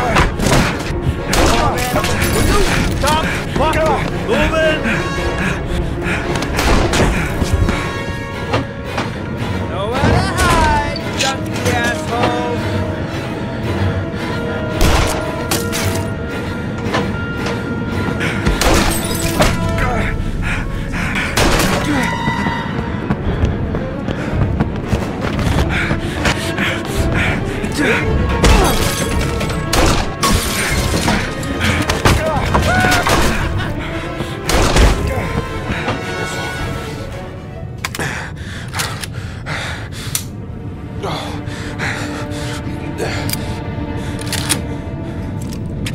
Hold it, man! I give you whatever you want. Got dope? Got cash? You want some dope? Please. Please don't kill me, man. I got children. These my girls, see? This one's Sarah. And a little one. That's Cindy. Please, man. I want to see them again. Please. Please don't shoot. I'm a father too. But I have no choice.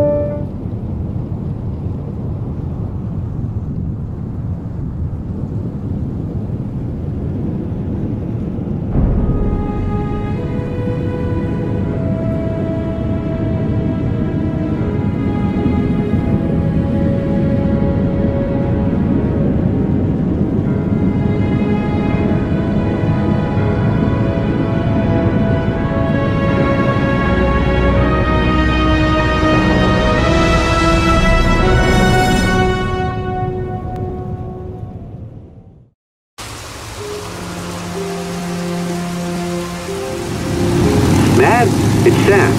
I got your information. The owner of the apartment in Marble Street is a Dr. Adrian Baker. He's a struck-off surgeon. He used to sell drugs to junkies on the quiet. He made some cash and bought up some cheap-ass apartments, including the one in Marble Street. Of course, he got caught. He did a few months in prison and was struck off the medical register.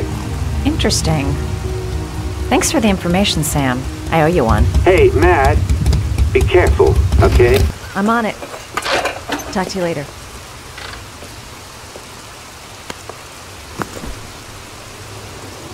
The owner of the apartment where Ethan cut off his finger lives here. It's not much of a lead, but it's all I've got.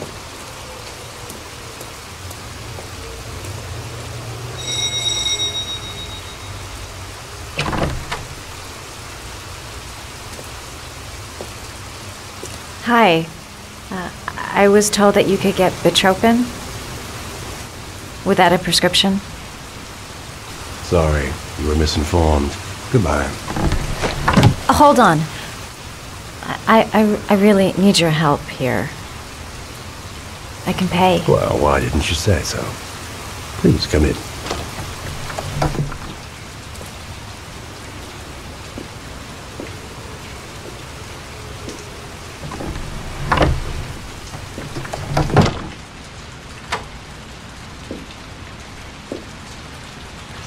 So, you're looking for Bitropin, my dear?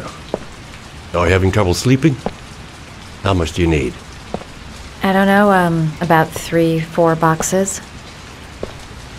Well, no, that shouldn't be a problem. Would you like a drink? I was just about to have one. No, thanks. Well, alcohol helps take the edge off the pills, don't you think? Anyway, we should drink a toast to our first deal.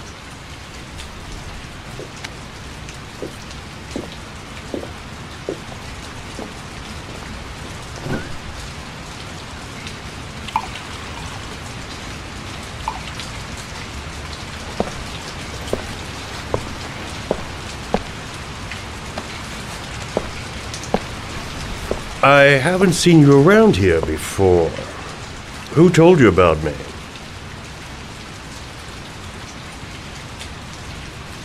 I can't remember. My brain's fried with all these pills. Can't tell day from night half the time.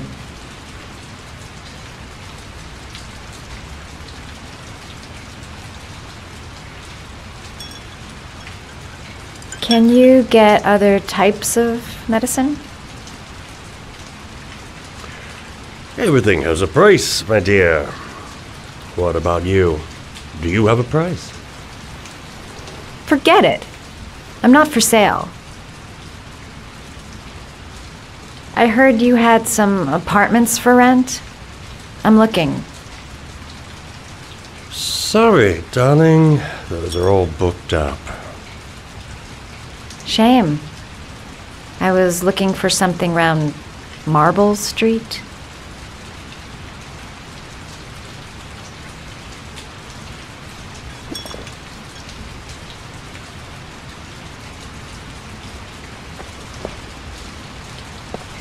You're not drinking? I'm not really thirsty.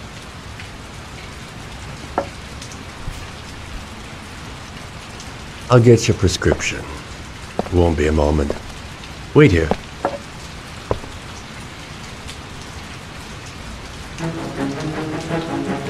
That guy gives me the creeps. I better take a look around to see if I can find anything before he gets back.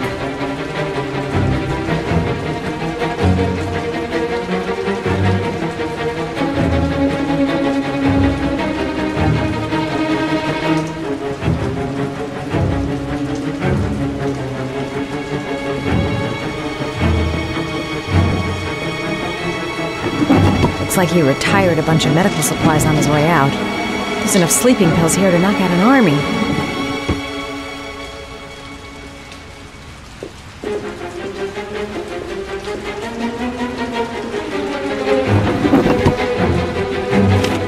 The doc seems to be interested in property, amongst other things.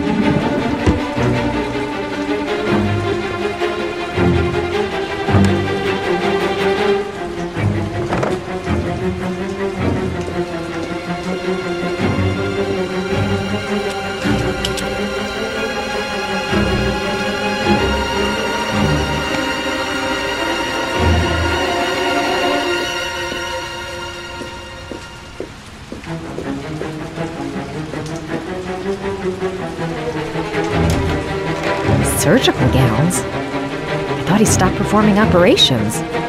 Must be some kind of a weird nostalgia for the past.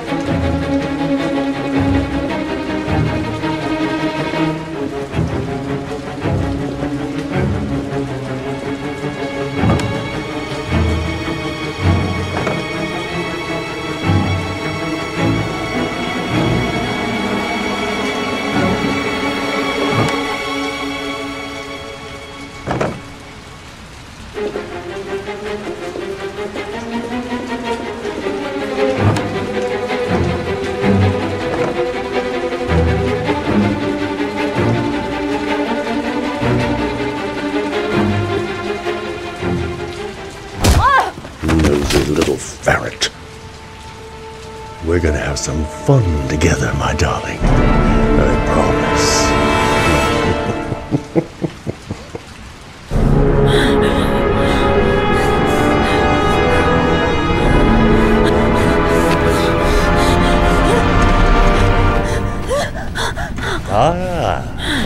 Say hello to Matthew.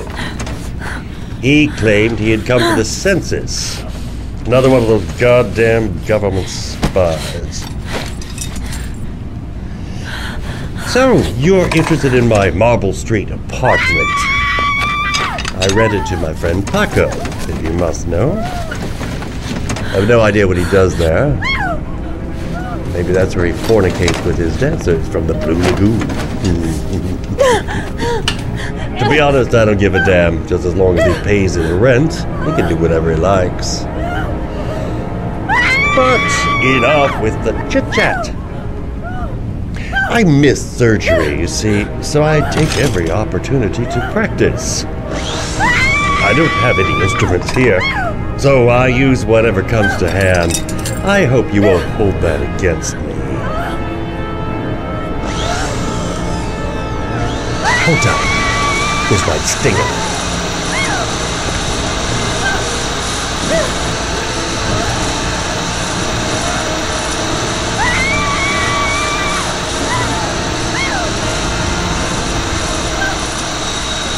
Have you ever noticed, as soon as you start to do a little housework, someone always comes calling?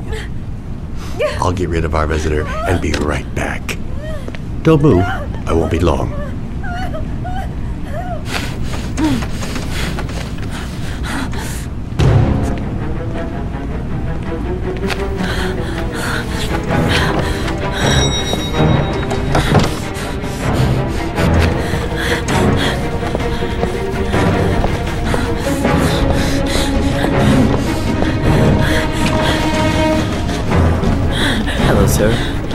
I come to bring you the word of the Lord in the form of these magnificent Bibles, which I will gladly leave with you in return for a contribution of only $5. No thanks, Come now, brother. I cannot believe the word of the Lord is of no interest to you. Read.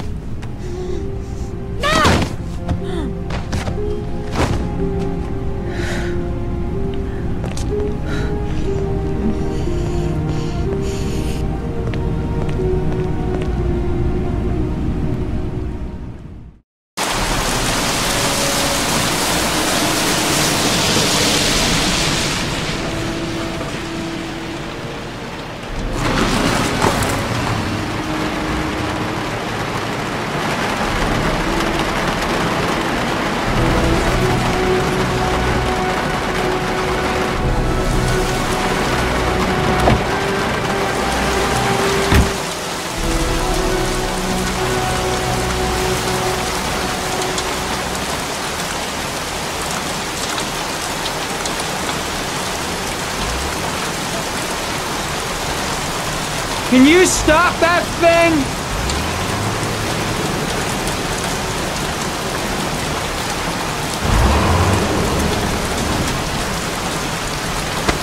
Norman Jayden, FBI. Can we talk for a minute? I'm listening. Can we go inside?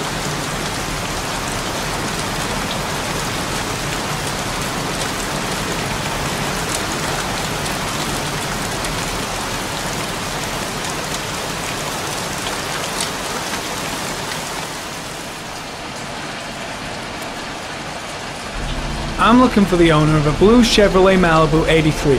I don't give a damn how the car got here, whether you stole it or not. I just want to know who bought it from you. Sorry, man. Don't ring a bell. I got a real bad memory for names. Perhaps I can help you to remember.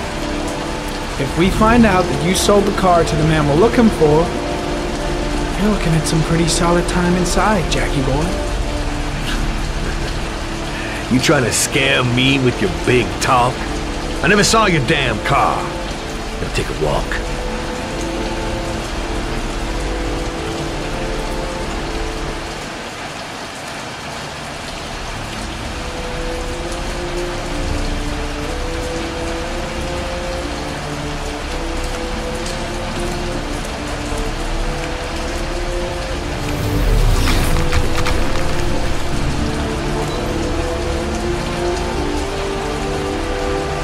Blood. Now why is there blood here?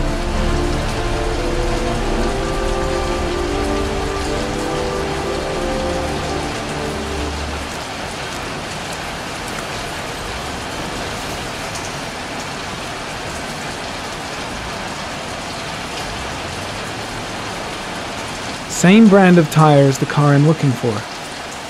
Has the killer's car been here?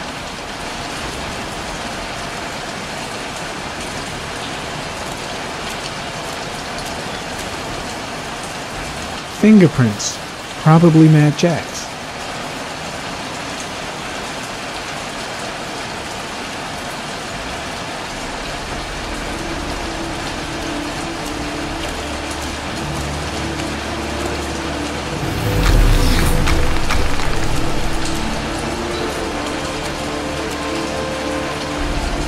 Harry, comment. Traces of orchid pollen in the air inside the garage.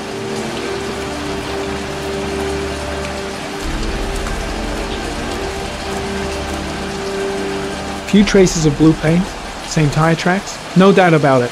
Killer's car was here.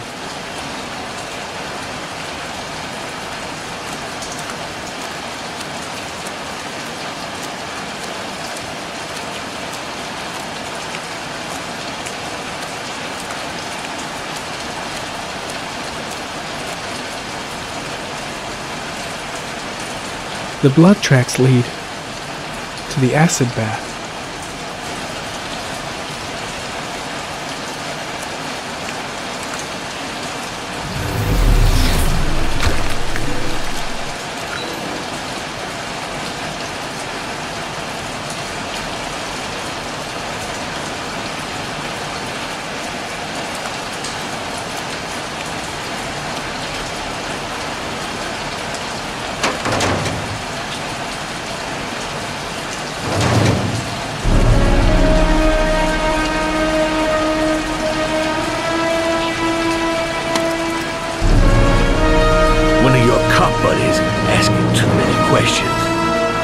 To solder up his little mouth. Hands on your head, pig. I ain't got time to be playing around with you. Let's just get you out of sight and finish you off.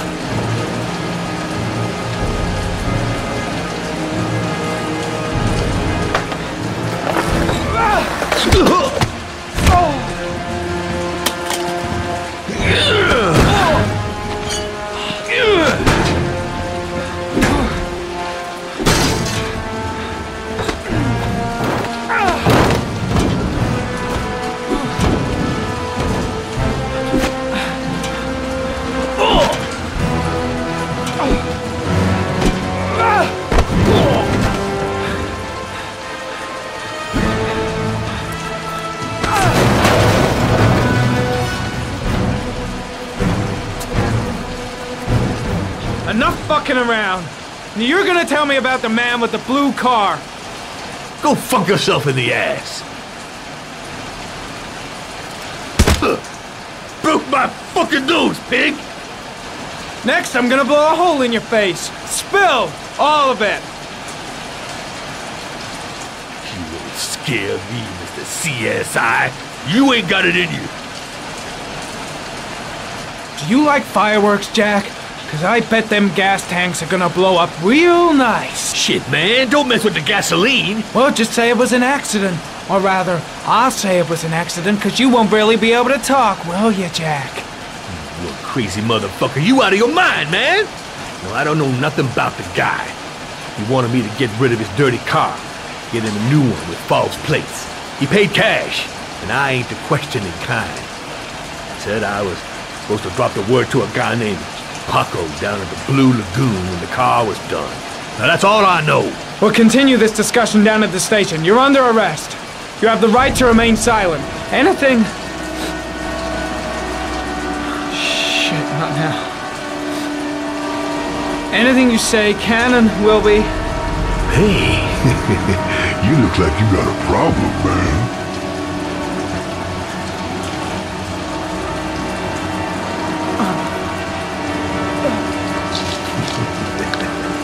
What? They letting you dope heads in the FBI now? God bless America. Now I'm gonna give you a little help with your drug problem, Mr. 5-0. Permanently.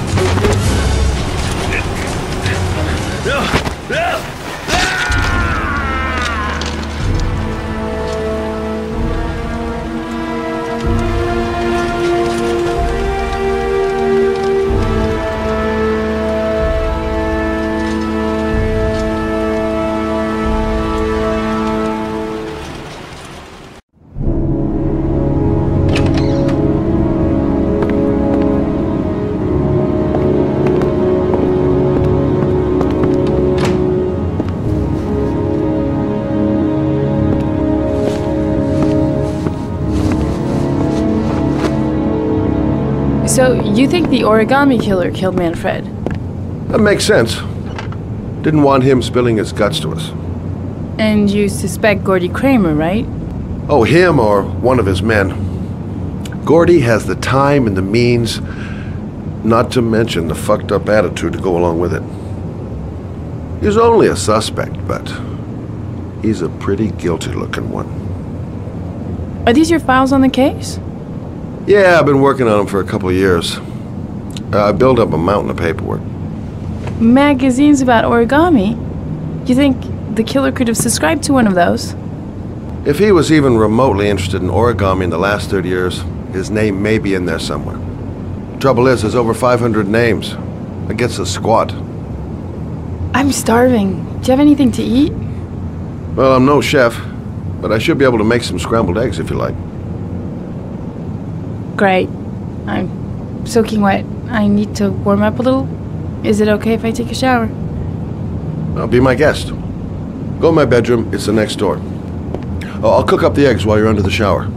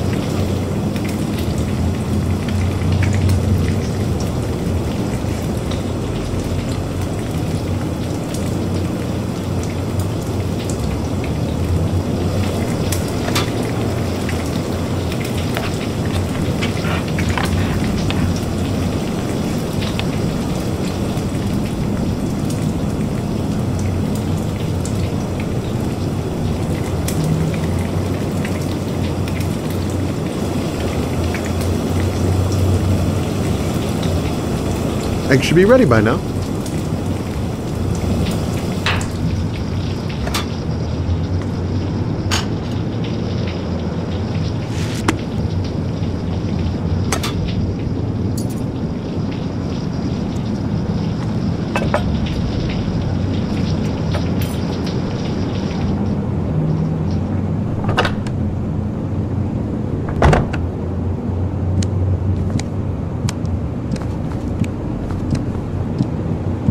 I took the liberty of borrowing your bathrobe.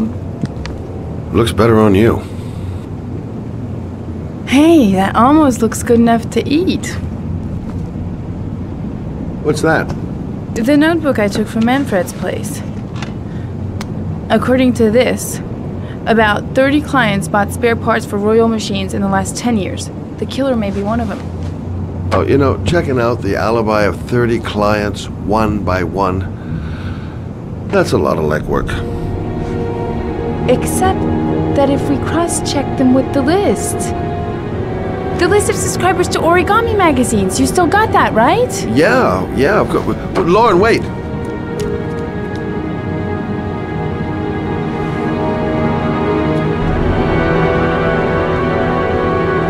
If the killer really used a Royal typewriter and if he subscribed to an origami magazine, his name should be on both lists.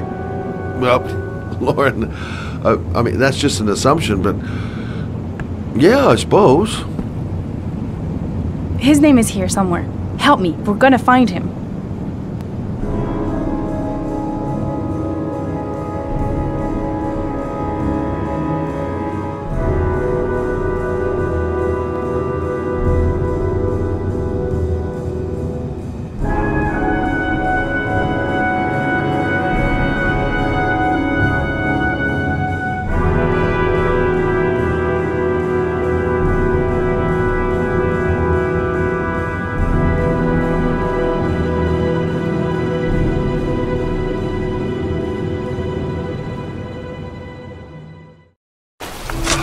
only guy whose name is on both lists died when he was 10.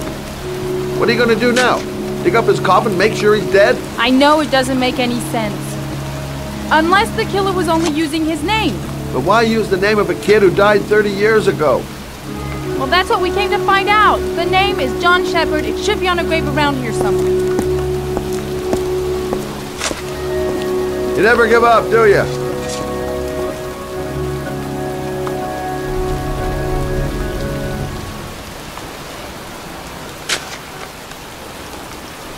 She's convinced she's onto something.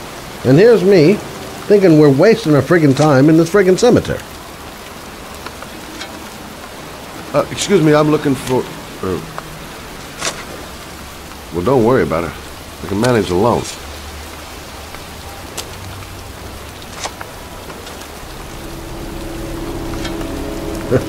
This girl knows her mind all right. No point in trying to reason with her.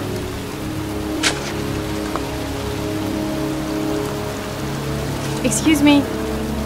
I'm looking for the grave of a young boy who died about 30 years ago. His name was John Shepard. You wouldn't know where it is by any chance. The children's graves are in the next plot. Thanks. Excuse me. I'm looking for the grave of a boy named John Shepard. Straight ahead. A little further on. Thanks.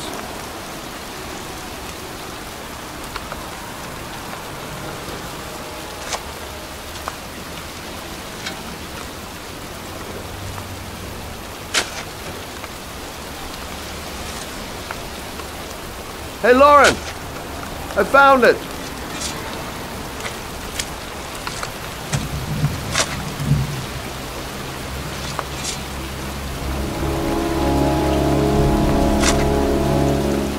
These flowers are fresh. Looks like someone's still tending the grave. Origami figures. That's one hell of a coincidence.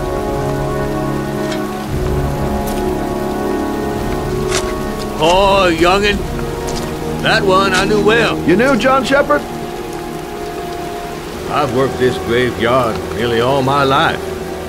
I remember what happened. It was in 77. October, I think.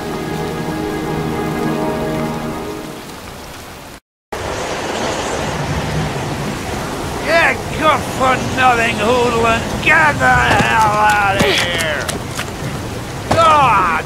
Beat it, you lousy no-good brats! Come back when your fucking mother comes home from work! He's drunk again. What are we gonna do? It's pouring rain. We're gonna get soaked if we spend a day outside. Well, at least you won't get beat. Little rain never hurt nobody. Come on, let's go play. Bet you can't catch me!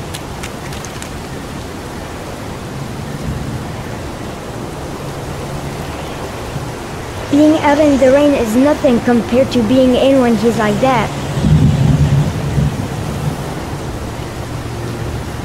Mom won't be back from work till later.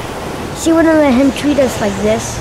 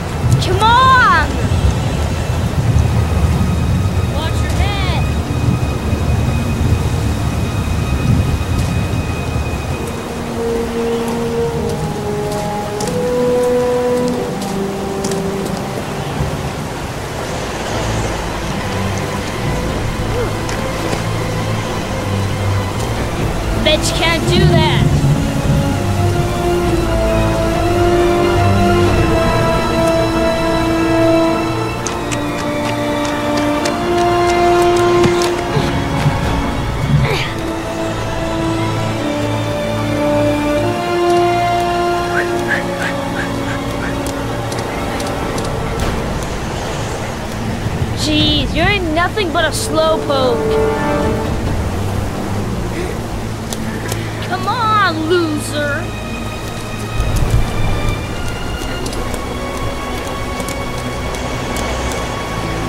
What you doing? You're coming or not?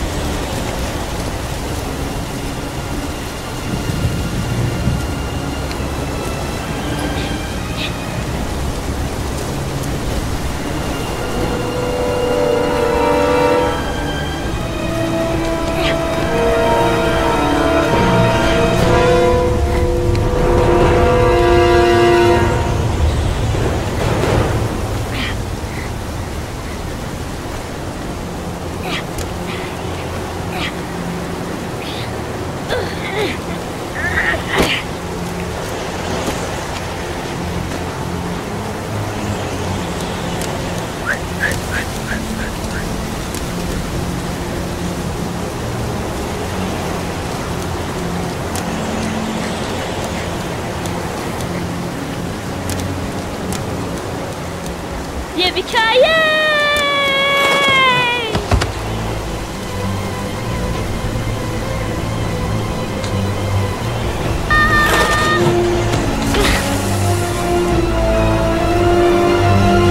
Darling, to do this is too hard for you. No chance, I can do it all right. Just watch.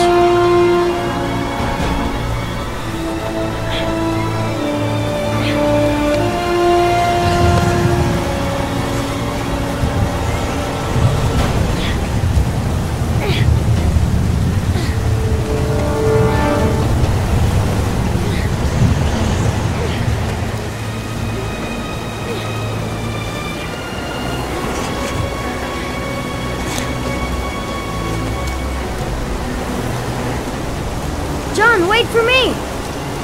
Get a move on!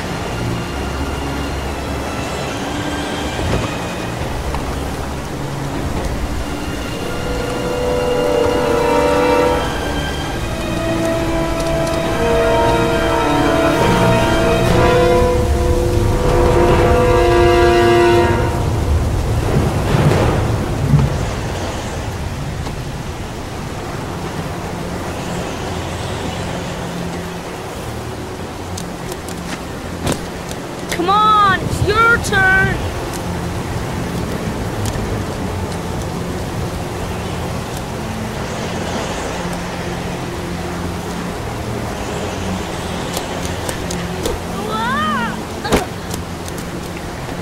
It's time to jump of death!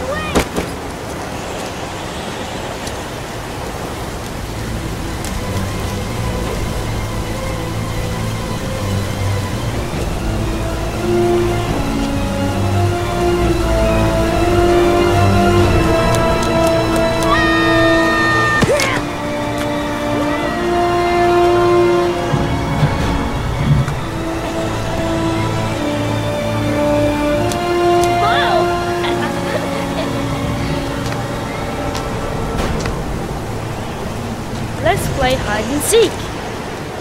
You go and count to 20 and try to find me, okay? 1, 2,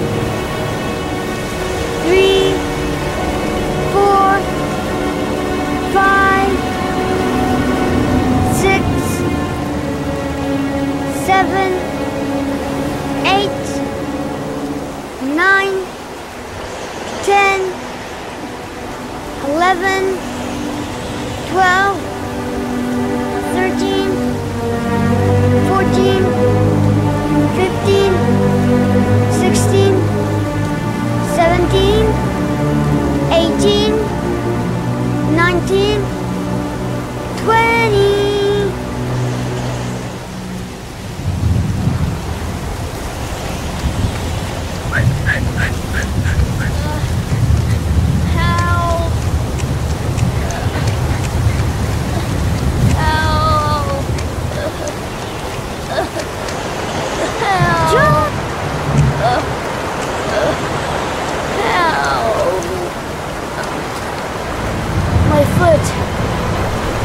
My foot is stuck.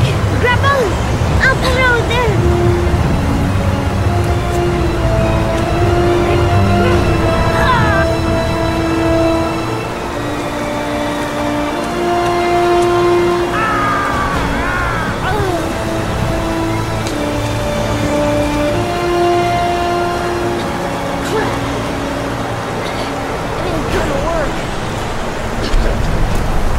we gonna do?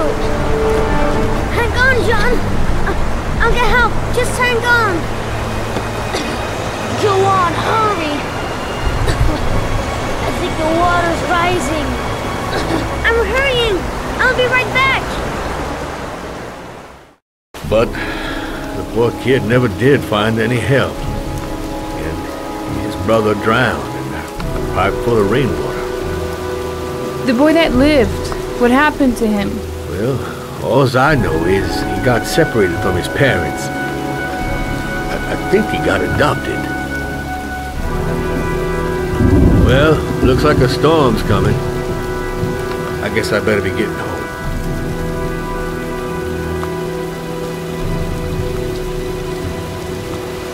Christ, what a horrible story. John Shepherd drowned in the rain while holding his brother's hand. Do you think he could be the origami killer? Come on, let's get back in the car.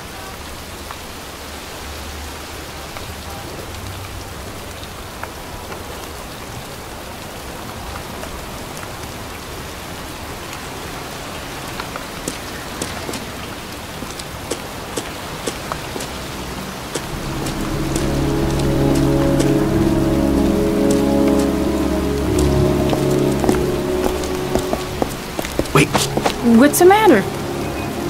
That man over there. Yeah? It's Charles Kramer. Gordy's father? What's he doing here?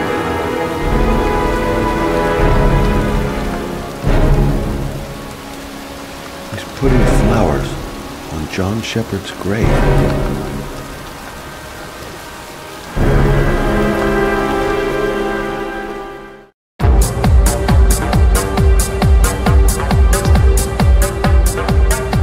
I'm here to see Paco. Paco? There ain't no Paco here, fella. Get lost. Are you absolutely certain? He's in his office. Take the stairs over there.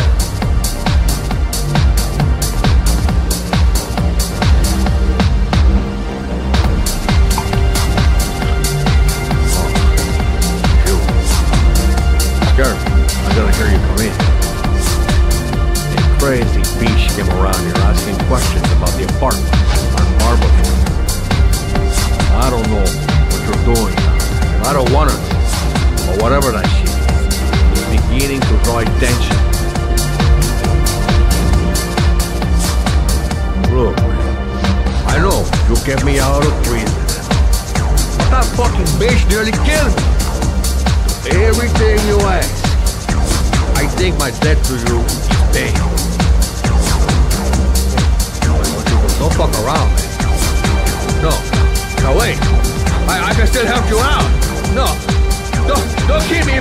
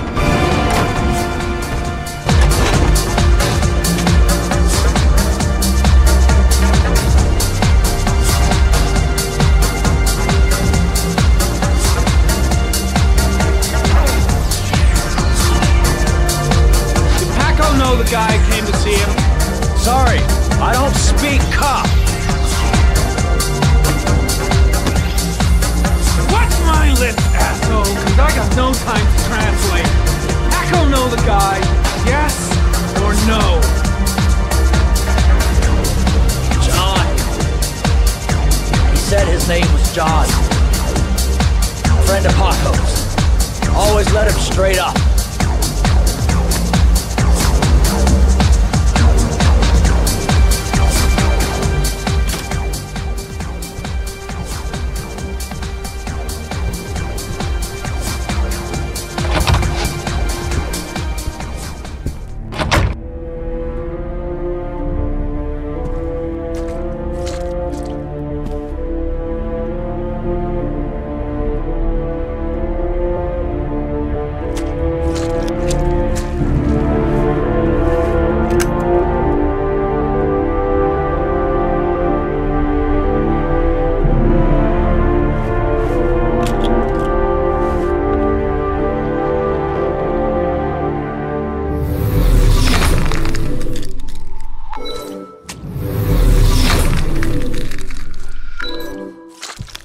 Madison Page?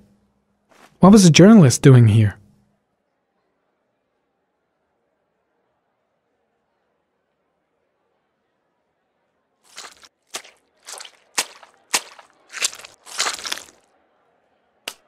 Madison Page? She may be a witness.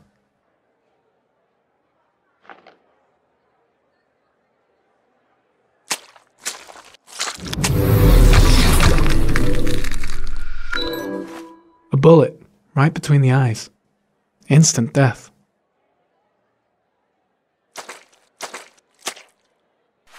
Orchid pheromones. The fucking origami killer.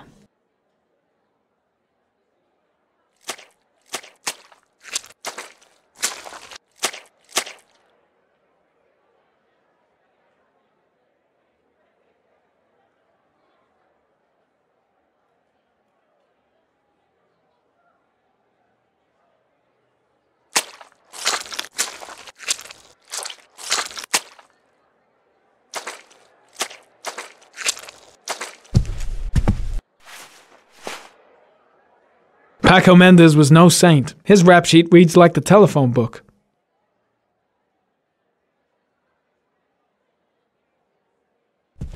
The killer was looking for something.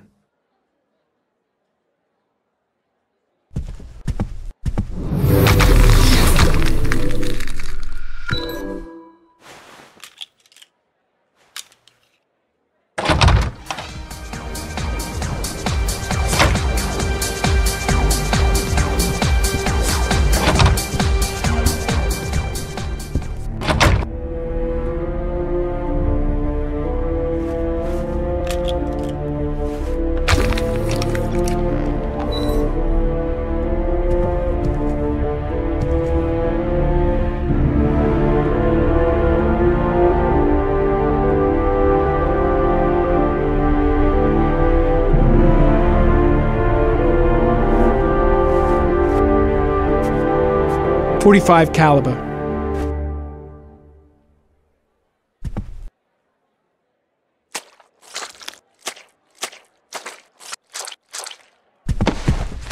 His coat pocket. I tore it off during the fight. 2 receipts from the same gas station. Interesting.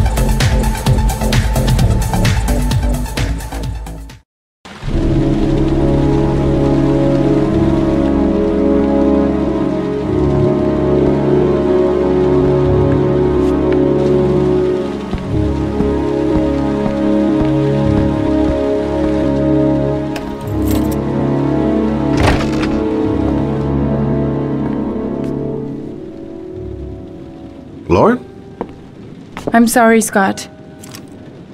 You should have listened to me, Mr. Shelby. I told you to drop the investigation. Your son is a serial killer.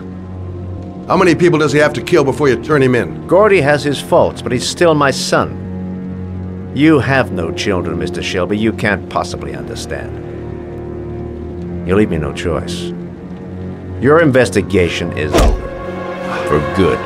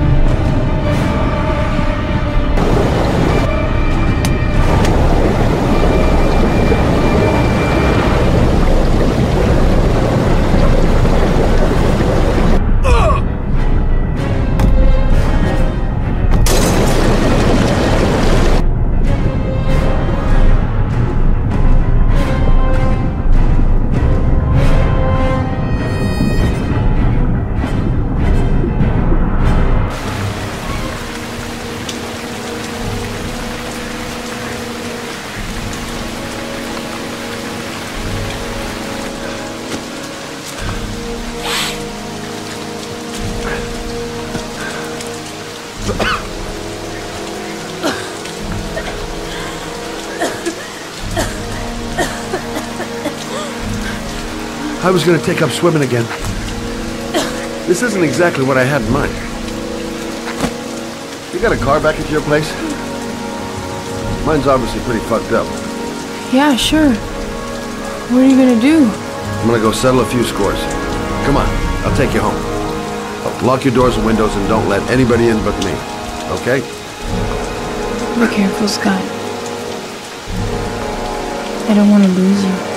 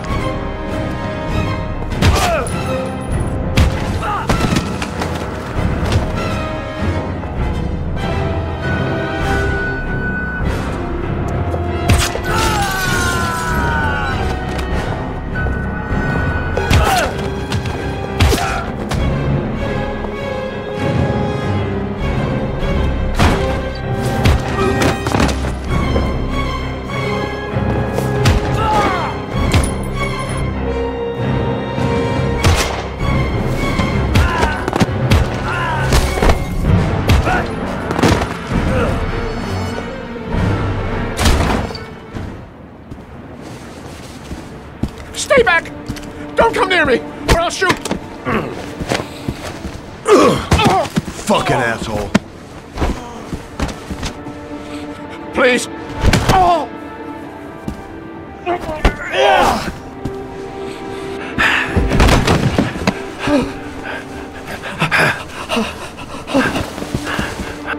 Your idiot son killed all those kids, didn't he?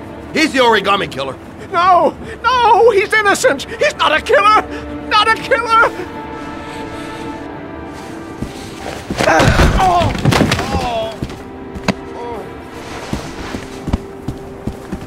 You're a fucking liar. Now tell me the truth. No! No, please! Don't hurt me! Last chance.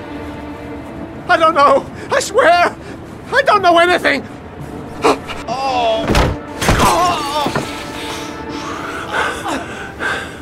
Stop! Stop! I beg you. I'll tell you. I'll tell you everything.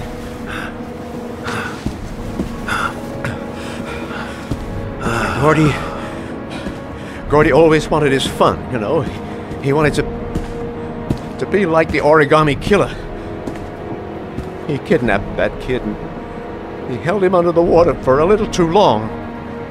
It was an accident. An unfortunate accident. He just wanted to play. He told me everything. He was crying. He was so sorry for what had happened. Whatever he did, Gordy is my son.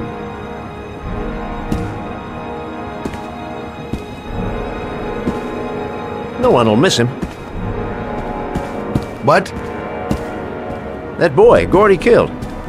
No one will miss him. He was street trash, like so many others. Oh, you disgusting pile of shit. And what about John Shepard? Why did you put flowers on his grave? I own the construction site where he died. I never forgot. I've been putting flowers on his grave for 30 years. John had a twin brother. What happened to him? I don't know. He was adopted, I think. His mother should know. Her name is Anne. Anne Shepard.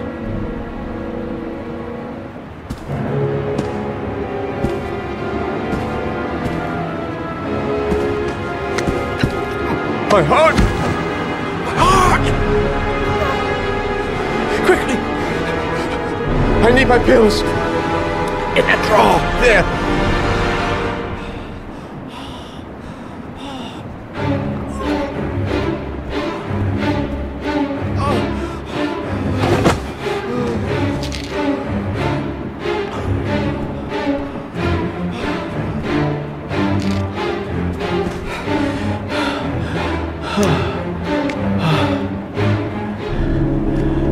Thank you. You saved my life. I already regret it.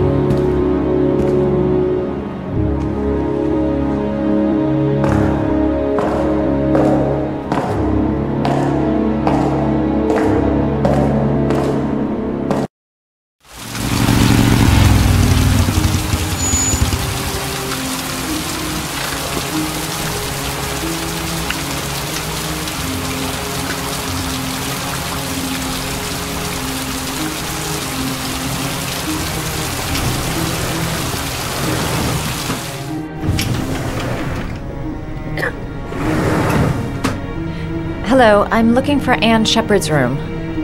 Please sign the visitor's book. Are you a member of the family? Yeah, you could say that. Oh, she'll be pleased to have a visitor. No one ever comes to see her. With the Alzheimer's, she has trouble remembering things, but it'll still please her. You know. It's room 19 at the end of the corridor. Thank you.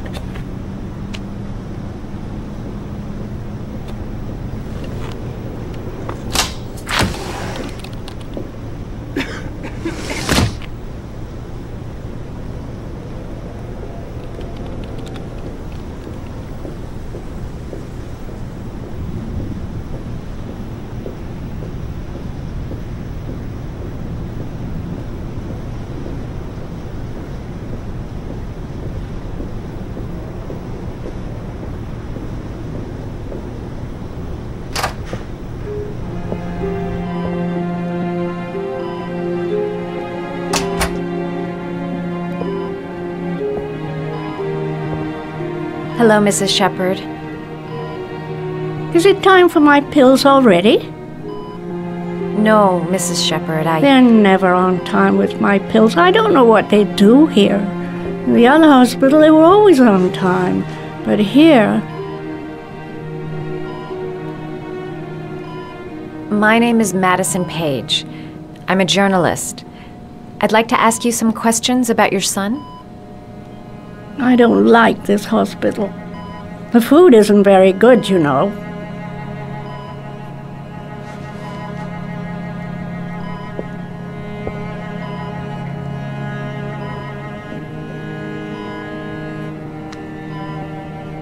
Do you remember John? My Johnny. He is a good little boy, you know. You had a son named John, and John had a twin brother. Do you have my pills? It's time for my pills. I know what happened at Carnaby Square. Do you remember?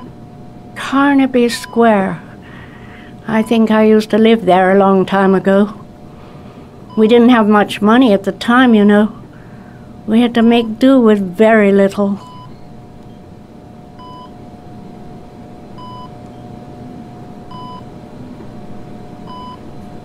Your other son, Mrs. Shepherd, John's twin brother.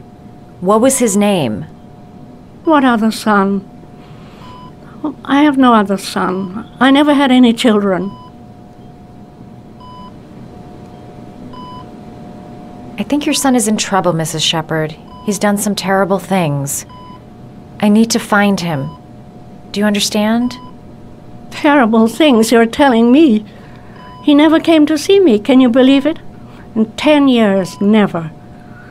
No one forgets their mother, do they? Try to remember, Mrs. Shepherd.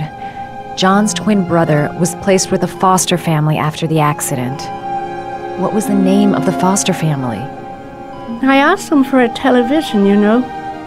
They said I didn't have enough money. It's a pity. I'm fond of television. Mrs. Shepherd, your son may be linked to a series of murders. Perhaps you have some information that could help the investigation. Are you a new nurse? Where are my pills?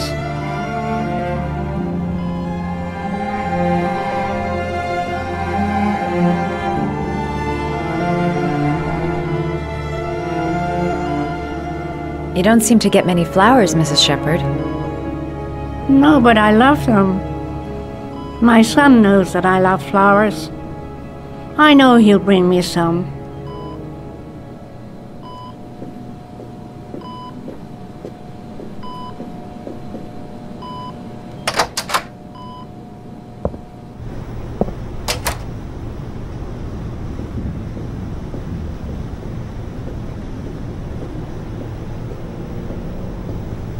Does Mrs. Shepherd ever talk about her past?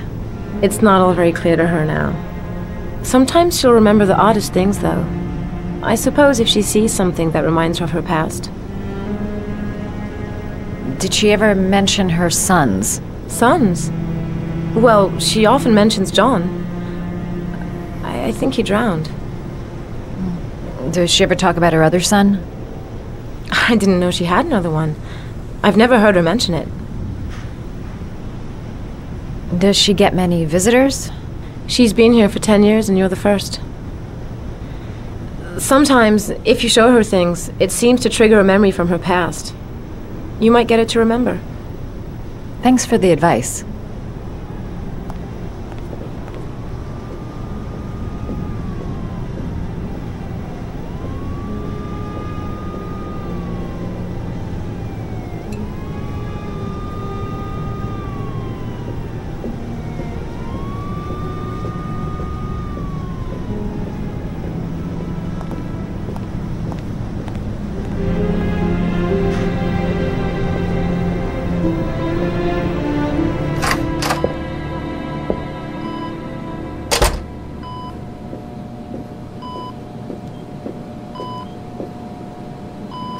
What a lovely orchid. My sons loved orchids. We used to grow them in the back.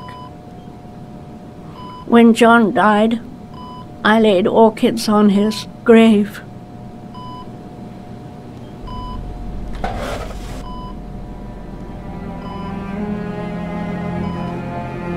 Are these your children, Mrs. Shepherd?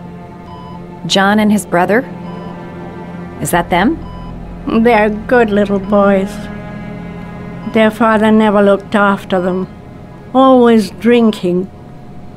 They didn't have an easy life, you know.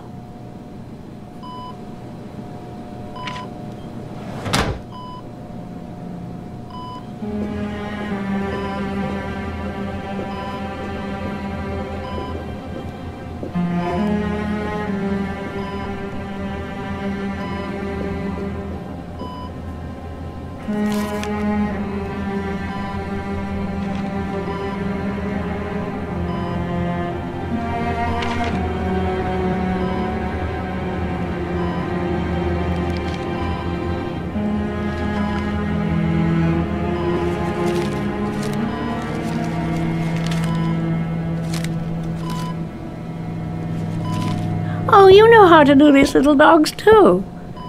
My children loved origami. I taught them how to do it.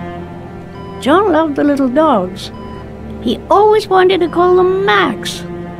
Max, Max, Max? All dogs with the same name. I was wasting my time telling him they couldn't all have the same name. But he always wanted his paper dogs Max. It's funny, isn't it? I cried when they told me.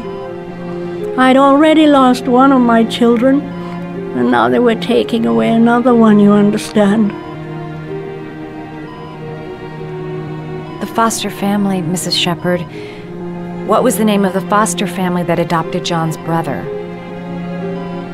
They were really very nice people. I met them, you know. In the beginning, I used to go and see my little boy. And then I got sick and I couldn't go any longer. Perhaps he thought I'd forgotten him. He must have thought I didn't love him anymore. His name, Mrs. Shepherd. What was his name? But I loved him. If you only knew how much I missed him. Please, Anne. His name. What was his name? Come closer.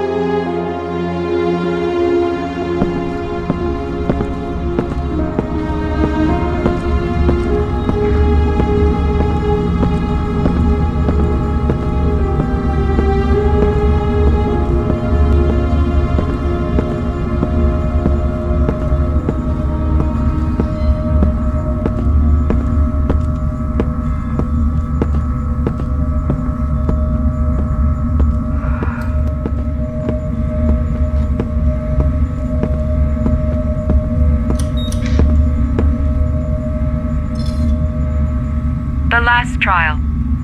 The last question. Are you prepared to give your life to save your sons? There is a deadly poison in this vial. It will kill you in exactly 60 minutes. If you drink it, you will get the last letters of the address. You will have enough time to save your son and say goodbye to him, but then you will die. You can drink the vial or decide to leave. The choice is yours. Save Sean and die. Christ. He loses his father but at least he's alive. Maybe it's the right thing to do.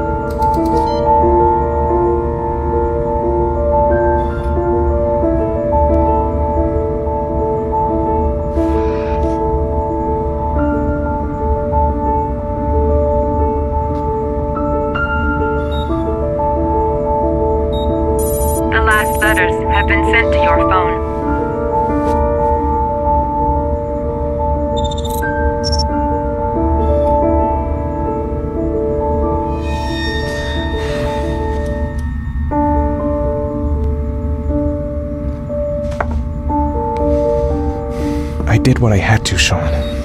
Your dad's coming to save you.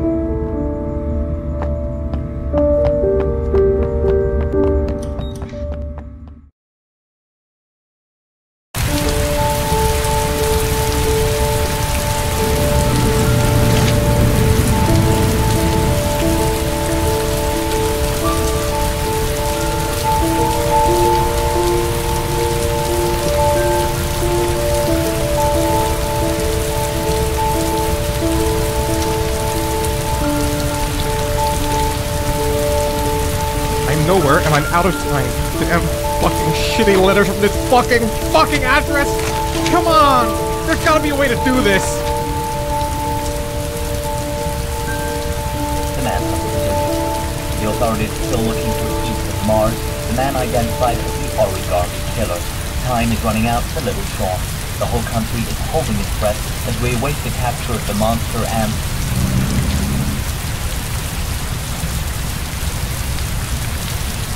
Several different addresses fit these letters. God, they're scattered all over the city. I don't have time to check them all.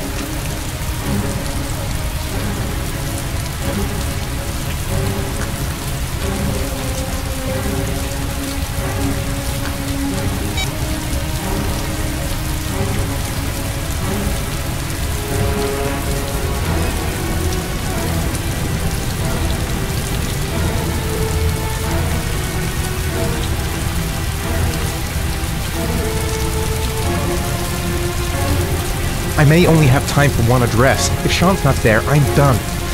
It's a crapshoot.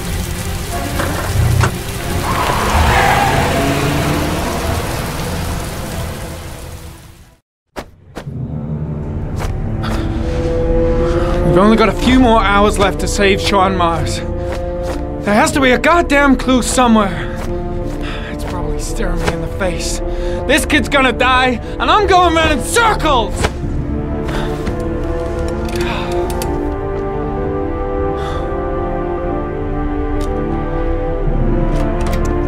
All packed up and ready to go? What are you talking about? The investigation's over. We know who did it. We no longer need your services anymore, Norman.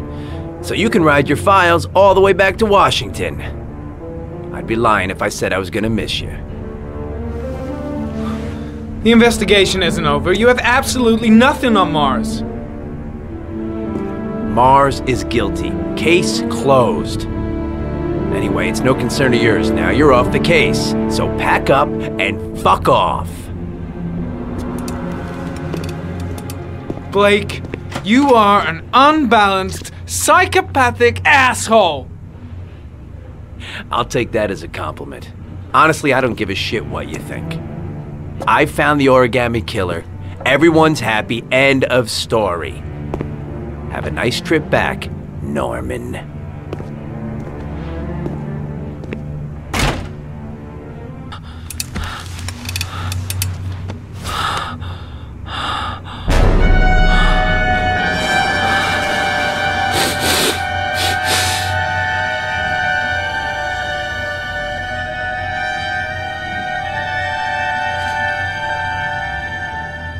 The killer's name is here. Somewhere in this data. I just have to find it. Find it before it's too late. Oh, one last thing, sir. You should be careful not to overindulge in you-know-what. It can be dangerous. Very dangerous. It'll end up killing you if you're not careful.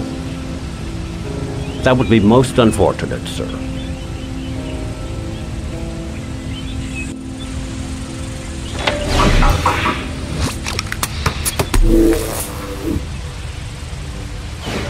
Ari was in record mode when I was fighting with the killer. Perhaps there's something on it.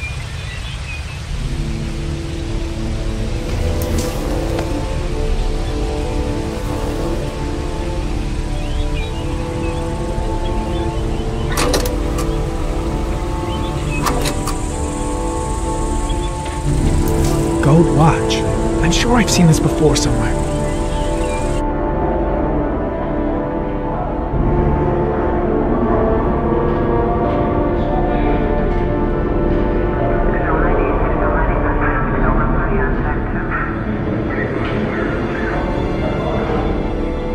The watch they give for promotions to lieutenant. The killer is a cop.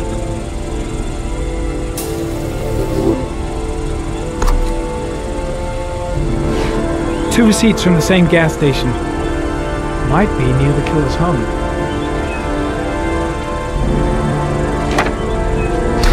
The killer lives in this zone. 342 people live around there. Not good enough. Gotta find a means of identifying the killer more precisely.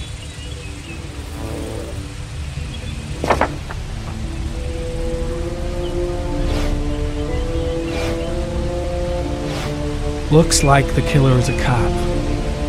Carter Blake! That would explain the dead-end investigation and his desire to frame Ethan Mars.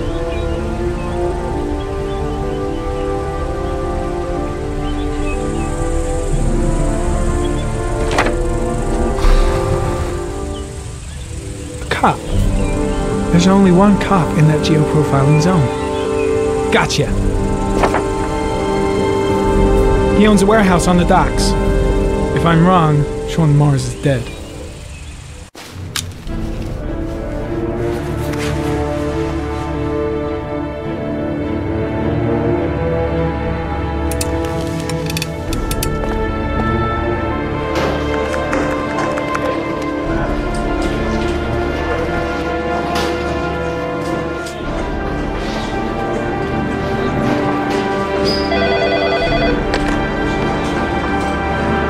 Are you sure it's the right car? At the docks. Call the SWAT team. Oh, and I'll need a chopper. Today? Of course I'll need it today, you fucking imbecile.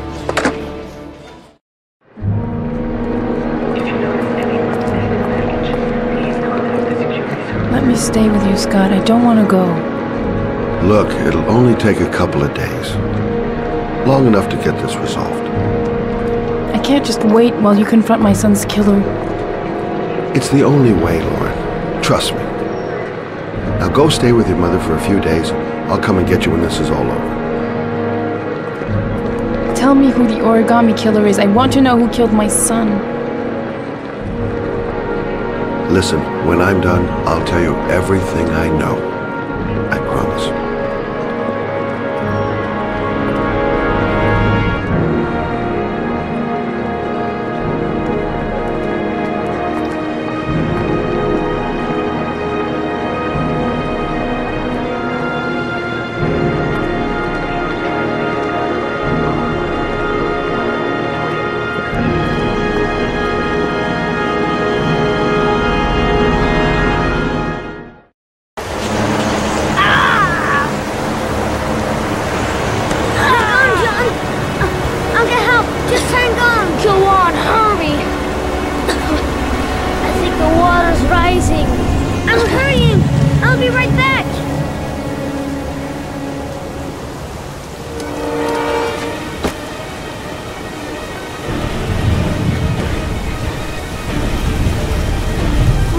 It's too far away. I'd never make it in time. Dad, I've got to get Dad. He's the only one who can save John. Gotta move.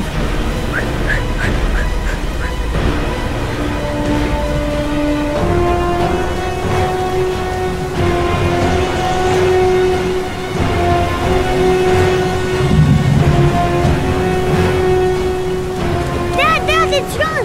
He fell into a pipe! He's Get out of here, drowning! you little pest! Leave me You alone! gotta come, Dad! Come on! John's gonna die! John's gonna Well, die! that'll be one less greedy mouth to feed, won't it? Go away! Please, Dad! I'm begging you! John's gonna die! John's gonna What did die, I tell ya? Grab! Please! Please, Dad! You've got to save John! I tried, John. I really tried. But he wouldn't come. Please don't die, John. Please.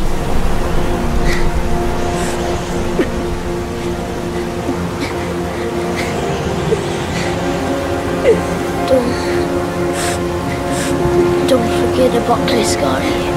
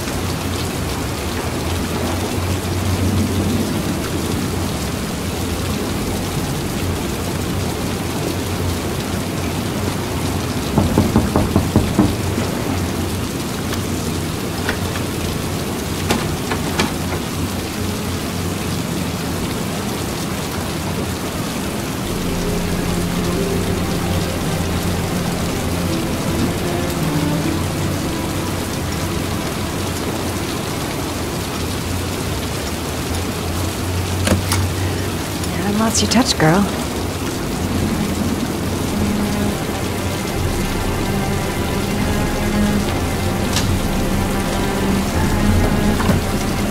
The Origami Killer's apartment. There must be something that'll tell me where Sean Mars is.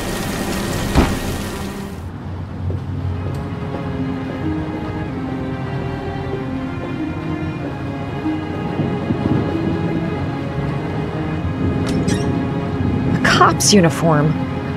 Always trust a cop. That's why children went with him. He was dressed as a cop.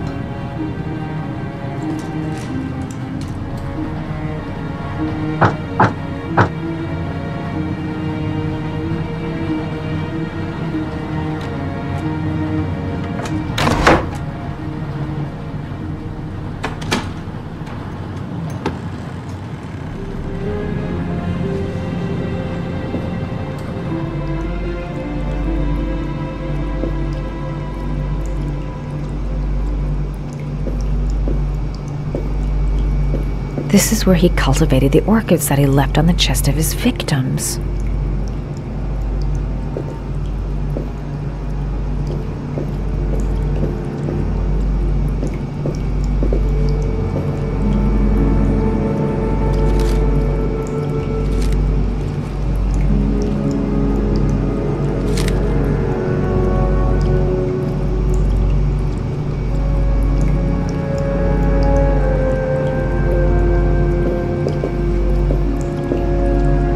Sean Mars. Oh, the lunatic's been watching him drown. But it's some kind of a well filling up with rain, slowly drowning him. Oh, there's not much time left. There must be something here showing where the well is. Shit, it needs a password.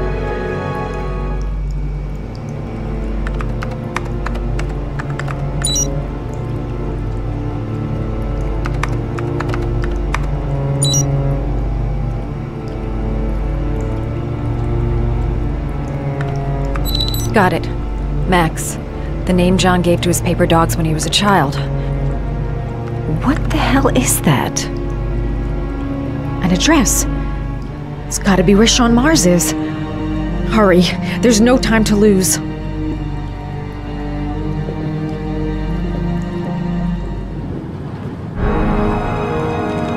So you found my little secret? It's over, Scott. All those children killed just to find a father capable of saving his son? Shut up! You don't understand. There's one child left. There might still be time to save him. Let him go. Do what your father couldn't do.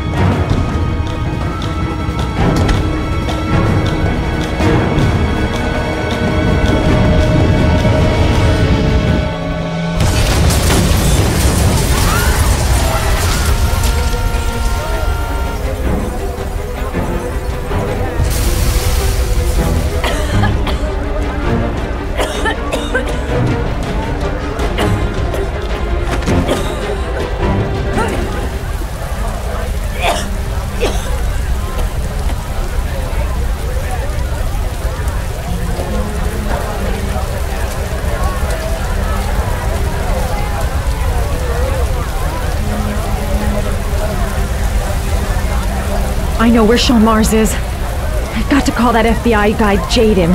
He's the only one I can trust. He'll be able to save him.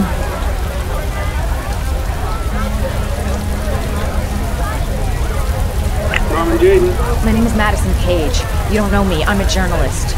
We don't have much time, so listen carefully. Ethan Mars is innocent. The killer's name is Scott Shelby. Sean Mars is at 852 Theodore Roosevelt Road. Have you got all that? Wait, I know this already. I'm on my way to the warehouse. I gotta go.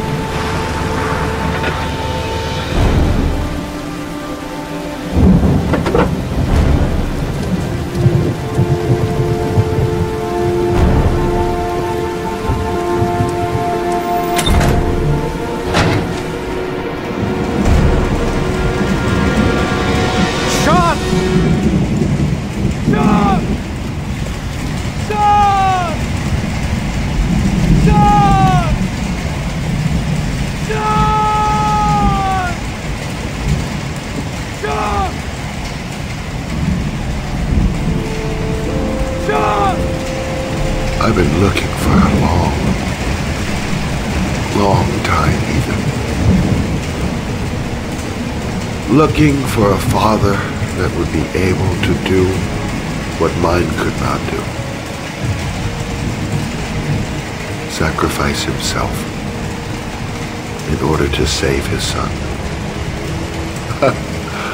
Oh, I searched.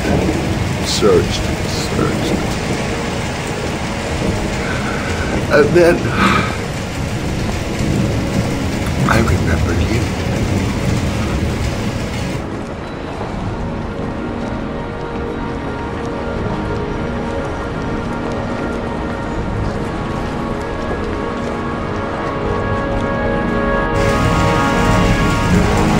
All those murders, just to find a father capable of saving his son. Just to find a father? Do you have any idea how it feels to be a worthless nothing in your father's eyes? Believe me, I've suffered just as much as my victims. I finished your damn trials. Now give me back my son! He's there. All you have to do is open that crate.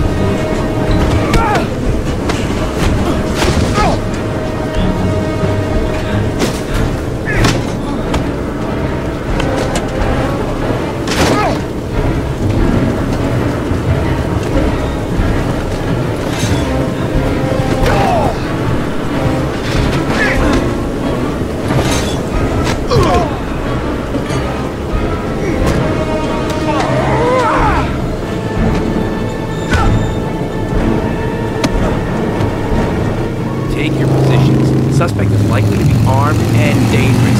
All personnel are ordered to shoot to kill. I repeat, shoot to kill.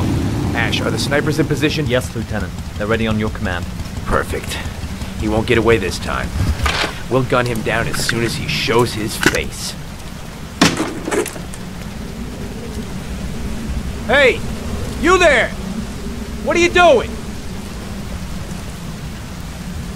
Lieutenant, my name is Madison Page. I'm a journalist. I have proof that Ethan Mars is innocent. He's not the origami Ash, killer. what is a journalist doing here? I thought I told everybody to keep their mouths shut. Now get her out of here. I don't want her getting in the way. Okay, Lieutenant. All right, come on. You're about to make a terrible mistake, Lieutenant. Ethan Mars is innocent. I can prove it. Oh!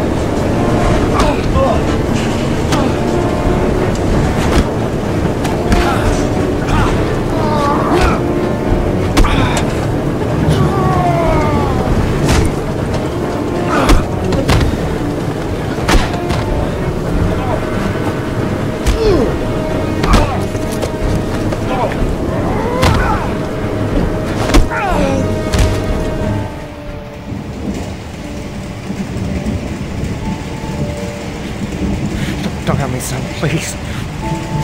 Breathe. Gotta breathe.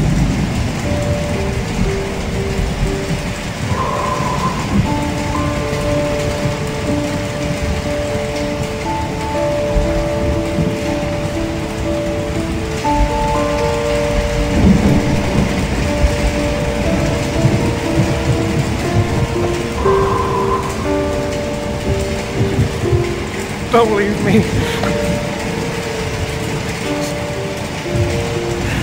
Sean, don't leave me.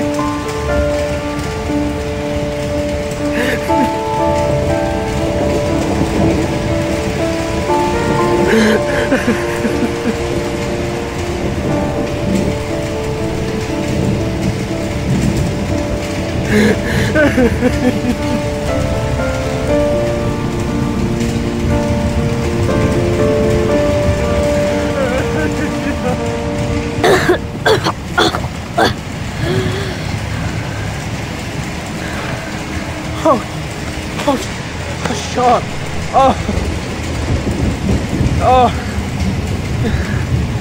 I thought you were gone. Dad, I knew you'd come and save me.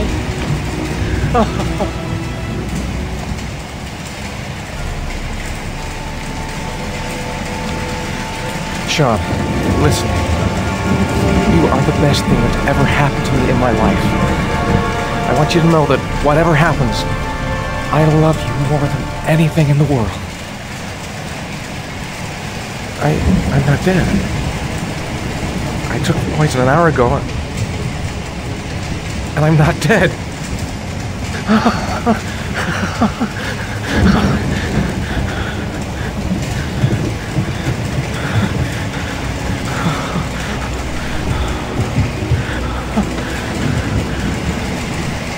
Ash, get her out of my face. Mars didn't do it, for Christ's sakes.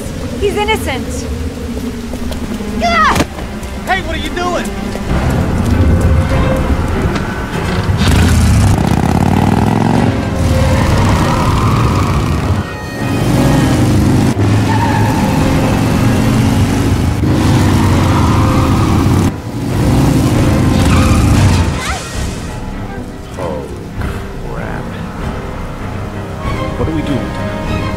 Personnel, hold your fire. I repeat, hold your fire. Madison? What's going on? The cops. They're out there. They have the building surrounded. They'll shoot you if you go outside. I'll go out alone. I'll talk to them. I'll explain. You'll be dead before you can open your mouth. Look, we'll all go out together, with our hands in the air, and they can't possibly shoot us. I have the evidence that proves your innocence, Ethan.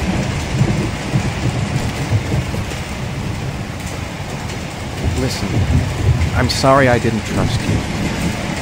I was only thinking about Sean, and I thought... That's okay. The only thing that matters is that you saved your son.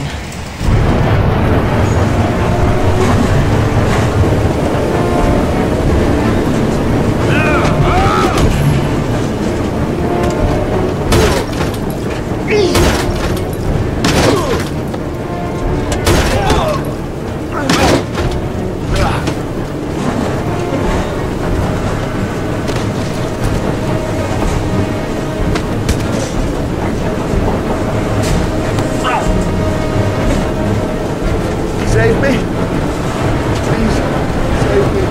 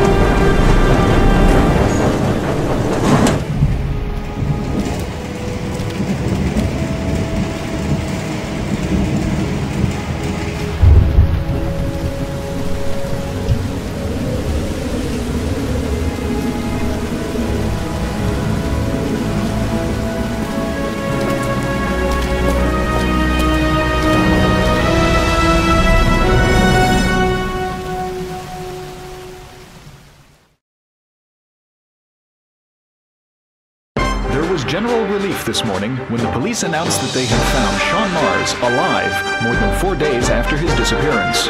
Mars had been imprisoned in a well by the man known as the Origami Killer.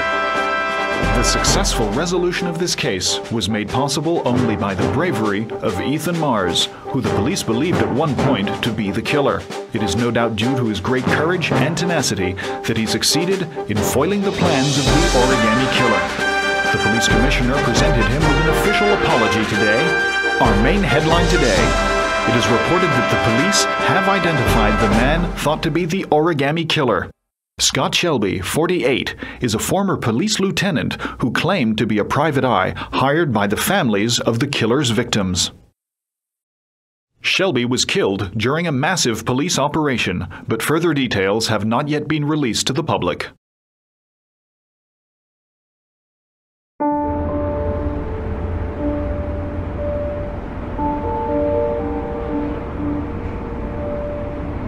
Let's just say a friend of a friend let me jump in line. If we like it, it's ours.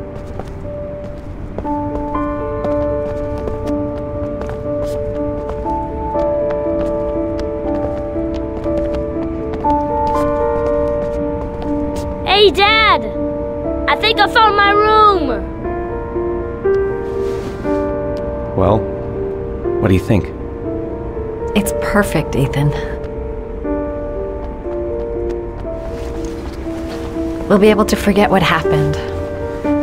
We'll lead a normal life. And one day, it'll all just seem like a bad dream. We've earned the right to be happy now, Ethan. All three of us.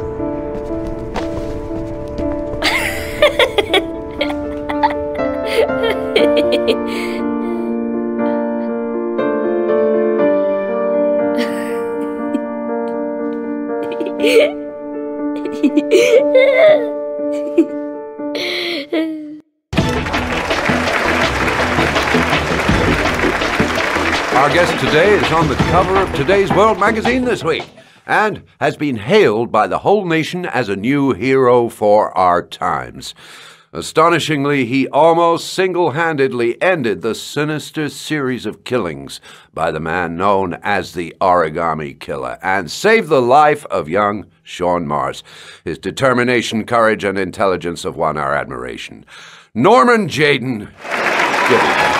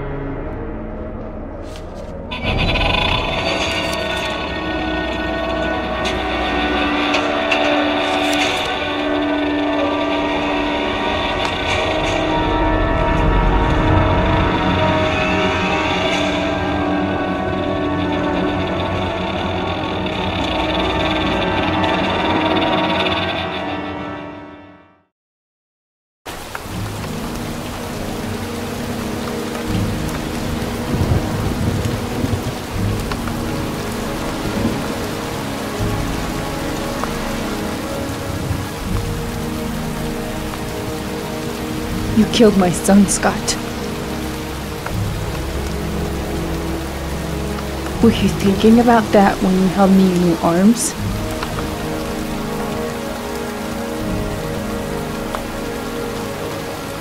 I don't know why you did all this.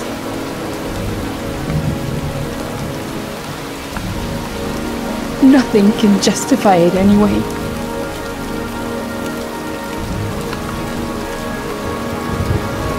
I feel nothing but contempt for you.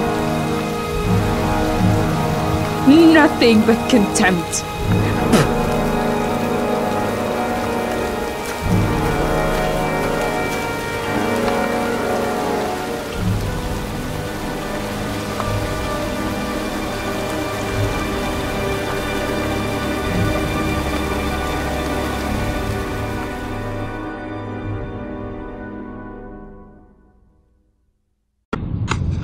I want to see them again. I'm a father too.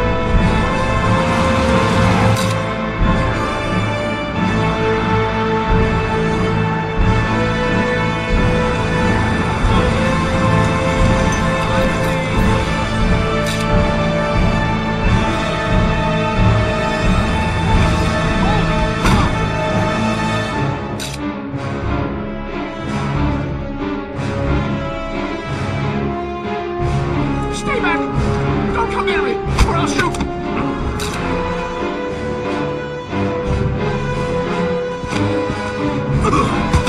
Fucking asshole.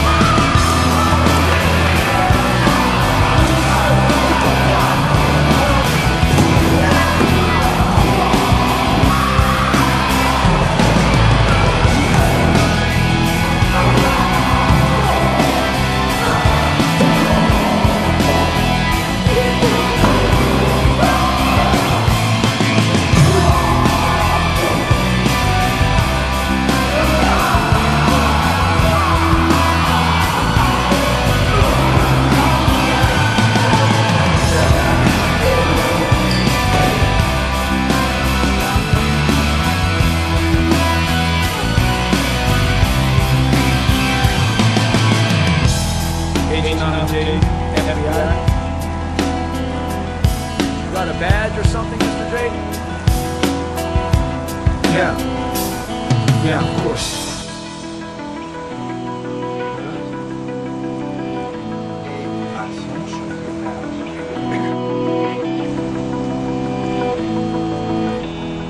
Check. You can pass.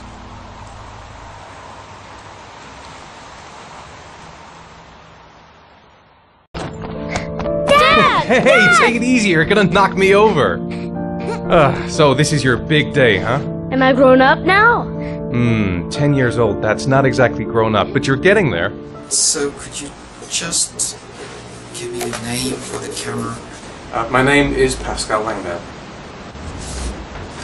What is the text that was given to you? I have Norman, Jaden, and Ethan as well. Sean may be dead in a few hours. He wants to test me. He wants to punish me for Jason's death. I'm the one who should have died. I wanted to save him. I would have done anything to give my life for his, but I couldn't. Not a day goes by that I don't see his face. Now Sean has got nothing to do with that, nor do any of the other children. This has to stop. You've got to hand yourself into the police. Look, if I hand myself into the police, I lose all chances of finding Sean. They'll question me, but I won't be able to tell them anything because I don't know anything. I don't know what happened. Ethan, you may have killed those children. You don't know what you're capable of. You must hand yourself in. I have to save Sean at all costs. He may be a prisoner somewhere, and I'm the only one who knows where. If I have to face up to all these trials to prove to myself that I love my son, then I'll do it. Ethan, it's crazy. You have to hand yourself in. I'll hand myself into the police when I have found Sean. Now, don't... Promise me, you won't inform on me until I have found my son. Recent report indicates that the police are now treating this as another kidnapping. Obviously, hello there, time is running sweetheart. out fast for the What can I do investigators for trying you? to find the child. I'd like a room. Michael Nettie for ICN. For you? Anything. That's for sure. I'm 25. I've been modelling for 5 years. I didn't mean to get into modelling at all. I was scouted on the street. I was shopping with my mum. The last time I saw him, he was watching a convoy of trucks going by. I was about 50 yards away. And he suddenly turned and looked at me. Locked on my eyes. And I didn't realise what was happening straight away. I heard cries from behind me. Everyone started running in slow motion. I just remained motionless, locked on his gaze. I hadn't noticed the detonator in his hand. Your vast experience hasn't prevented 8 victims from being murdered. Fucking asshole! Blake, if you've got a better plan, I'm willing to listen. Don't be shy. I'm all ears. Yeah, Leon O'Kinden, PFD. Can you tell me a little bit what you've done recently? The last thing I did a thing called Richard the Lionheart for the BBC. Corda confessed. You beat him all night to make him talk. He would have confessed to Kennedy's assassination if you asked him. Your confession is a heap of shit. Corder is not the origami killer. He's a sick child killer, but he has nothing to do with the disappearance of Sean Mars. We have lost time for nothing, and all this time it continues to rain. According to the weather forecast, we've got less than 12 hours before we reach 7 inches of rainfall, and we haven't the remotest idea where Sean Mars is. Excellent. I bought 10 minutes of your time, didn't I? All I ask is that you use that time to answer some questions. So, this is where you work? Disappointed? No, it's just very different from what I imagined. How do you become a private-eye? Well, I was a cop for 20 years, and one fine day my wife decided to run off with, so... You should see all the faces of the husbands when they first discover that I know that they have a mistress. It's like like a little kid, their hand caught in a cookie jar. You know, I could have tripled my salary. You know, if I accepted everything they promised me, just to keep quiet.